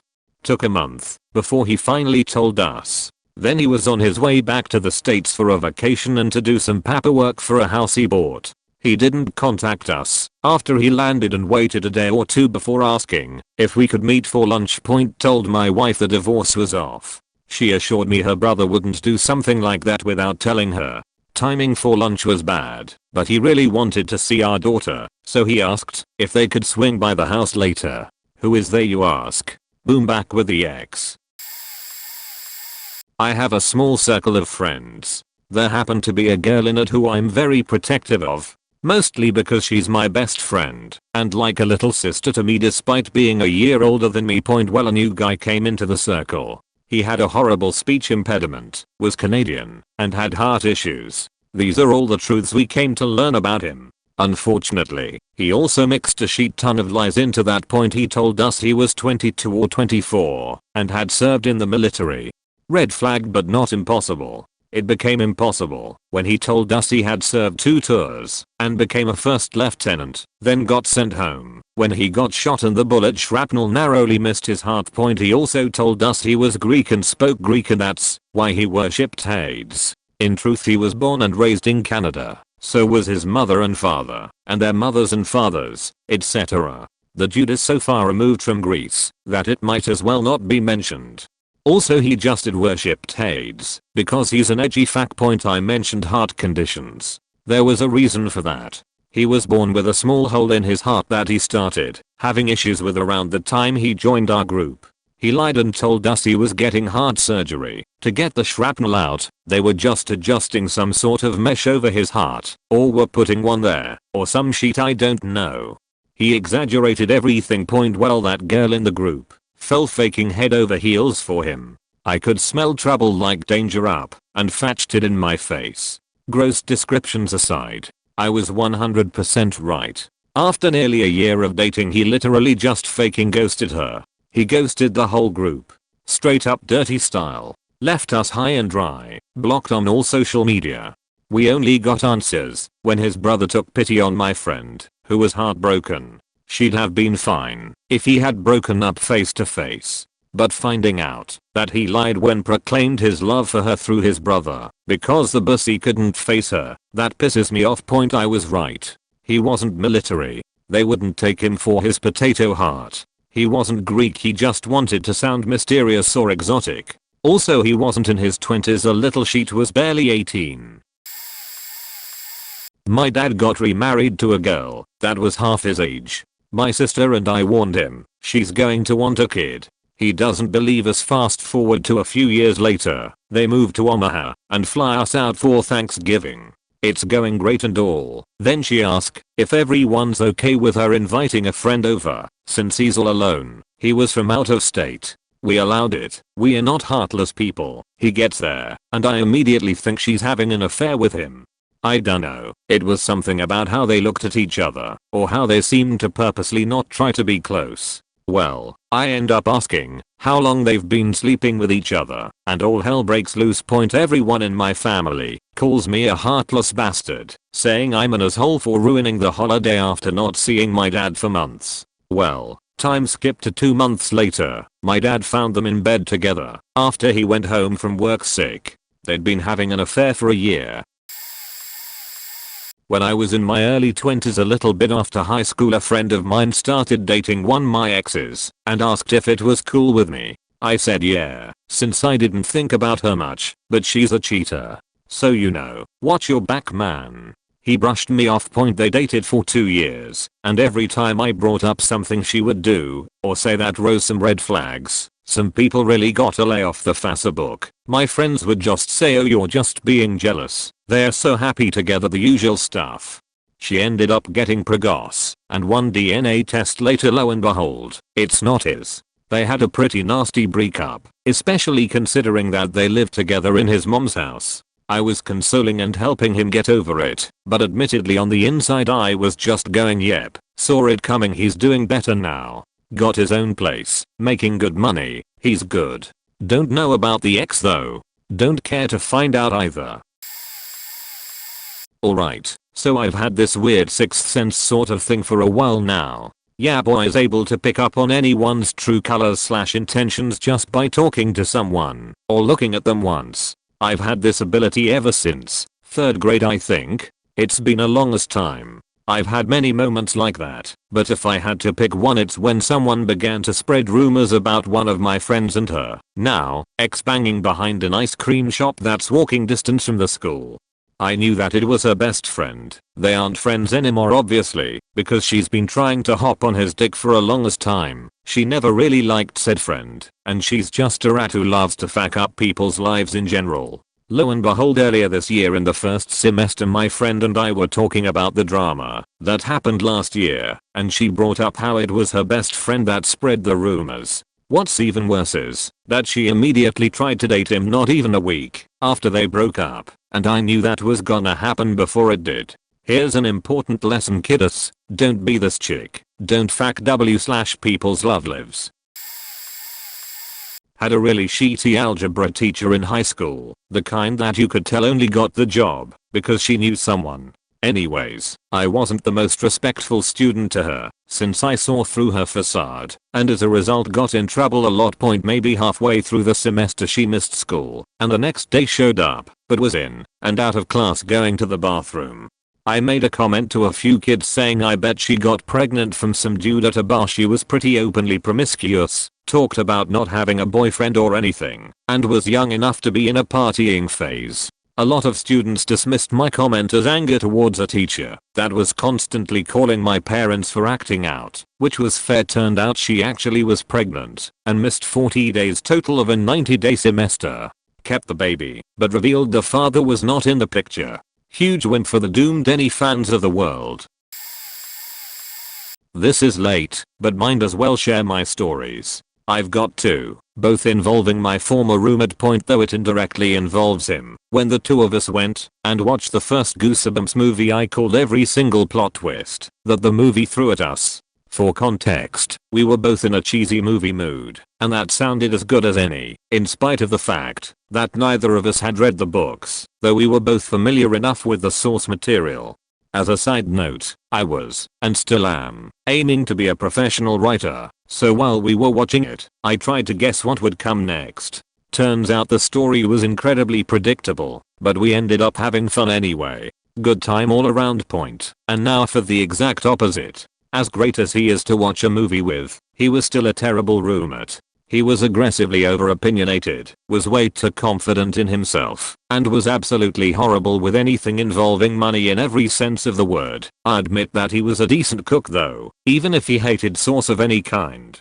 At one point I tried to sit him down to force him into making himself a proper budget, but he refused, saying that he had everything in his head. I told him that if he didn't keep an eye on his expenses then he'd end up running out of money and I'd end up on the street because he couldn't pay his half of the rent. At the time he laughed and said it wouldn't happen, but sure enough that same year, 3 months into our new 1-year lease no less, he did exactly that, and I ended up on the street while he moved back home with his parents. A different friend lent me his couch for the next several months afterwards. Before he left he was over $1,000 in debt to me alone, nearly $500 in debt to the landlady, and I'm pretty sure he was over $10,000 in business debt for a failed business he tried to start. He eventually paid everyone, including me, back, but don't ask me where he got the cash to do it. Some more highlights of his stupidity. Before I submit this, he decided to pay off his entire student debt all at once,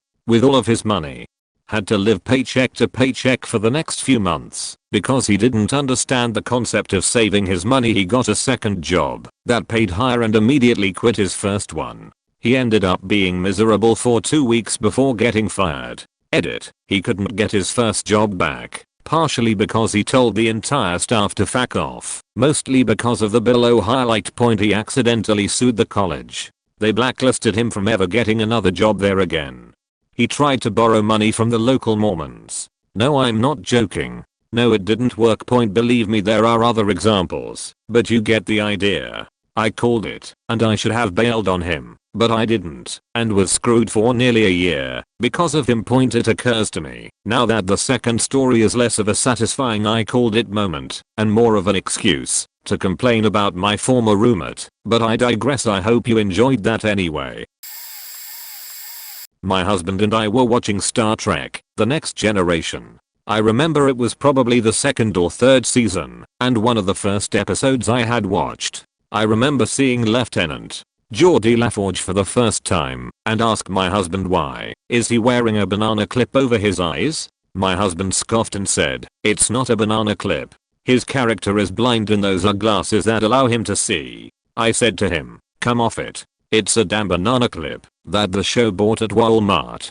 He was really miffed by this and told me they probably have $1 million an episode budget. Why the hell would they buy a prop at Walmart? It's a set piece custom made for the show and probably costs at least $1,000. I thought it was dumb to keep on arguing, so I dropped it.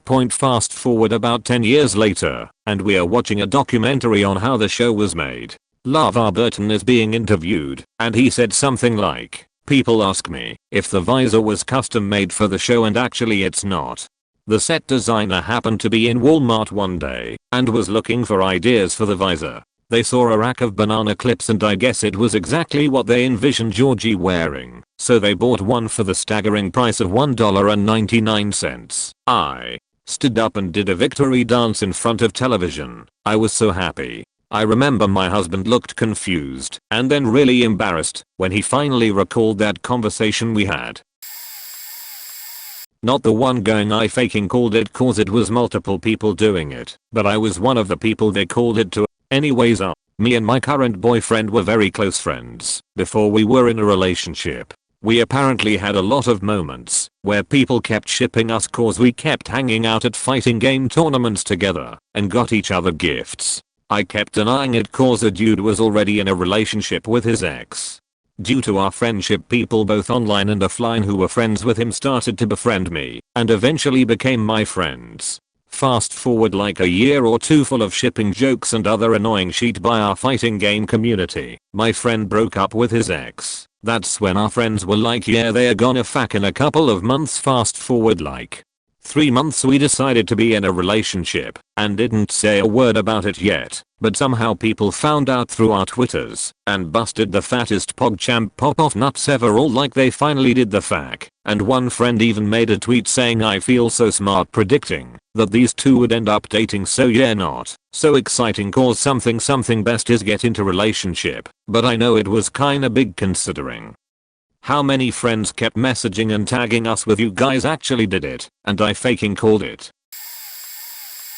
My brother was gay and was seeing his dorm mate. My brother, Nick, was a university student. He is about 21. I was in year 11th, about 16. This happened a couple of months ago, about 2. After coming home from school, I found my brother and another man in our living room playing our PS4. Nick would sometimes come home as his university was about a 10-minute bus ride away. Nick introduced me to the man, who was named Mark. He was about my brother's age and was taking the same course as well.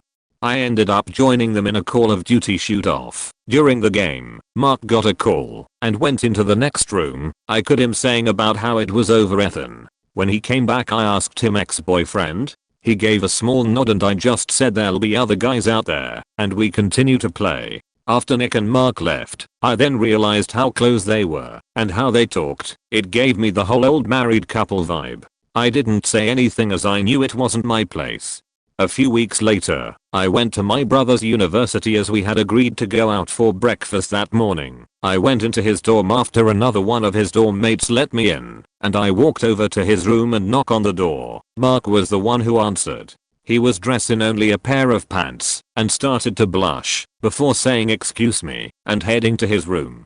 Nick then shows up, also only wearing a pair of pants, and starts saying how Mark was only sleeping in his room as it was late at night, and it would have been easier if he had just stayed over. However, Mark's room was right next door, but I told my brother I believed him, even though I didn't, as, again, it wasn't my place. About a couple of days later, Nick, our parents and I are having dinner at home.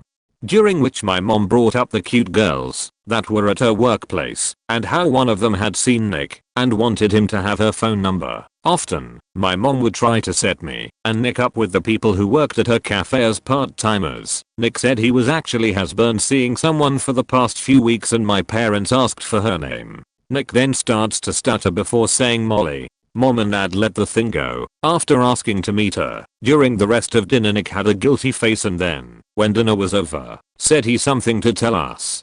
He said that he wasn't seeing someone called Molly and was seeing someone named Mark. My parents were shocked by this, but I couldn't help I knew it coming out of my mouth. Nick wasn't surprised that I knew, and after my parents came down it from their reactions, they gave Nick their support and asked to meet Mark. They both work during the day, we only get to see them at night. Mark came over the next week and my parents liked him. They approved of their relationship and would often invite Mark over for dinner every now and then. Nick and Mark are still together today, and their relationship is still good. I like to point out to them that I so-called that they were together and now I send a text message and ring my brother whenever I meet up with him at the university as I don't want to walk in on something like I almost did before. I don't want that to happen, thank you very much. Remember when Bitcoin got huge in October to December 2017? Honestly I wasn't really paying attention to it, but all of a sudden everyone was talking about it, and even the news was trying to sound like they knew what they were talking about. Anyways, I distinctly remember talking to my training officer at the time, and he was really into it. Had a new account, and was following the prices every day, and was trying to get me into it. He eventually succeeded, but at that time, all I could think about was how much it blew up seemingly overnight. And I told him as such. It was worrying how so many people who didn't understand what Bitcoin was, myself included, were just pouring money into it all of a sudden. I told him, at some point the price is going to drop, then everyone is going to mass panic and sell to prevent too big of a loss, and the price is going to shoot straight down. He didn't believe me. Anyways, I passed FTO and a few weeks later, the price dropped from $20k to $11k overnight and kept falling until it bottomed out around $3,800. And that's when I started buying. Lol. Literally said faking called it when I saw that initial drop and everyone on social media was panicking about the end of Bitcoin bubble burst. This one might interest you. Back in 4th grade, I joined the school basketball team. Before you ask, the team name was Spartans. There were already Athens anyway. Every 3 times a week, we would practice and do other things to hone our skills. I was one of the big kids, 180 pounds at age 11, and would always become the basketball captain. The basketball coach decided to face the Southern West Virginia schools. I knew we were gonna have a bad time. Once we made it to Southern West Virginia, we were already prepared to face the Welsh elementary basketball team. Before anyone came to the game, the basketball captains would go to the court and observe it, see its latitude and longitude, etc. After observing, I already had a plan in set right before the game started. I told the team our plan and of course, being the autistic kid, they of course said you're full of it. Our plan is better, you don't know anything, etc. Normally, I would keep to myself. But this time I stood for myself and said fine, how about a bet? If you lose by going by your plan, each of you will owe me $20 each. But if you win by going by your plan, I owe each of you $20 of course. They went deal. I went beside my coach and told this bet, then said of course they're not gonna win. I mean come on. Slide like this, insert funny sliding person, and dash like this, insert funny dashing guy. They lost every single round, with no points on their side. Called it. Thanksgiving, 2015, living in North Carolina, when the Carolina Panthers were having an astounding season. They were undefeated with 5 games left to play. 2 of those games were against the Falcons, who'd started the season well, but had lost 5 of their last 6. Those 2 upcoming games were only 2 weeks apart. The Panthers are my second team, but the favorite of many in my family. We were discussing the remaining 5 games, and I made the call that they'd lose the second game against Atlanta.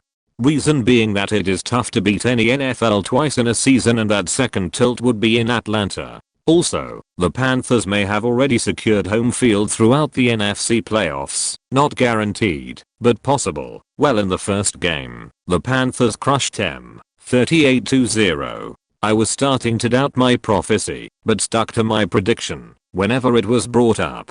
And sure enough, in the second to last week of the season, Carolina lost their only game of the regular season to Atlanta, 22-13. My ex started a rebound relationship with his coworker a few days after leaving me. They acted like they were so in love, moving in together, getting a bank account, applying for a new job together, etc. I was talking about this with my best friend one day, and I told her how funny it would be if she cheated on him after he did so many times in our relationship. She is a serial dater, so I had a really good feeling about it. Well, about 6 months later, my ex texts me out of the blue asking how I'm doing. I debated for a minute whether or not I should answer him back, but I wanted to know what happened to his little relationship endeavor. So, in making conversation, I casually ask how they're doing, and he responds with the fact that they've been broken up for months, and he's back living with his parents because she cheated. He even said something about our relationship and karma, my current boyfriend, and I had a great laugh over those texts.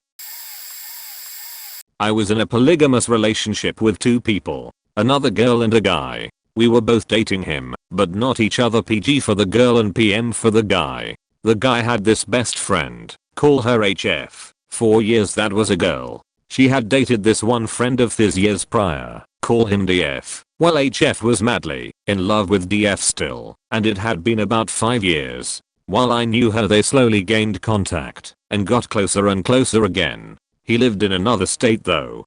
Through social media and like she introduced PG to him. I realized they got along pretty well, and also how much alike PG and HF were. It was an uncanny level of similar interests with differences here and there. Point out of nowhere one day during some discussion about fate and whatnot, I told PM that I was starting to believe that PG, HF and DF were destined to be together as a throuple. I didn't know how or when, but I knew, plain as day, that if they ever met in person it was game over.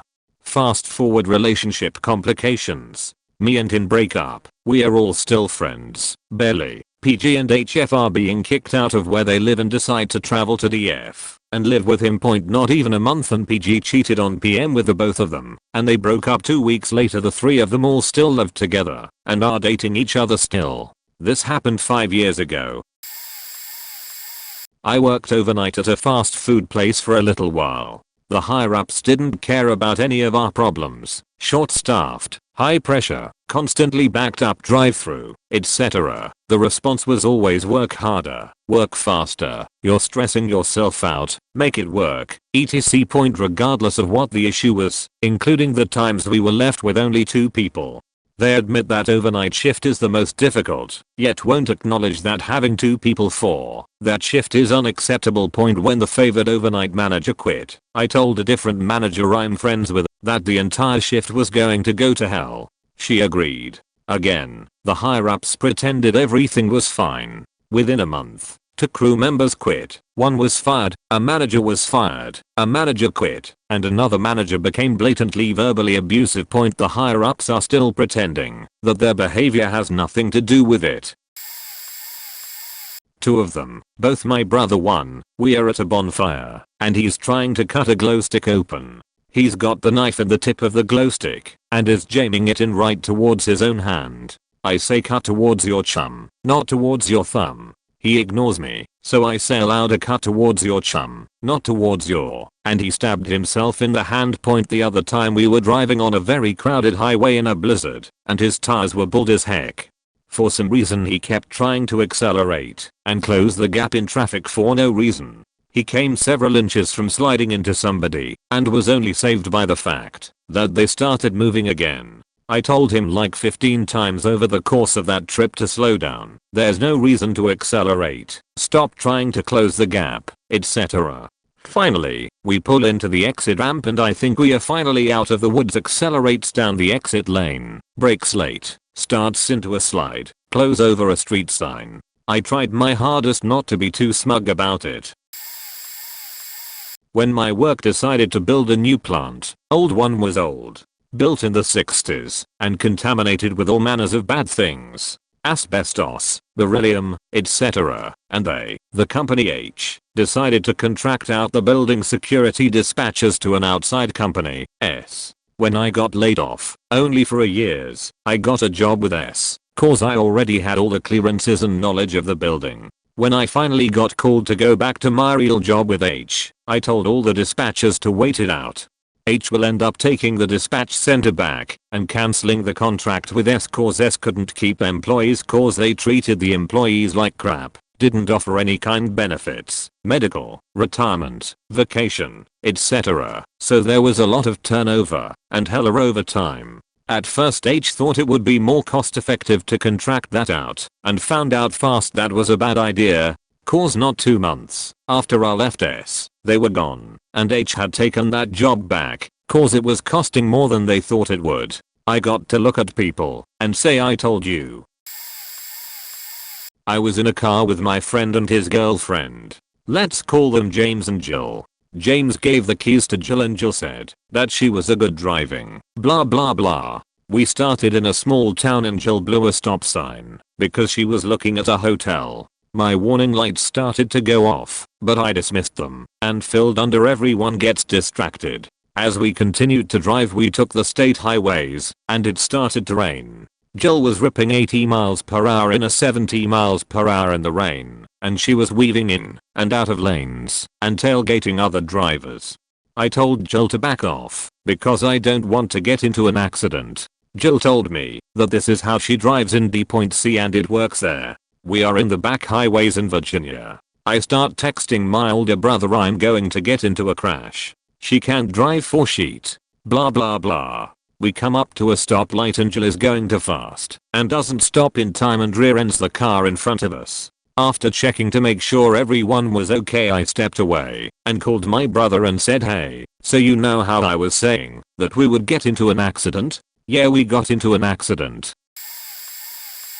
Things have been off for a bit with my girlfriend, and I just got back from a family vacation. She kept not wanting to be touched, and about a week ago she said she was bulimic and having issues. I had seen pregnancy tests around and got curious, but she said it was her sister's, newly married, made some sense, but I knew she was cheating on me. Today I dropped her off at work and saw another pregnancy test in her glove compartment. So I didn't do the best thing, but when I got home, I decided to get on her computer, and of course, saw through Facebook that she's been cheating on me with her ex. I confronted her, and she admitted to it right away. I tried to discuss it with her, but apparently wasn't acting out / angry enough about it all. She just kept saying I was being too nice, and that we shouldn't be together. She left a bit ago, and is now at a friend's house. So I'm at home currently, in S house that's 100% in her name. Just waiting for the next step. Mine was actually yesterday, and I feel kinda bad about it. A coworker was on their way home and sent a video snap to our Snapchat group that there was an accident on the highway and everybody had to take a detour. Don't snap and drive like my coworker, by the way. They had no idea about the details other than it was a traffic accident. I replied and said $5 says it was an old person who pulled in front of a semi. Yes, I realize that's a terrible thing to make a bet on. They followed up like 30 minutes later saying that a semi T-boned somebody on the highway but didn't know anything else yet. Another in the group replied that I need to go to church and confess because of my kinda insensitive comment earlier. I replied go to church and ask God to pay up for the bet I just won. Still didn't know if it was actually an old person. But this morning the local newspaper provided some details and lo and behold, an old couple, 77 and 79, was crossing a highway intersection in their van and got T-boned by a semi they didn't see apparently. Both deceased. Mine happened about 2 years ago. I had this girl I was interested in, and I knew one of my friends was also a bit interested, but at that time me and her were really close, and after a month of talking and hanging out we started dating. We were going out for 2 months, and we had a big talk about the relationship and we decided to break up, and we left on really good terms. We still hung out with each other, but only as a group now, and we didn't really talk outside of the group, but still there were no awkward feelings. Then after 2 weeks, I noticed that my before mentioned friend was hitting on her, and she was into him no doubt. At one point a few people of our friend group started drinking and the topic of my ex came up, and in the middle of the conversation I made a claim that our friend and my ex are gonna end up together. They didn't believe that and said that there is no way it is gonna happen. So I made a bet with them and they agreed. The winner gets a casket of beer. So fast forward 2 weeks, the friend calls me to ask if it is okay if he and my ex started dating and wanted to make sure that I'm not mad about the situation. I said that it was okay and was really happy that I won the bet and gave them my approval. They did found out about the bet at one point and were and still are mad at me for that, but I won the bet and got my beers, so I'm really happy about that. Girl I was dating and I went on 7-day road trip to 3 different national parks and stopped at this country store to load up on supplies. Midway through they put like 15 pounds of groceries in a single paper bag. Me, that's way too much weight in a paper bag. You need to get them to split it up or put it in plastic bags. Plastic bags are bad for the environment and I don't want to have to deal with more than one bag. Me, okay, but that bag is going to break. It won't. I've put much more than this in one. Before we were crossing the parking lot to the car and the bottom of that bag just ripped open and everything hit the ground. The gallon of milk exploded. The glass jar of tomato sauce exploded. The half gallon of orange juice exploded. The can of Pringles took off rolling across the parking lot like it was fleeing a crime scene. Most everything else landed in a smushed soggy heap around her ankles.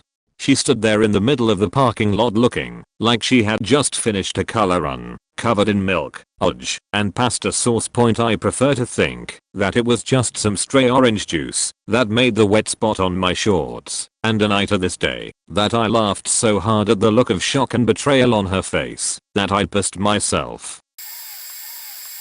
About 2 months ago, there was a big storm where I lived, so naturally, many schools closed, but my college didn't, since it wasn't high enough to have the storm be too bad. Everyone wanted to find a reason to skip. Then out of nowhere, we receive an email from the announcement system which usually sends notifications for whatever news, stating that the next day was cancelled at 10:30 p.m. at night. Everybody posted about it and enjoyed it. Meanwhile, I contacted as much people as I could, telling them it's fake. I noticed the slightest discrepancies in the way the mail was written as well as the address itself wasn't 100% the same. The first letter was unusually uppercased. Most people told me that it's actually true and I should just go enjoy the off day. Next thing I know, about an hour later, a doctor sends an email saying it's fake, and others follow. And finally the next day, we hear news about the email system of the college being hacked. I told everyone I told them so. There was this guy who was like barely 5 foot. He was up there in age, and he hopped out of his lifted F250. His first few steps, I knew that man was drunk. No sooner than he entered his store, his F250 starts to roll back and towards the street. It's an auto parts store, so of course all the dudes in it had to run out and try to stop it from headed towards the street. It finally started to go right and it ended up in a grass island. I go out there to help out, and sure enough I smell beer off this dude's breath. He all of a sudden says, "Oh shit, my wife." So I opened the door, and out came like 10 beer cans spilling out of the cab, and the wife was on her side of the floorboard because she hid down there while it was rolling backwards. I was thinking WTHY, didn't she stop it, until I saw a big wine stain all over her pullover, with a broken wine glass in the middle of the floorboard. This was a nice, bright, and sunny Sunday afternoon, so I guess Mama and Papa had some drinks in them, and were bored enough to go driving. I made sure the dude ate some food, and sobered up a bit, before handing his keys back. But as soon as I seen the dude hop out, I knew that bastard was drunk. Well, my brother's best friend was dating this German girl he met while studying abroad. We live in Brazil. They dated for a while, like 1 year, and they came back to Brazil together. And then he told everybody in our group of friends that they should make a big trip together to Germany in the next year, and being very pushy to have every one of them in this event. It was 2011 to 12. I was jogging with my brother when he told me this, and I instantly said they want everybody to go in this trip because they're getting married there. And my bro just said no fkin way. He would never marry someone he dated for just 1 year. Anyway, fast forward 1 year, they got married in Germany. Also, I predicted my friend's younger sister, who I had a huge crush on, was lesbian, and I was the first person of our group to who she revealed she was lesbian. Even knowing beforehand, I went into tears, because I was right the whole time about her.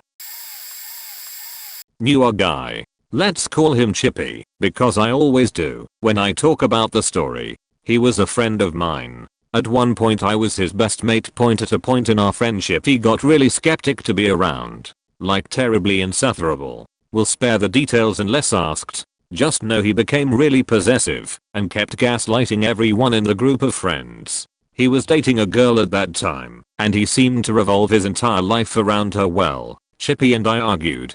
More like I called him out on the guilt tripping. He played innocent. A friend backed me up. Huge mess unfolded. I end up ghosting him mid-argument. Then told my friend his girlfriend is going to leave him soon. 4 days later I find out through a common friend that he woke up to his 9-month anniversary single and ghosted. The evil part of me was happy to know what he lost. The kind part of me was happy for the girl who got to run away.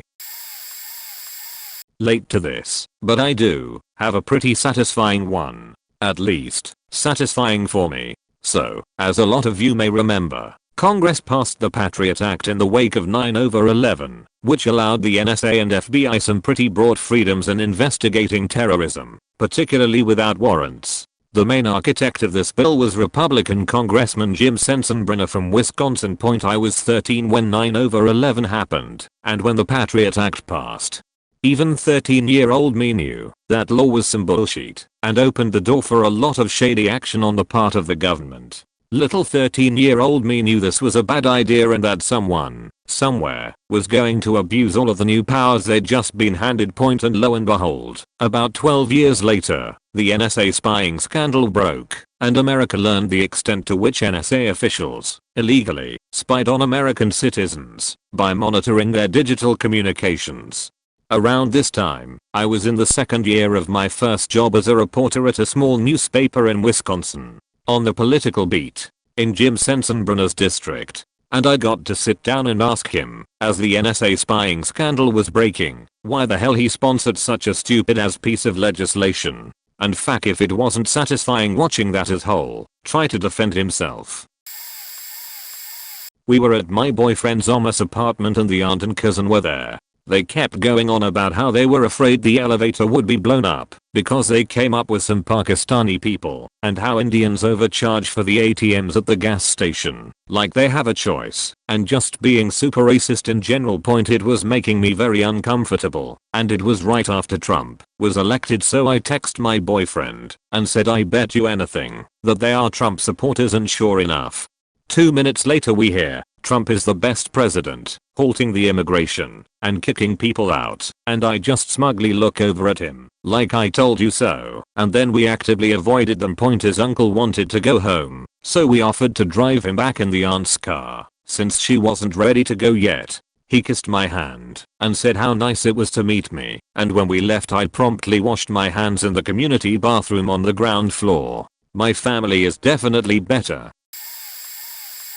I snuck out of my youth group with my brothers and the one driving, we'll call him Ed, decided to pick up a girl. We went around her neighborhood just hanging out. Then, when we stopped somewhere, my younger brother, we'll call him Wallace, decided to go on an adventure, so we had to look for him around the neighborhood for a solid hour. I told him not to get out because he would get lost and end up calling my parents. His phone was dead, so apparently he walked to CVS and texted me he was there. The nearest CVS was 2 miles away, and it took me around 30 minutes to see he texted me. Once I texted back he said he had already called our parents, to tell them what happened. So my dad texted Ed and I to go pick him up, and he was furious. We went and picked him up, and in the car we made up a story of how this was all a prank, but Ed wanted to drop the girl off at our local supermarket so her friend could take her home. As we were turning into the front of the supermarket, my parents' van cuts us off and pulls us over. Ed pulls over knowing that his life is done for. I didn't think it was my parents' van until I saw our bumper stickers. That was probably the scariest moment of my life. So my dad gets out and walks back to our car to pull Ed, and then my mom sits in the driver's seat and looks over to see the girl he took, and the look of shock on her face was insane. My dad comes back to our car to tell me and Wallace to get out and get in the van. As we were driving home, not a single word was said. The tension in the car was horrible.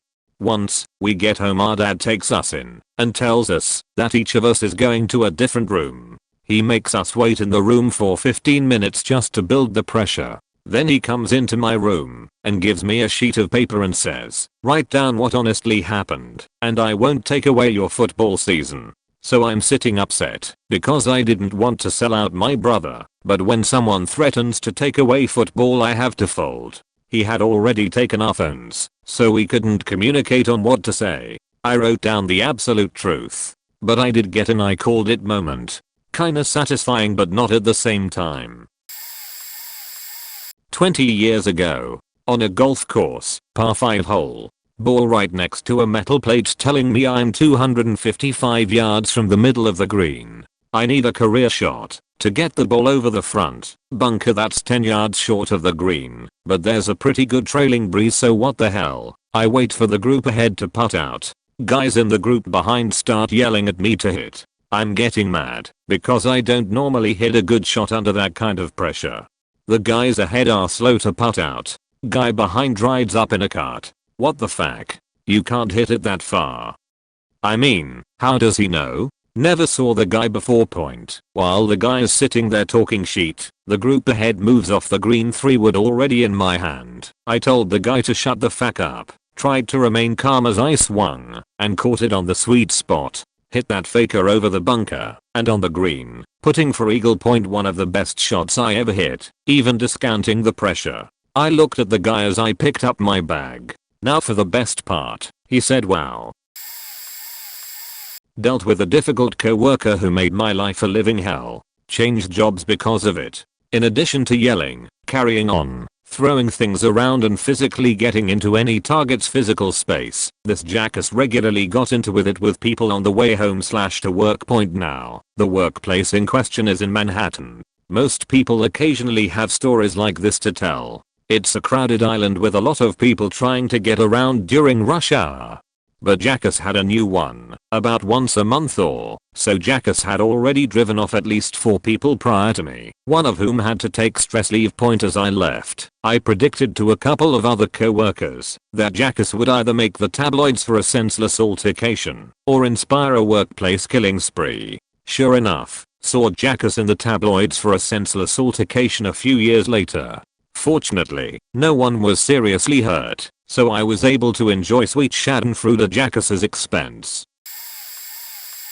My husband's and I saying his cousin's wife would leave him after his money was gone. Point. Backstory. My husband had a group of friends that included his cousin. We'll call the cousin's wife Sally. Cousin will be cousin and friends involved labeled A, B, and C. So Sally briefly dated friend A, they split up. So she dated friend B, they split up. So she dated cousin.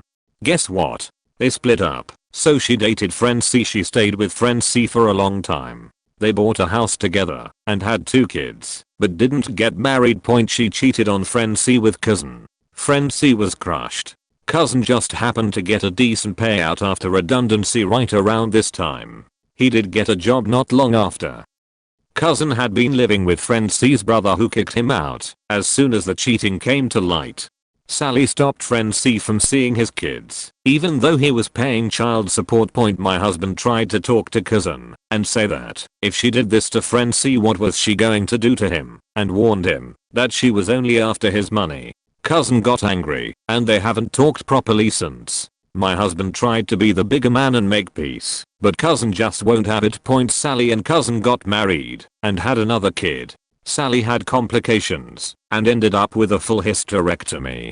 A few months later, just as the redundancy money was gone, she served him with divorce papers, took all 3 kids, took the car, and took the dog. No, her real name isn't Karen. Sally has since gone on a soul-searching journey, leaving all 3 kids with her parents, and since gotten together with a wealthy woman.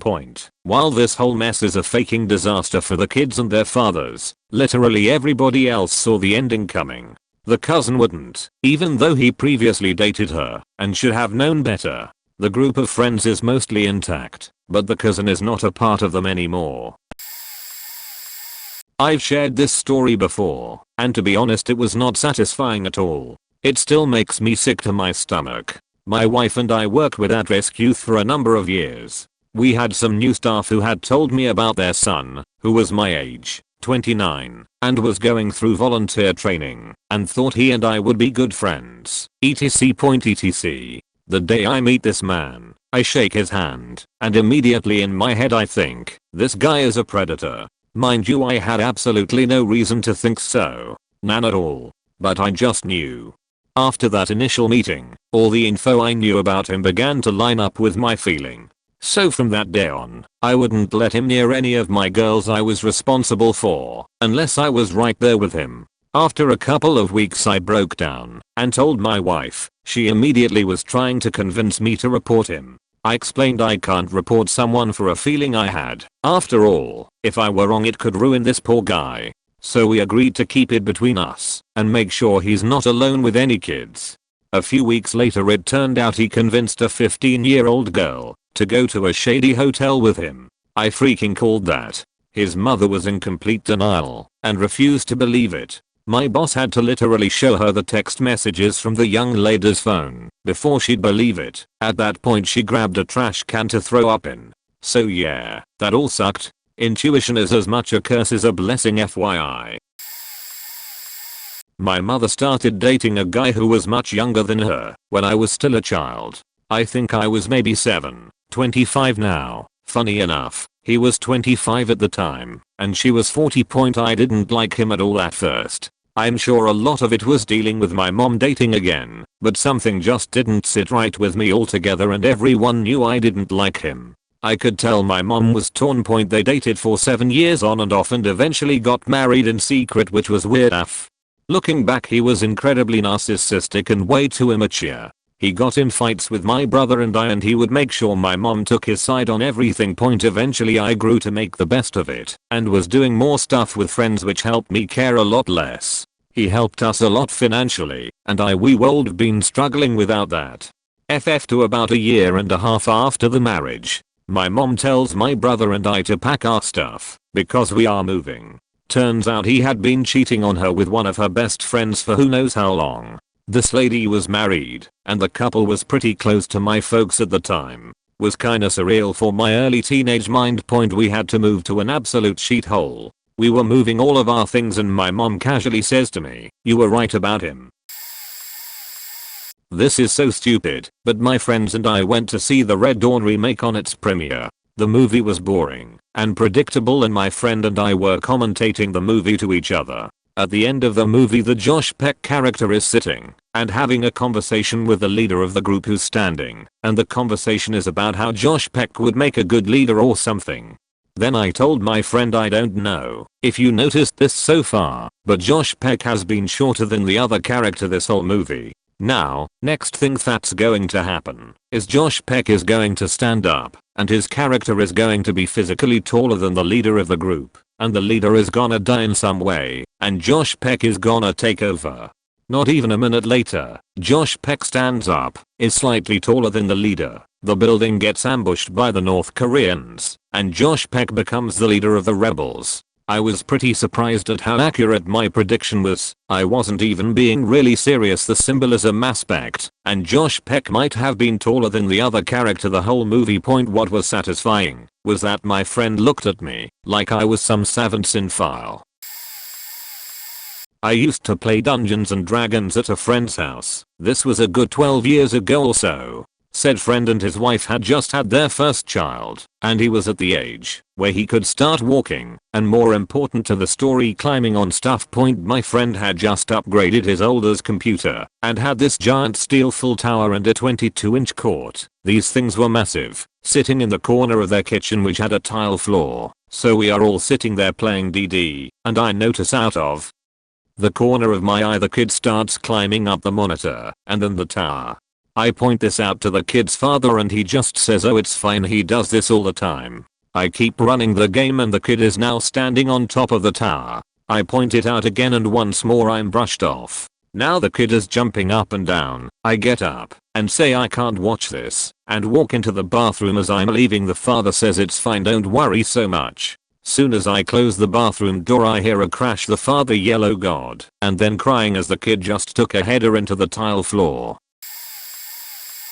Our family had a family friend of ours that was a priest. He baptized me. He was always around family parties and the whole 9 yards. My entire immediate family and other relatives trusted him unconditionally, but I was always very hesitant to speak to him. This is the part where I tell you I've worked in a rectory before, done work for the church, went to Catholic high school, and confided in many priests before. Something about him, however, was just off for me.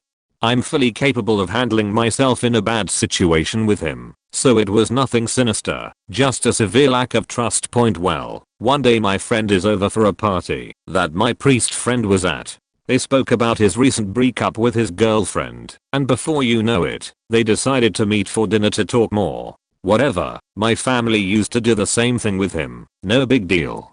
It was when the next time he came to my parents that he started telling me everything my friend told him and asked what was going on with him. So I knew then that this dude was shady as fuck. You don't go around gossiping about people's personal shit, especially when they trust you as a man of God. I tell all my friends and family members to not trust him. He's a bad person and he will turn on you if you keep going to him. He was eventually accused of sexual abuse. I think he brought 2 15-year-old boys to watch fetish porn or some shit. He literally dropped off the face of the earth and we haven't heard from him in 5 years. My parents and friends were shocked, but I felt very satisfied knowing I never shared personal information with him because I knew there was something about him that I couldn't trust. I started a blog to predict the crash in the housing market around 2004. From then until the crash, I was posting about how the majority of the mortgages issued were going to be defaulted if any loss of value occurred and how many of the buyers had no business buying what they did. I would also post rent vs own calculations and even created and distributed my own calculator for that purpose to demonstrate that real estate did not make sense at the current prices.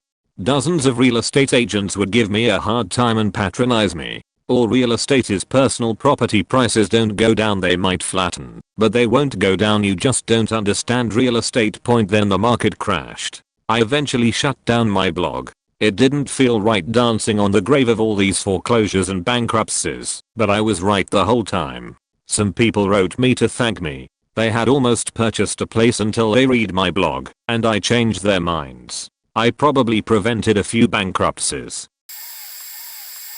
I have a sister-in-law I hate. We had a fight, not physical, because I wouldn't allow her daughters to treat me like they treat her. In other words, like shit. She went all Karen and told me not to mess with her kids and that she knew what she was doing with her life and her family life, and since I didn't had kids, I had no idea. I didn't told her directly, but I told my husband, your sister's family is going to burn.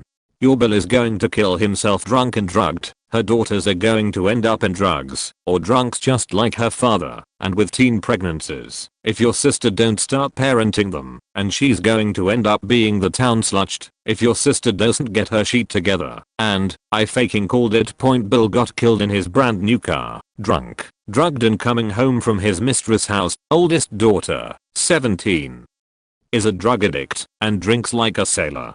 Second daughter, 16, already has a 1-year-old baby and the father is out of the picture, and the 2 small ones, too young to be doing drugs, 7 to 9 years old, are some disrespectful little sheets. sister-in-law, decided she wanted to enjoy herself now that she's single again. So she spends all weekends on someone else's bed, while the two young ones are cared for whoever is stupid enough to let them into their house, while she drives away. I posted this in a comment on someone else's, but here it is again. My first tech school for the Air Force. I'm in personnel, but a bunch of my friends are in weather, since we all had the same dorm. This was this one guy, Airman Saunders, his real name, because fuck that guy. He just immediately came off as someone I would never want to trust or hang out with. But he was friendly with my friends. Soon, right after he turned 21, he got busted giving an underage girl alcohol in the on-base club. She took the full blame, and he just got a slap on the wrist. Not really, he was basically day one ''D, meaning he couldn't be out of the dorms out of uniform, or go off base. He snuck out off base to go to Mardi Gras, and flirt with his next under 21 girl. I left about a week later, because my tech school ended, but I knew he would fuck up somehow. About a year or so later, my buddy from tech school was in town visiting. So, I said, hey, what happened to Saunders? Apparently, he switched starting bases with someone, so he could follow a girl to her first duty station. They started hooking up, and then he got busted for drugs, as did she, and they got booted out, about 6 months at their first duty station. My wife and I drunkenly called the main event of WrestleMania 35 during the previous year's WrestleMania. It is extremely difficult to predict the outcomes of WWE storylines long term. Mostly because WWE is notorious for not booking very far in advance and making last minute changes all the time. During WrestleMania 34 in New Orleans, my wife was dressed as her favorite woman wrestler, Becky Lynch. I was wearing a shirt ripping my favorite woman wrestler, Charlotte Flair.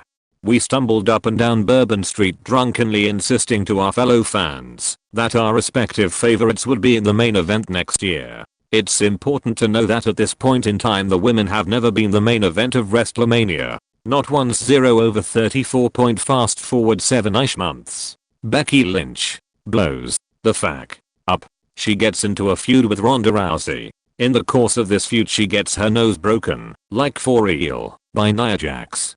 Nia is largely hated by hardcore WWE fans because she's very boring in the ring and on the microphone and has a long history of injuring other talent. So naturally, this makes people go even more crazy in favor of Becky Lynch. Fast forward a couple more months.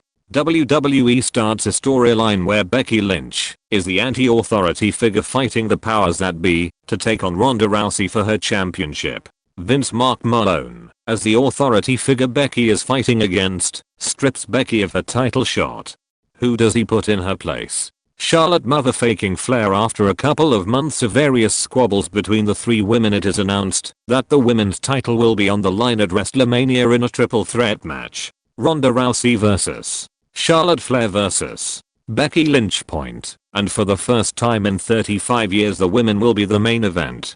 It was nothing short of surreal to see our pipe dream prediction from a year ago actually happening. For months we kept thinking, wait, does that mean nah, something else is gonna happen? Then oh man, this is actually going to happen. We kind of called that. Wish it was the main event. Then, holy shit, we were actually right about this. We faking called it.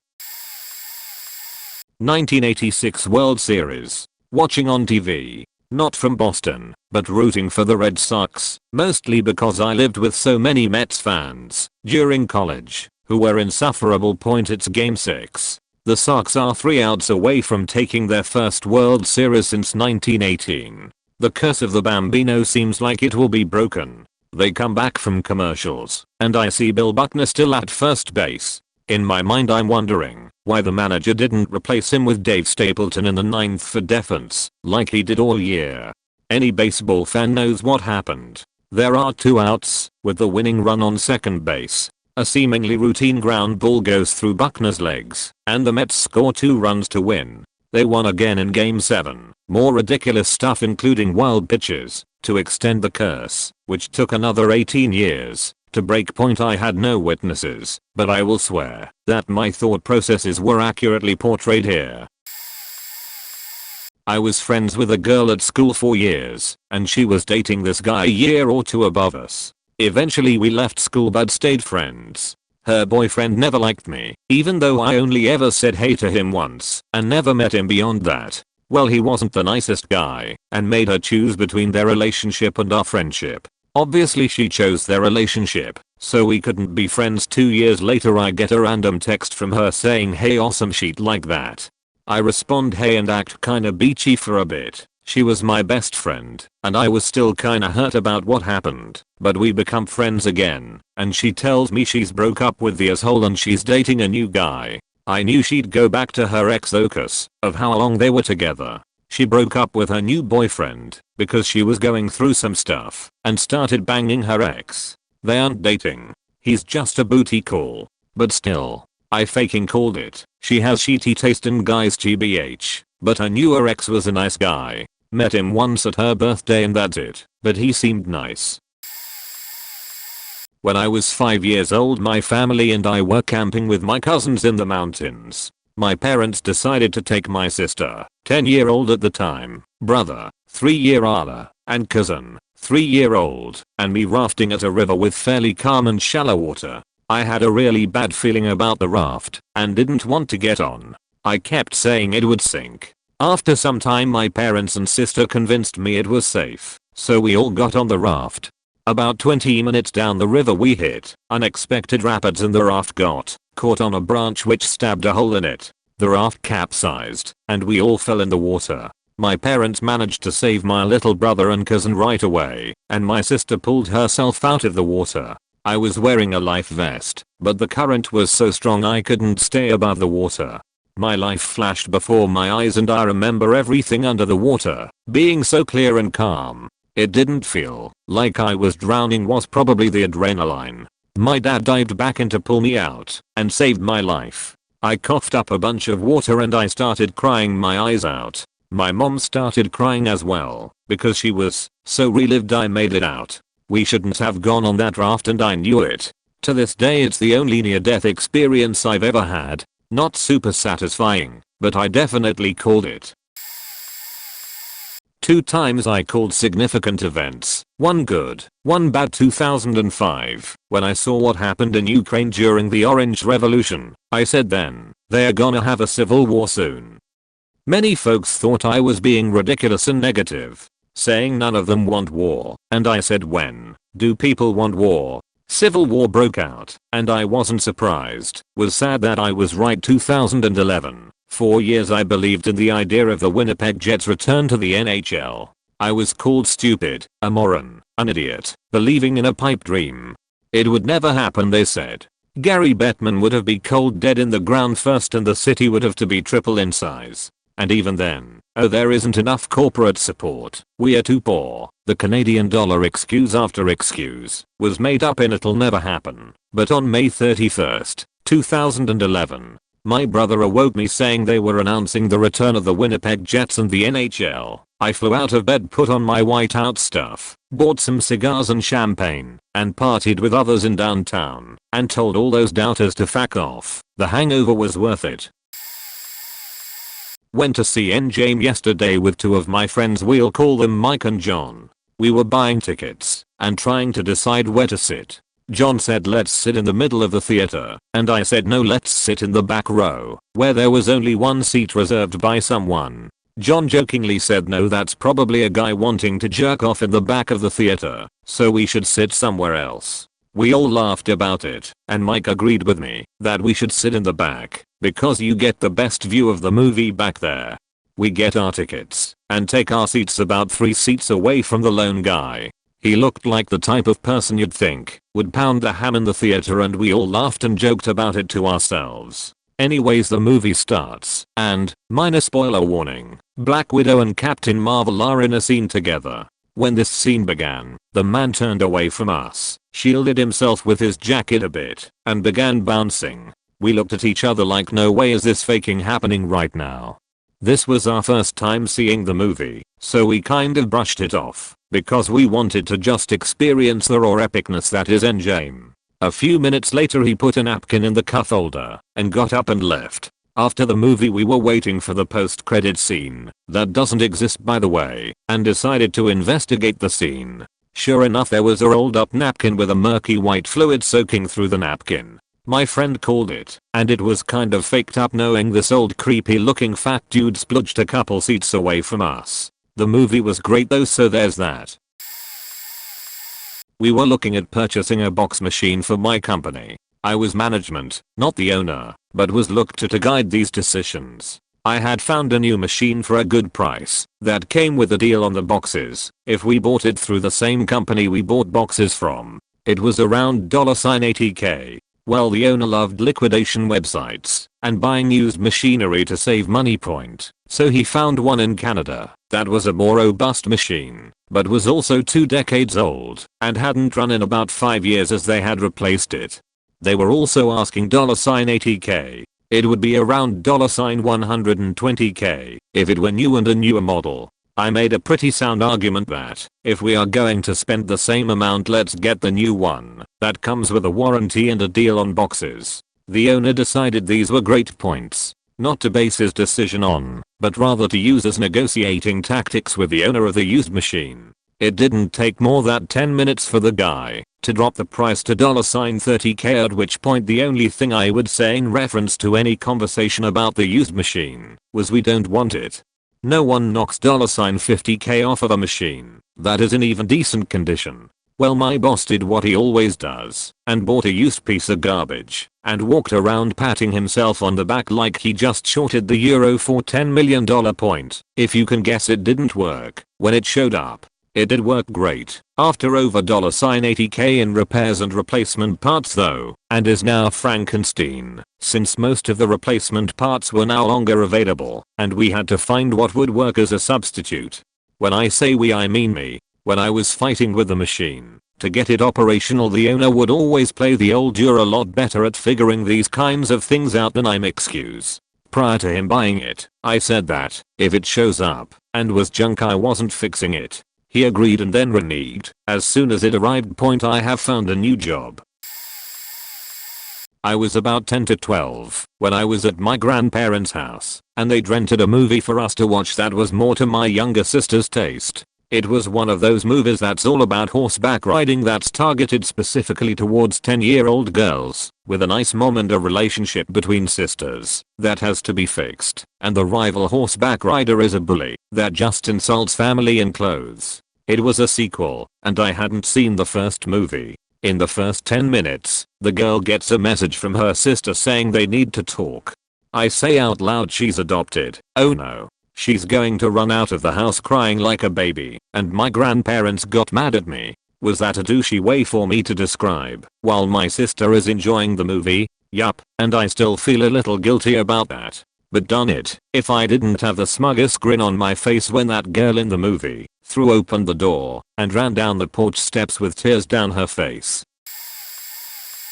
One day I had suspected that my girlfriend was cheating on me. I'm really not the jealous type and I tried to deny it for the longest time. One day I saw a text pop up on her phone from the other guy that looked rather shady, so I tried talking to her about it. She was upset with me and started talking about trust and how I severely hurt her feelings for even suggesting that she was cheating on me. I apologized for it and everything seemed like it was fine again. That was until a couple months later, while I was out of the house. I got a long message from the other guy about how they've been together for months and that he never wants me to talk to her again. By the time I was home, all of her stuff was gone. Almost no trace of her left behind. I'm kind of surprised, but none of my stuff was missing, only hers.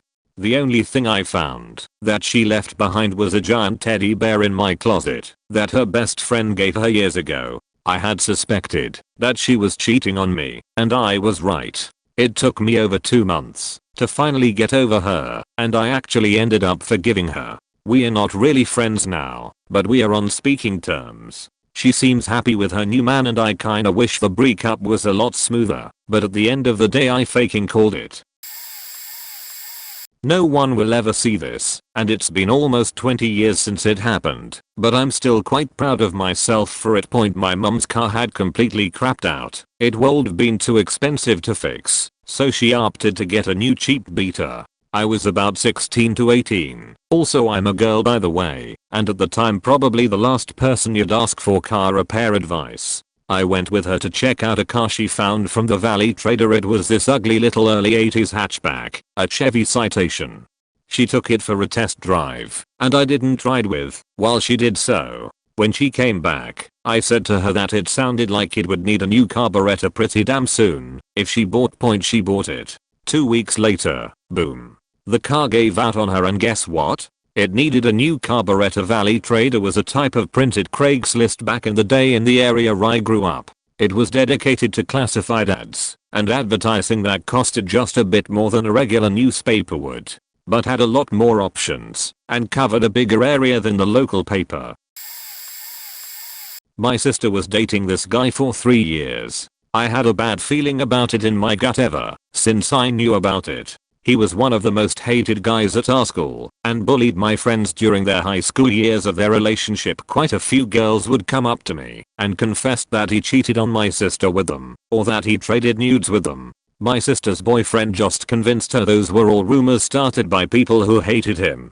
In college, my sister finally broke up with him after he brought weed into her dorm and almost made my sister lose her financial aid. After their breakup, she was thinking of getting back together with him, but that shortly ended after she started getting 3 a.m. drunk calls from him threatening to kill himself if they didn't get back together. She also came to the realization that he was sexually and emotionally abusive during their relationship. After hearing all this, I tried my best not to say I told you so, but to be honest, I did anyways. For me, there's one that tops all the others. Easily. It was a Mariners baseball game. It was a home game, sometime last year against the Red Sox. I went with 2 of my buddies. We were in the upper deck behind home plate. It was the last at bat for the M's, who were behind by 1 run with 2 runners on base, 2 outs, 2-2 to count. I whispered to my buddy, there's going to be a line drive double down the right baseline with an RBI, tying us the game on the next pitch. Sure enough, the batter, Span, smacks the ball down the right baseline. The fielder takes his time getting to the ball. We get 2 RBIs, take the lead, and win the next inning. Never felt like I've called something that accurately in my entire life. Super satisfying. We went nuts when it happened. You called it. Holy fuck, you called it. Etc. Also, for background, I don't really watch baseball / sports / cool things like this ever. Just thought it was gonna happen and went with it. Found a highlight from the game. Something of an involved story. My, now deceased, ex and I owned and managed a small mobile home court. We had a tenant who was fairly decent until he took up with the court slouched. She was barely 18 and my ex had to pick her up passed out drunk in the breezeway between a couple of our small apartments. Anyway, this particular fellow, who owned a trailer, took up with this girl. At some point down the road they bought a German Shepherd. This was a protective animal that got more aggressive as it got older. I can determine what a dog is going to do for the most parts from body language. We told them specifically not to let it out without a leash. We were uneasy.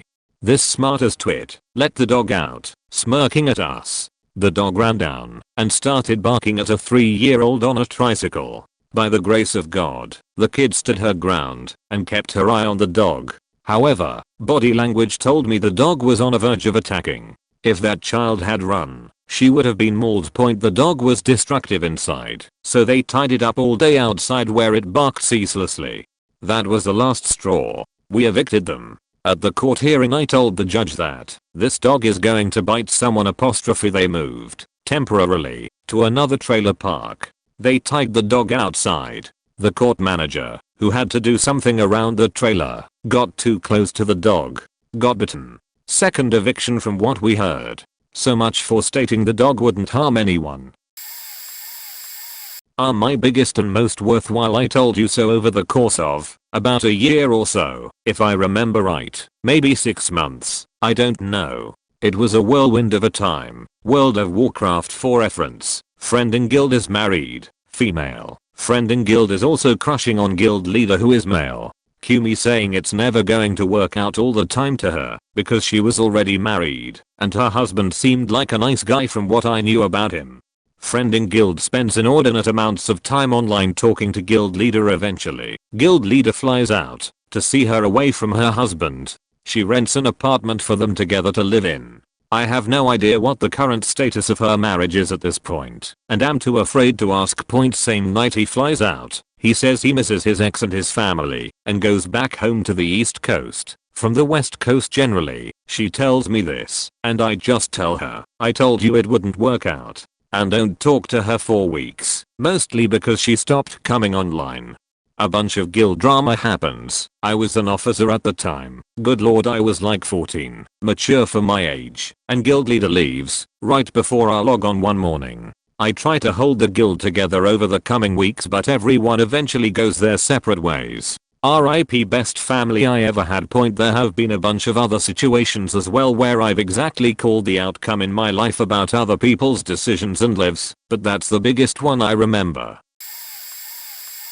Spoilers and apologies if you really like the movie Gravity.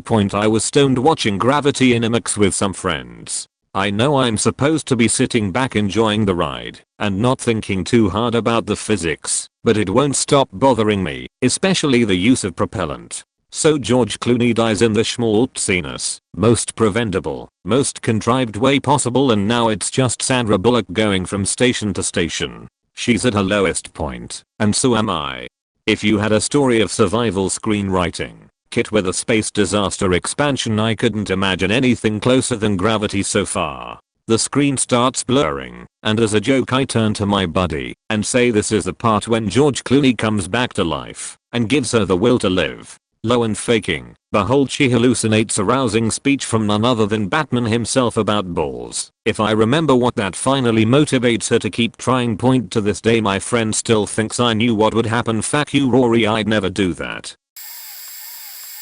Some guys I was roommates with in college had this one friend I would never remember his name, and I didn't think much of him. He seemed like a pretty normal guy. I just didn't care to know him as he didn't seem like somebody I would be friends with. Just a feeling I had. I probably saw him every month or so over a 2-year period and just never remembered his name. Fast forward a year, I had moved out, and this guy had moved in. He wasn't paying rent or bills very regularly. Then some electronics like iPads and sheets started going missing, and then 1 month, without paying any bills or utilities, he and a PlayStation 3 disappeared, and we never saw that guy again. I would always get shit for never remembering his name, so I felt pretty vindicated when it turned out that he was actually a piece of shit. He had some drug issues, I guess. No idea what happened to him. I do remember his name now after that. It was Peter. Fuck you Peter. I'm the scenic designer for a play opening at my college this week. We are borrowing a guitar from one of the actors because they need to play like 30 seconds of the song during the performance. I make it clear that once the tech rehearsal/dress rehearsal starts, the guitar must stay in the theater so the crew knows where it is at all times, and then no one forgets to bring it.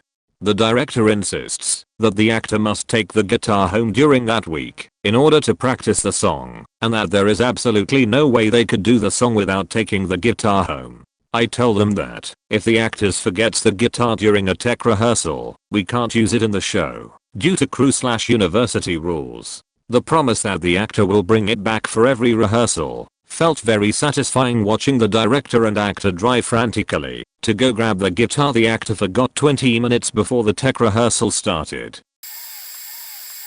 Probably going to get buried, but I had a friend with benefit in my teen years who was actually a pretty great friend. We just knew a romantic relationship was just not going to happen. I felt really protective over him, and still do. When this happened, we hadn't had the benefits in almost a year and a half. I was 19, and he was 18. I was single, but he had a girlfriend who had pretty much told him that she was moving in after a month of dating, which he agreed to, and told me about it in the sense of she gets weird when I talk to other women, so if we hang out, it has to be really on the down low, like maybe you can come into my work. She keeps track of my phone, and when I'm at work and everything.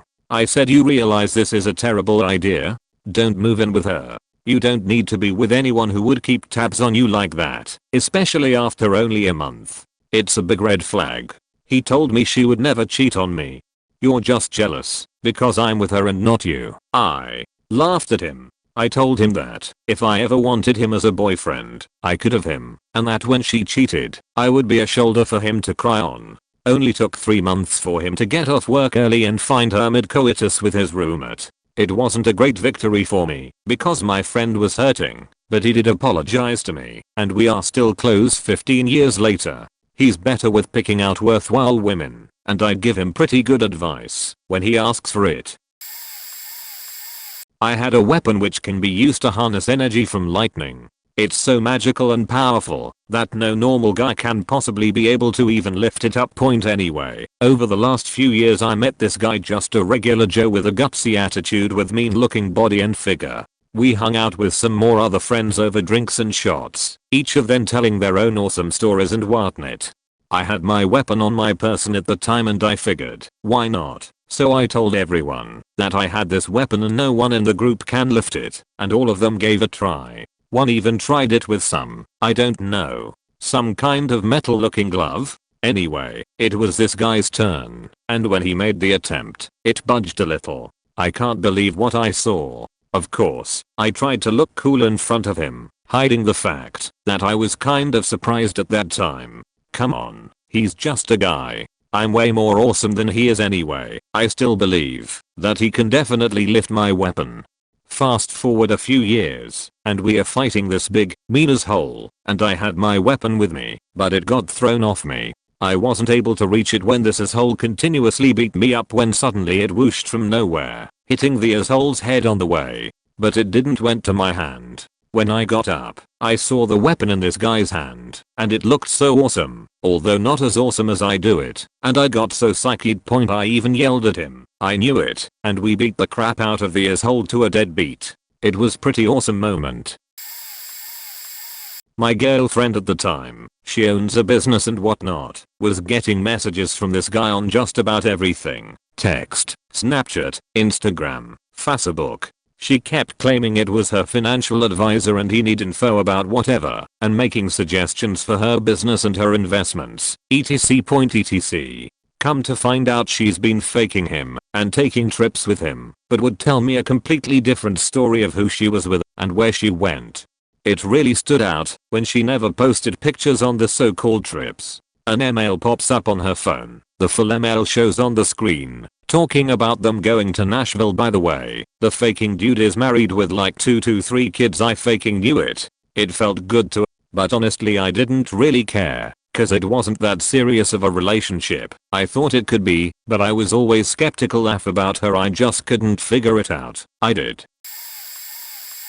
I wrote some insane, drunk, rambling Facebook status back when I used to partake in that cesspool. Twas early 2012 and folks were talking about the Mayan prophecy nonsense. This was also at the height of Gangnam Style fame. I wrote, in pretty certain terms, that on December 21st, 2012 Gangnam Style would hit the 1 billion views mark on the YouTube.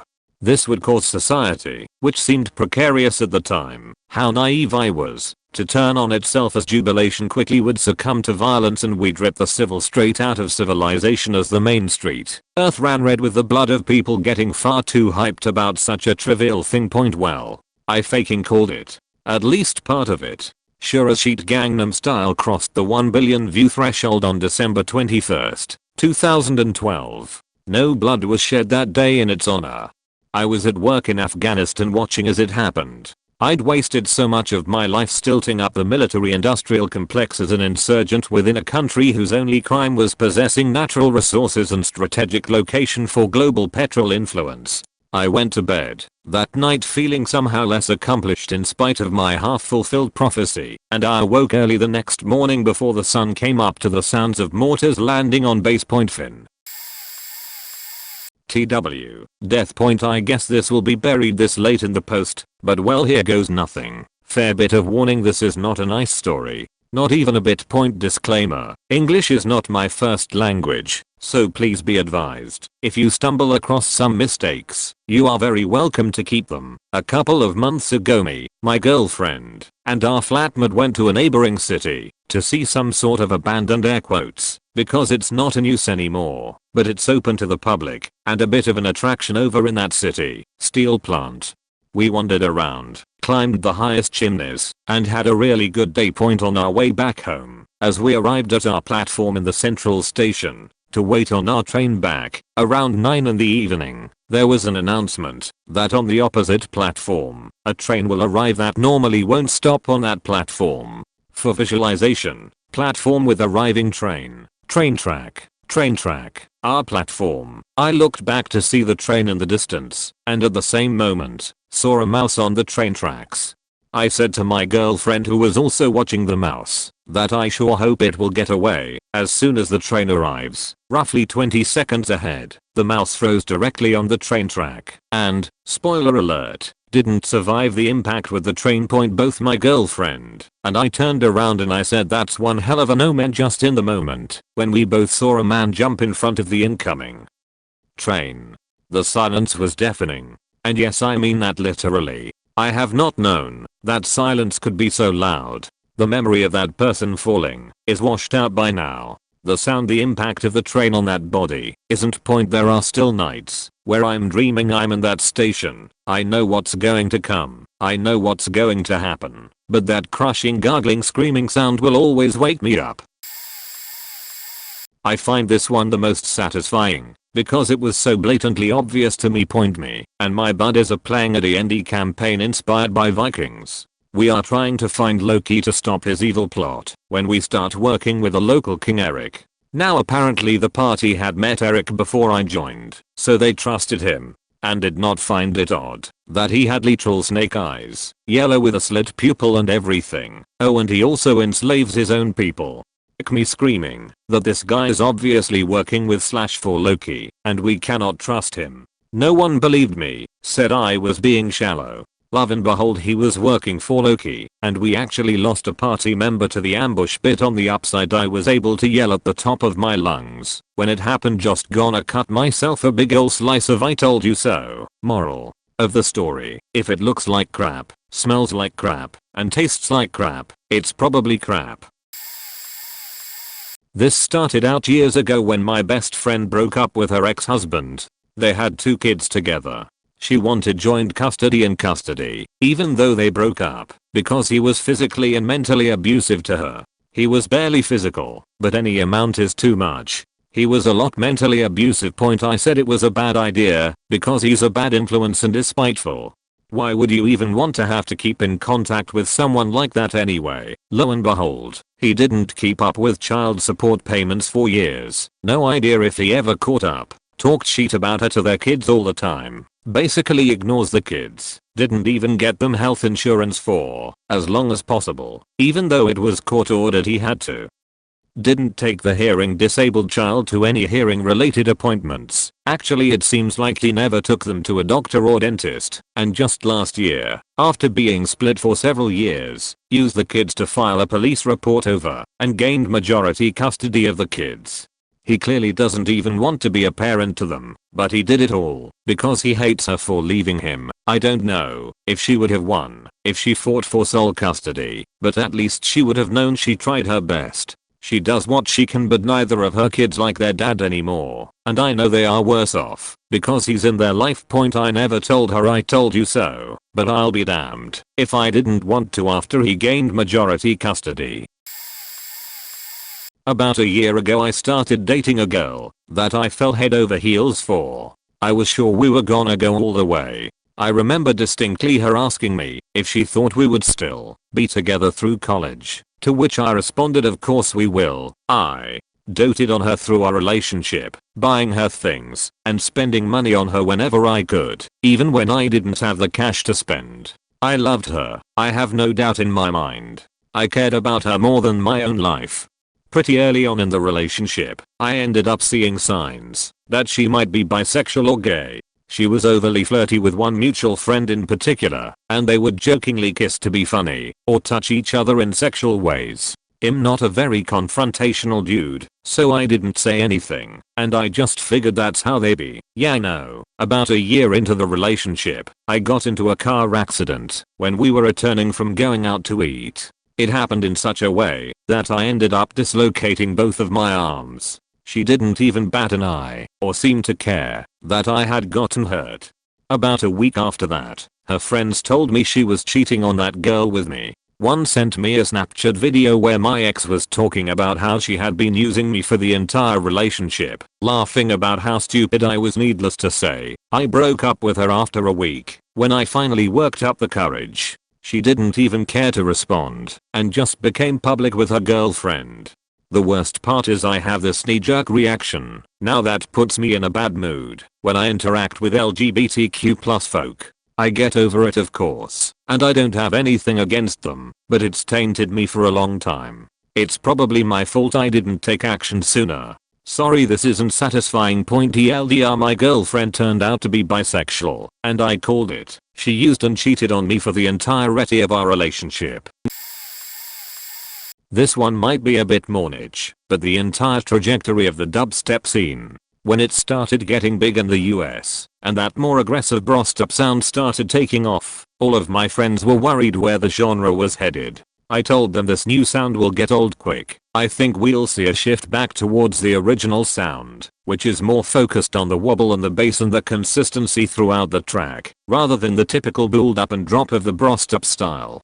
Here we are about 8 years later and so many of the huge brostep artists have come and gone, and some of the biggest players in the game right now are the Ogs of the scene. Casper Rusko are killing it lately, and guys like Ganja White Knight, who have been around for a decade but never really blew up, have recently blown up because that classic sound is back in the mind of people.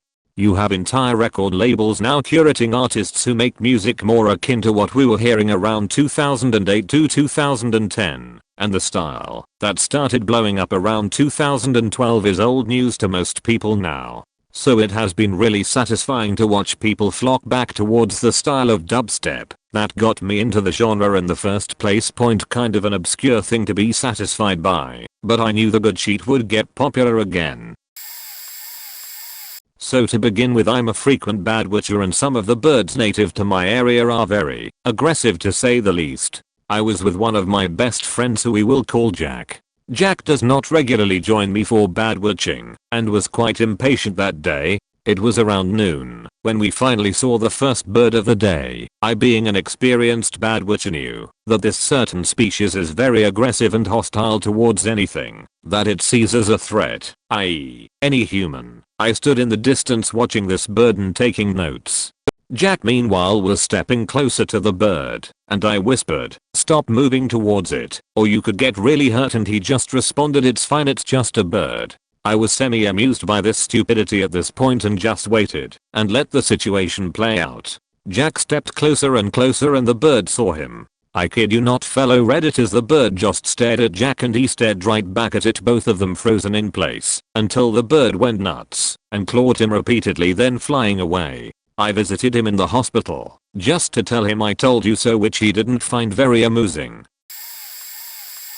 Me and a bunch of friends were attending to a smaller LAN event. They usually give away smaller items randomly to a few lucky persons. We are talking pretty damn cheap items. It's a pretty small LAN, so fast forward to where the, let's call it, lottery began. We were eagerly waiting for our respective number. We were assigned to get called out. I won 1 or 2 items that LAN event, not back to back, but pretty close to it. After I had my second prize, they called out one of my friend's number. My other friend, we are guessing what he would win, and was coming up with some, what we thought, would be stupid gifts to win at a LAN.